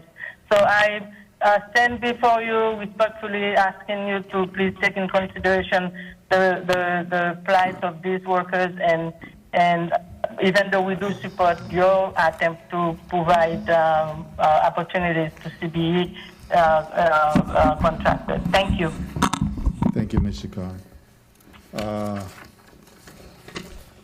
Okay. So we have no other speaker. I think this County Administrator, did you want to add anything, or should we go to the commission? So now I'll start. So board, you have, we sat and listened today to some of the challenges with some of the programs and that we have, and sometimes they can conflict with each other a little bit. In this case, what we have here is, we'll start with our prime. Our prime has been with the county and performed services at the airport for decades. So this isn't an issue of us having any issues with the quality or quantity of their work. That's not an issue. One of the goals that you have is for CBEs to become prime. And you have, and another part of those goals really have been to have us, wherever possible, unbundle some of the contracts. So we've attempted to do that in a number of areas, and the airport is one. As you well know, the 4 terminals don't really lend themselves to unbundling because of space and a whole bunch of other issues and consistency. But the rental car center is a place where we park cars, and right now, as you can imagine, we have virtually no work there.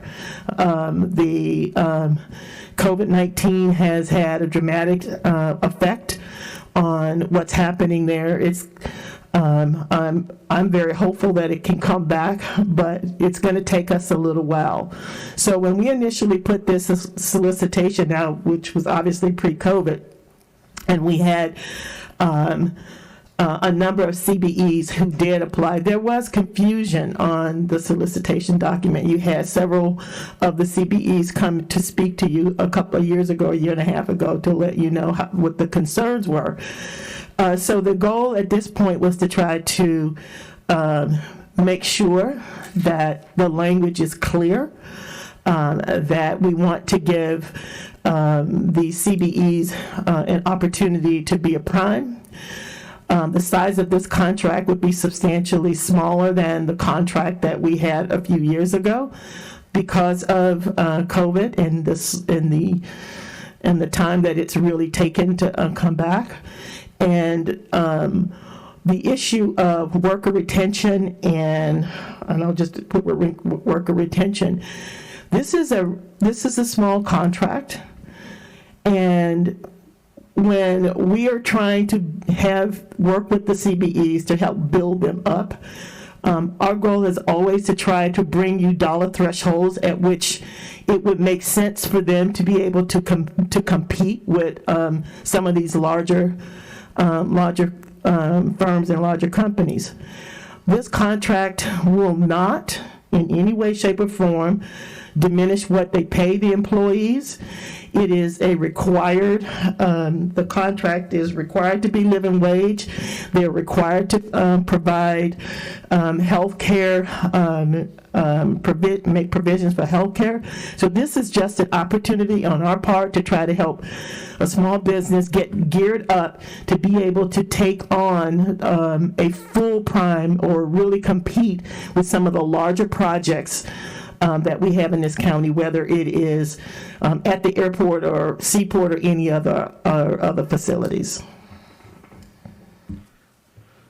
Thank you. And I think county attorney and county administrator, one of the things that I remember coming out when we opened those bids last time was a confusion on the part of our staff, it seems, an interpretation of should or shall or must. County attorney, would you explain that to me? And 5 of the 6 CBs were disqualified as a result of it, not because of anything they did or didn't do, but just because of how the language was interpreted. County attorney? Mayor, I would ask if Ms. Henry could explain that. I know I believe, is familiar with the details of that. Otherwise, I have Sharon Thorson, I believe, on the line who could explain it. Yeah. So basically, when you have, there was an attempt to try to make sure that the CBE firm had some experience in an airport environment, if you will, or an environment where you have lots of people. And the wording and the language in this original solicitation, there was actually an attempt to try to loosen it, and they used terms that was not consistent throughout the solicitation, if I'm not mistaken. And so there was confusion by the evaluation committee about whether you must have certain level of experience or you should have. And that the team evaluation committee at that time made the interpretation that you must have, and it was very specific. So this time, the goal is to give people the opportunity to talk about what it is that they can offer so that the committee can see what was, you may have some experience that's really analogous to what is actually going to be happening at that facility versus really airport. And the rental car center is just a different environment than the airport. Because you don't have you don't need to go beyond security at the rental car center if you clean it. No, but I guess at this, when the evaluation committee was just listening to, or they thought that they understood what was really needed and necessary, they just they made that interpretation, and subsequent to that time, we realized that wasn't. In the ability to open it up, it still wasn't as clear as it could or should have been. Thank you. Vice Mayor Geller, you had a question for the county attorney, sir. Go ahead. Thank you. And this may end up extending to the county administrator. County attorney, I'm not completely happy with any of the options in front of us today. Unless the county administrator has changed her mind that we can give a contract to a small business on the rental car center because of the COVID crisis being smaller, unless she's changed her mind on that, I would like to go and reject all bids. And I would like to do that because I do believe that, as this commission has said so many times, we need to try and mentor small businesses in Broward County to grow into larger businesses. However, I'm not comfortable, and I've given a lot of thought to the minnows and the whales and all of that. I'm not comfortable with taking away protections that the workers have been able to successfully collective bargain for, which I believe includes both, and I could be wrong, it may be one or the other, but I thought it was both paid vacation time and paid sick time. So my question to you, County Attorney, is if I wanted to reject all bids, but amend the RFP to keep the worker protections in, how would I do that? Vice Mayor, you could approve item A, and instead of basically, well, either providing direction to the county administrator to keep those protections in, again, not getting into the middle of collective bargaining, but we can impose contractually both worker retention and uninterrupted services. I mean, those could be put in contractually, and those were put in as part of the first round of this, which is now being theoretically rejected. So I think it could either be direction, or an RFP with those terms could come back to the board on an expedited basis, and the board can make sure that it's comfortable with this solicitation document before it goes out. Thank you. And I may make that motion. I would like to ask the county administrator one more time. I understand the issues that have been raised about the big fish and the little fish and all of that, and I've given that a lot of thought. I just, while understanding that, I remain less than comfortable with, as I said, taking away items that have been collectively bargained for. I just don't think that is the philosophy of this county commission. And can I ask you, county administrator, to comment one more time? I'll give you one more chance to convince me why I should not make the motion that I think I want to make. So again, you summarized the concern that I have, and that is, if you were this was a $30 million contract, I wouldn't be opening my mouth here, but this is maybe a $500,000-$600,000 contract, and so we will now work with these smaller businesses to try and fit in all of the requirements that at this point a company with 30 some odd million in an agreement would be able to do, and be able to do easily, versus a company that's 600,000, 500,000. What I understand you're saying is that you have concerns about that. There is nothing in the solicitation or the people that would be responding that would require them not to provide that type of protection to employees if they wanted to do that as part of their solicitation. The one thing that they have to meet. Follow-up question on that, Ms. Henry. If a company wanted to provide the worker protections, presumably they would be slightly higher in cost than a company that did not have those protections. So is there any way, and this may be back to the county attorney, is there any way that we can, without mandating that, say that, additional bonus points would be given to a company that has, I don't know how to phrase it, either labor peace, labor protection, or protect those benefits that are already in the existing contract? Is that doable? I don't know if that's a question to the county attorney or the county administrator. I'm sure it is doable. I don't, there's nothing that you can you can make the solicitation meet your goals in a variety of ways. And if I understand what it is that you're trying to accomplish here, that's, we will make the revisions that will allow us to do that. Okay, County Attorney, you've heard what I was saying and what the County Administrator was saying. Is it possible to, while I'm dealing with Ms. Henry's concern, while saying that you don't necessarily have to meet, but that in some fashion additional bonuses would be given in terms of points to a company that would agree to keep the same contractual terms that are already in the contract in terms of labor benefits, because if you don't give additional points, then price would dictate that it go to a company that is not providing those additional benefits. Vice Mayor, I feel, Is that doable, sir?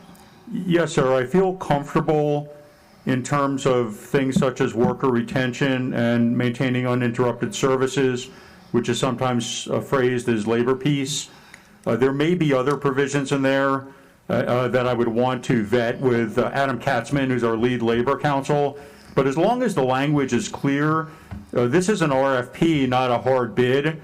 So points could be structured in any way that is rational. And if you're expecting, which would make sense, that somebody who provided a higher level of employee benefit would have a higher cost structure and therefore would, all things held constant, lose points on the pricing, then it would seem rational to find a way to provide bonus points if they accomplish these other objectives. Well, Mr. Mayor, Mr. Attorney, I'd like to do that today. Is there a way I can do that I can make that motion today? And if so, can you or Dennis do that for me?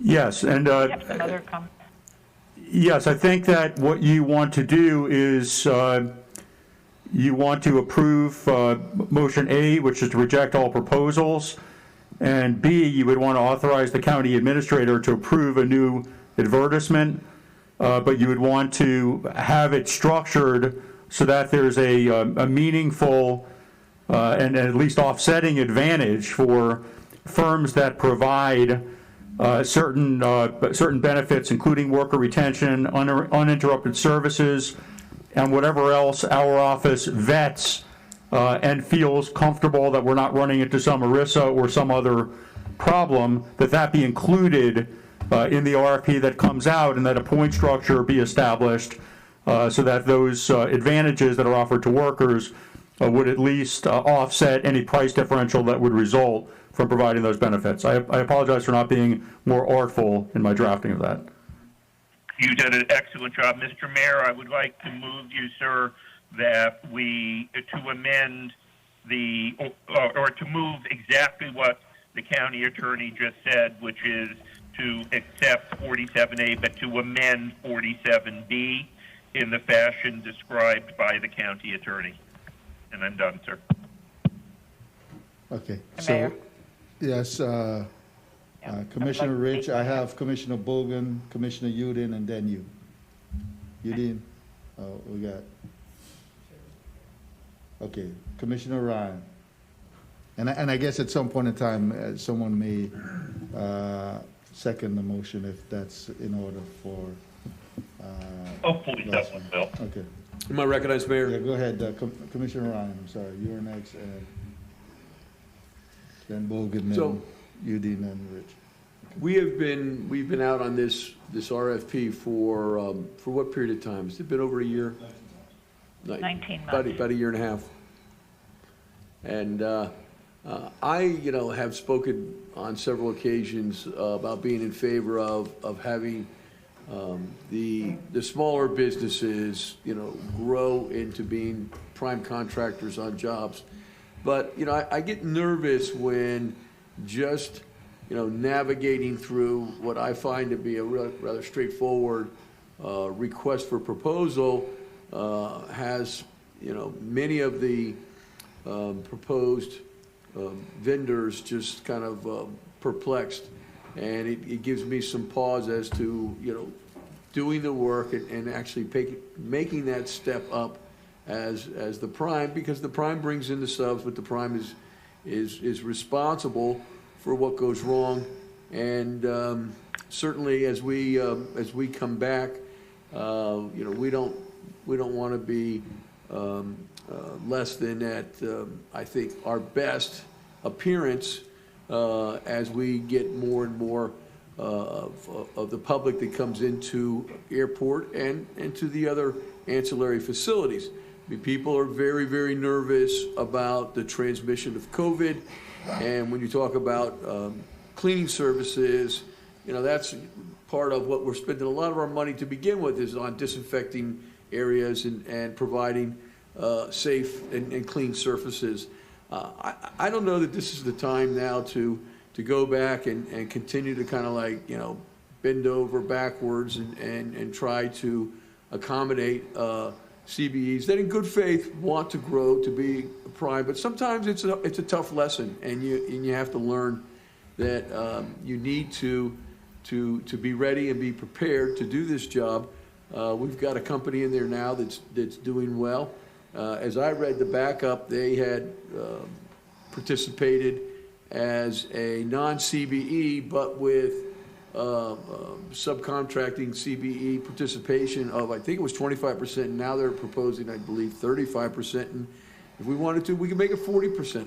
But I think at this time, our safest and most prudent course may be to just continue to go with the incumbent and go ahead and negotiate with them. If you can reach some kind of an agreement on the CBE, then we can go forward. And when it comes back up, when the contract matures again, hopefully those that are growing and are getting stronger in this area will be able to participate, because I'm in favor of making this this particular Rent-A-Car area a good kind of laboratory to have the CBEs grow into a prime, because it's a much smaller area than when you talk about the terminals.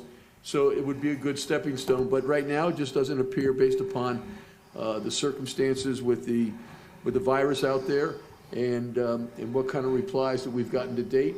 I'm ready to move forward, and my motion, and I don't know how far afield it is from yours, Commissioner Geller or Vice Mayor Geller, is to go ahead and instruct the county staff to negotiate with the incumbent on the CBE issue and see if we can come to an agreement. Mayor, Commissioner. Yeah. I just wanted to clarify, if I understood what you're saying, it sounded like it was the CBE's inability to meander through the solicitation processes, and which made you uncomfortable, and that wasn't the situation. So if you're making that recommendation on that basis, then I would suggest you make it. It was some question about may or shall, about having the prior experience in working, in airport settings. That was the county did that. The county did that. Yes. But I know that when you go through these RFPs, there is standard language in there that those who participate, if they have any questions, they ask them. And I mean, are you telling me that it was so confusing that nobody knew what was going on, and yet we continued to go through an RFP for months and months, and nobody knew what was going on? Are you saying like that the county staff in purchasing just kept giving wrong information to these participants? There was the issue was raised. It went back to the evaluation committee, and the evaluation committee ruled with the interpretation that they thought was correct. So the language that was not clear was an attempt to broaden the pool of applicants, because if you make the criteria so difficult that people couldn't qualify, then you were going to get one or none.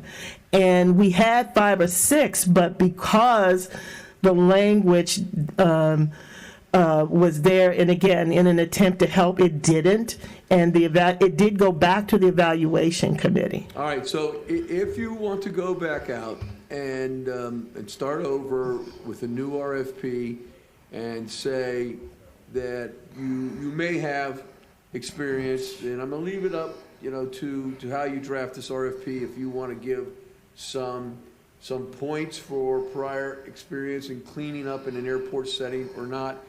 But, the company that was selected as the CBE that was, responsible and responsive, ended up that when you started checking it out and determining that in fact they had to have the labor retention component in there, then they come back with another price that is so much higher that it's no longer, I thought, a viable option.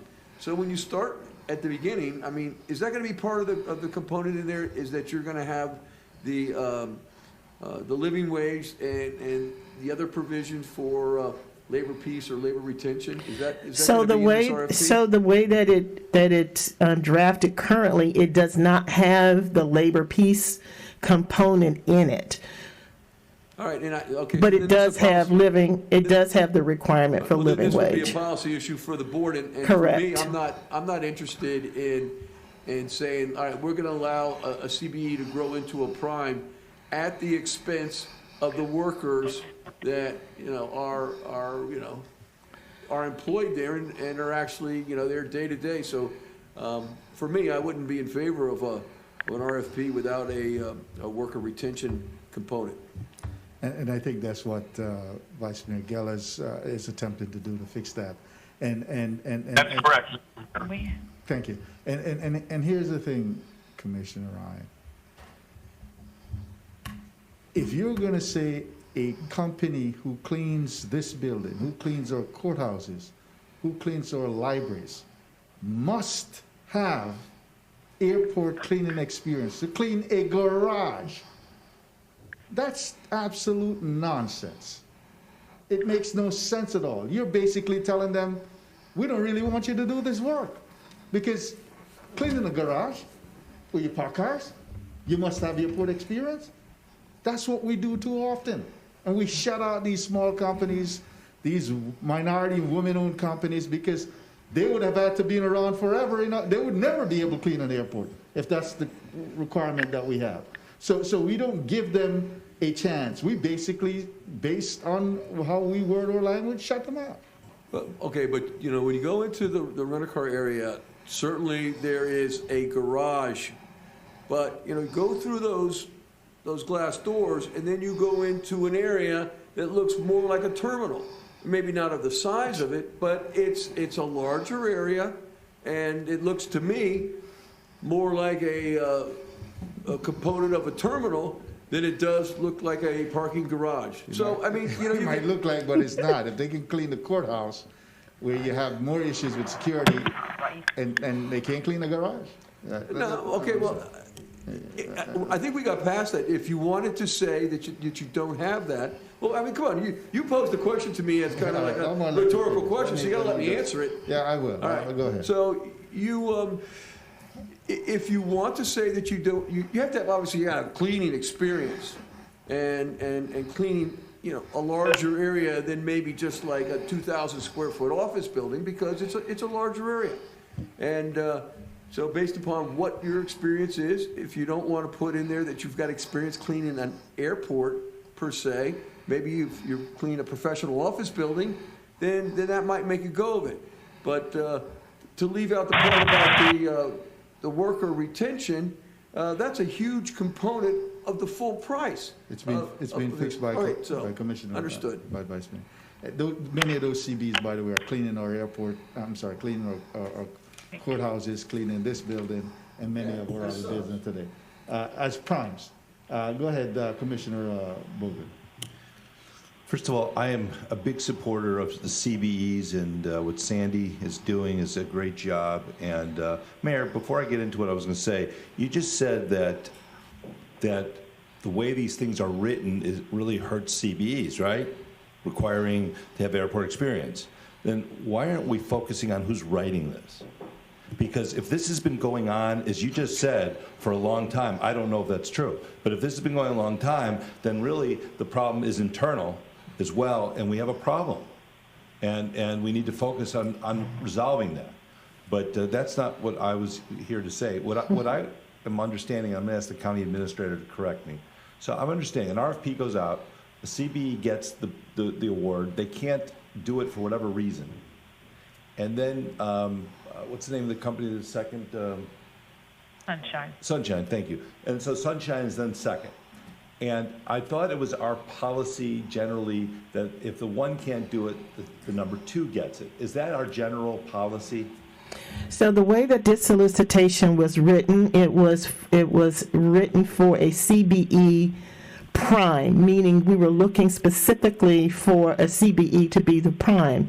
And because it's the airport and we wanted to make sure that we didn't have a lapse in service, in the event that we didn't get a CBE to respond, then we would have the option of going to the general, I would call that the general market. And in this case, because there were 5 or 6 that did respond, but because of the confusion in the language, we found ourselves with only one company. Okay, so even though this was meant for CBEs, you did allow non-CBEs to submit proposals, correct? Correct. Okay, so that means you've opened it up. And it's either CBE, so CBE won the award, but for some reason they couldn't do it. Is that right or wrong? The issue is not so much that it was that the language in the way the solicitation was written caused a number of CBEs to be found non-responsible. So if we had a situation where there were 5 or 6 CBEs, So then again, we could have somebody gone. wrote a language that, now, I mean, well, that's another story. I'm not going to go into that, but all I'm getting at is that fairness. And I'm all about CBEs. I think worker rights are the most important thing. I agree with what with Vice Mayor Geller and what Commissioner Ryan said about worker retention. You had Helene O'Brien on the phone talking about how the workers are going to be hurt by language that's taken out. That bothers me. So the person who wrote this did something to cause a problem. Is now unmuted. And then the person who's continuing to write this is now taking out stuff to protect workers. Who's the person writing this that's causing a problem? That's something I don't want you to answer. I just want you to think about. That bothers me. So now we're here discussing this, taking our time, because somebody internal who should be experienced writing RFPs, should be knowing better. Not only do you're saying is it was written in a way that caused a lot of confusion and problems, but now certain things were taken out that doesn't protect workers. And so while I agree with the motion that's going to be addressed on B, I agree with I have difficulty. I've gone back and forth on this, and I want to support CBEs. On the other hand, you keep talking about the amount of the contracts, not so much. I don't think that's relevant. I think what's relevant is being fair to whether it's a CBE, fair to whether it's a company, no matter who it is. And the company number 2, whether it's ABC or Sunshine or whatever, that's our general policy. But if number 2 is a CBE, I guarantee you we wouldn't be here, would we? That's correct, because the whole goal was to have a CBE prime. Then why are we having non-CBEs bid for it? Do they have to legally? No, we could have written it such that it didn't occur, but because of where it was located, we wanted to make sure that we had the service. And the situation, again, I mean, when we talk about fair, we're going to talk about fair. So if you were 5 of those CBEs that got kicked out because the language, you would consider that unfair. And in fact, you did have some that came to you to say that it's not fair. I agree. And so yeah, you can make the argument. As I said, Sunshine Cleaning is not a company that we have any issues with. They have been around for decades, 30 million, however, annual contract. I am here to say you asked us to try to unbundle some of these large contracts, and this is our attempt to do that. And I do want to clarify, because I don't want the staff to be blamed for the issue of worker retention. taking that language out of the contract. That came from me. And it came from me because I wanted to make sure that we nurture these small CBEs so that they are ready to handle a contract that's a couple $1 million, where I would definitely require that you have all of that language. There was not an attempt to say that they need to negotiate something less. In fact, the company that was there, they negotiated something that probably was actually a little bit higher than what Sunshine paid. If I were to listen to the language and some of the verbatims. So that's not the issue. So I want to make sure that the clarity is, if your policy is you want to have the CBEs become worked for the organization to help them become primes, I think we need to do that holistically. We need to make sure that they are prepared to sit down and negotiate the type of language in labor contracts that they would have. But it is a policy decision, and so if your policy decision is that you want that retained, then we will make sure that that's in the agreement, and then I will make sure that my team work extra hard to prepare for that contract. I'm going to end by just saying that the priority for me is protecting workers and helping workers, and that's, I think, what we've done a good job, this body has done in the past. And then next is being fair. And I understand the CBE's claim it's not fair, Sunshine's claim it's not fair, and it's just tough. But anyway, thank you. Commissioner Udi. When I look at this one, this came to us as item 75 back in June, and it came with A through E. There were many more parts in this, as I recall it. And part of it was the actual airport proper, and then this was the rental car facility on the side. Sunshine does an excellent job at our airport. They got the A through C part where they're cleaning the internal portion of the terminals of our airport. And these were the two things that were kind of left off as outliers because it tied at the last meeting. So that's why we just have these two items back. In my opinion, what we stand for in our small business program, and we can use all these initials that get flown out, and we have them all out there, and sometimes it's hard to keep track of. If this isn't the type of job that we can give to a small business in Broward County, then we really can't give anything to. This is tailor-made for it, especially now because of COVID. I mean, I think that they're the ones that are cleaning the airport, the courthouses, anything anyway. They can clean a building where a rental car facility is located in the garage. So I'm going to vote for a way to, Sunshine Cleaning is in there now. They're doing on their extension. The place is being cleaned and according to COVID protocols. So I'm going to support, and I would second Senator Geller's motion that he made, because I want to figure out a way to give this and show how robust our small business program is. That then they can come in, and then who knows, the person that wins this now has some experience on an airport facility. Maybe they can bid on the entire cleaning contract in Palm Beach County when their airport comes up, because now they have some experience in their background. I'd like to do what Senator Geller said as far as the employee retention, especially the living wage, but I don't know. The living wage is a requirement. Mm-hmm. I understand why these why you did what you did, because there are a lot of workers that, unfortunately, due to all this went out, and then in the middle you had COVID come there, where our level of service has fallen off a cliff. So clearly there's going to be issues in every one of our departments. I'm getting calls from people in the port right now, and security people that said they've cut workers a lot because they just don't need the same level of service. So I'm going to second Senator Geller's motion. I support the idea of trying to figure out a way to give this to a small business. We'll go on to Commissioner Rich, Senator Rich, and then Commissioner Furr. Okay. Thank you. Well, I am not going to be supporting that motion. I have to say, it disappoints me when we have a company that negotiates in good faith, and that would be Sunshine. This RFP, it's not their fault and not their responsibility. This rests with our staff. And I believe that, as I said, they negotiated in good faith. They're currently the top ranked. They should have had an opportunity to negotiate, as happens in other cases where the top person is not able to come to a conclusion in the negotiation. The 5 non-responsive CBEs, again, not the responsibility of Sunshine. I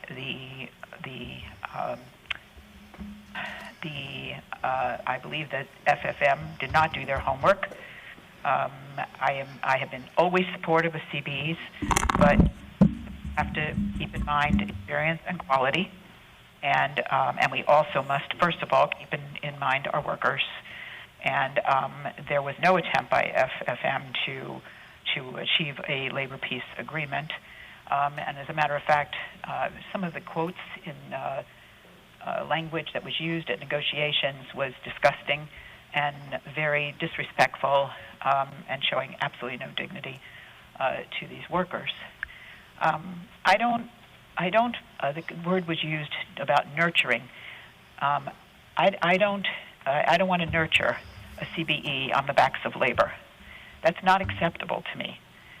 To exchange giving a contract to a CBE as a prime who has really not shown that they're qualified in exchange for worker rights, worker retention, and other benefits. So for me, I believe that it's the fairness that Commissioner Bogan mentioned. The fairness would go out the window if Sunshine would not be able to be given the ability to negotiate this contract. If they can't reach an agreement afterwards, that's another story. But I think they need to be given the opportunity. And I believe it's really wrong to reject this. This is 19 months.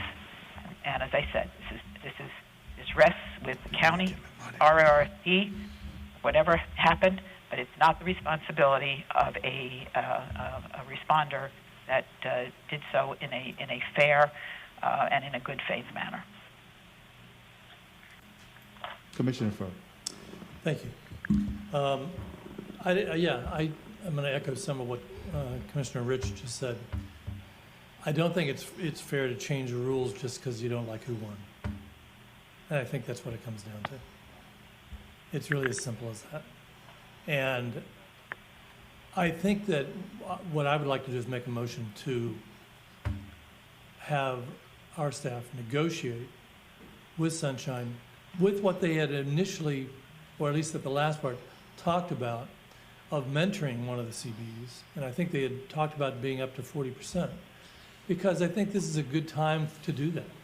I actually appreciate much what Commissioner Ryan had said, talking about these times and making sure that this is not a time where we can afford any mistakes in terms of sanitation and all that kind of, we've got, public doesn't want to see any mistakes there. And we've got a company that knows what they're doing, but they can teach somebody else how to do it. And this is actually a good time to do it. So I would make a motion that we negotiate with Sunshine with the premise that they live up to what they were saying, that they would mentor, I think it was up to 40% if I'm not mistaken. I think that with 35, but Commissioner Ryan talked about it, making it 40. Up to 40. I second the motion. That allows them to, they can pave the way and really get them ready for the next contract. All of us, this entire commission is, we're kind of stuck here because we both, all of us, we have competing agendas here, but I think all of us are for CBEs, we're for the, expanding opportunities, but we're also very much in favor of workers' rights. And I really do not want to see that, that's on the line today a little bit, and I don't want to jeopardize that. So I'm going to make a motion to negotiate with Sunshine, and Commissioner Ryan, you're saying 40%? 40%. That they commit to 40% being CBE, and I think that is a good, that's a good balance. It's not no one's getting the whole hog, but it's fair in the fact that Sunshine went through the process, won the process, And, you know, we probably made some internal mistakes in terms of what we did on the RFP. We're gonna acknowledge that and say, you know what, we're gonna try, we really wanted a CBE. We're gonna try to get one anyway and have a balance here. So I'm gonna make that motion. County Attorney, you raise your finger. I'm fine, Mayor. I was clarified. Thank you. Attorney, okay. All right. So if I may. I second the motion, just so he has a second. Okay. So here's and we have two competing motions now. I know. So here's where we are. You mentioned about mentoring. The fact is this, many of these CBEs already doing work for us in our courthouses, in our libraries. They don't need to be mentored. They need opportunity. That's what they need. They don't need to be under somebody's thumb anymore. Let me continue. Sunshine, I don't have a problem with them as a company. But if you were here and understand the history of their mentoring, which basically meant that these companies didn't get the opportunity to really grow their business, to manage their own affairs, to manage their payrolls, to get their own supplies. We had an issue with that. Nobody's saying that here, but that's a fact. You can talk to our small business department about that issue that we had. Ms. Henry can speak to that also. Okay? That we had to go and allow them to rehabilitate themselves. So this is not a company that has enthusiastically said, we're going to mentor. So you can throw mentoring out if you want. But in talking to our small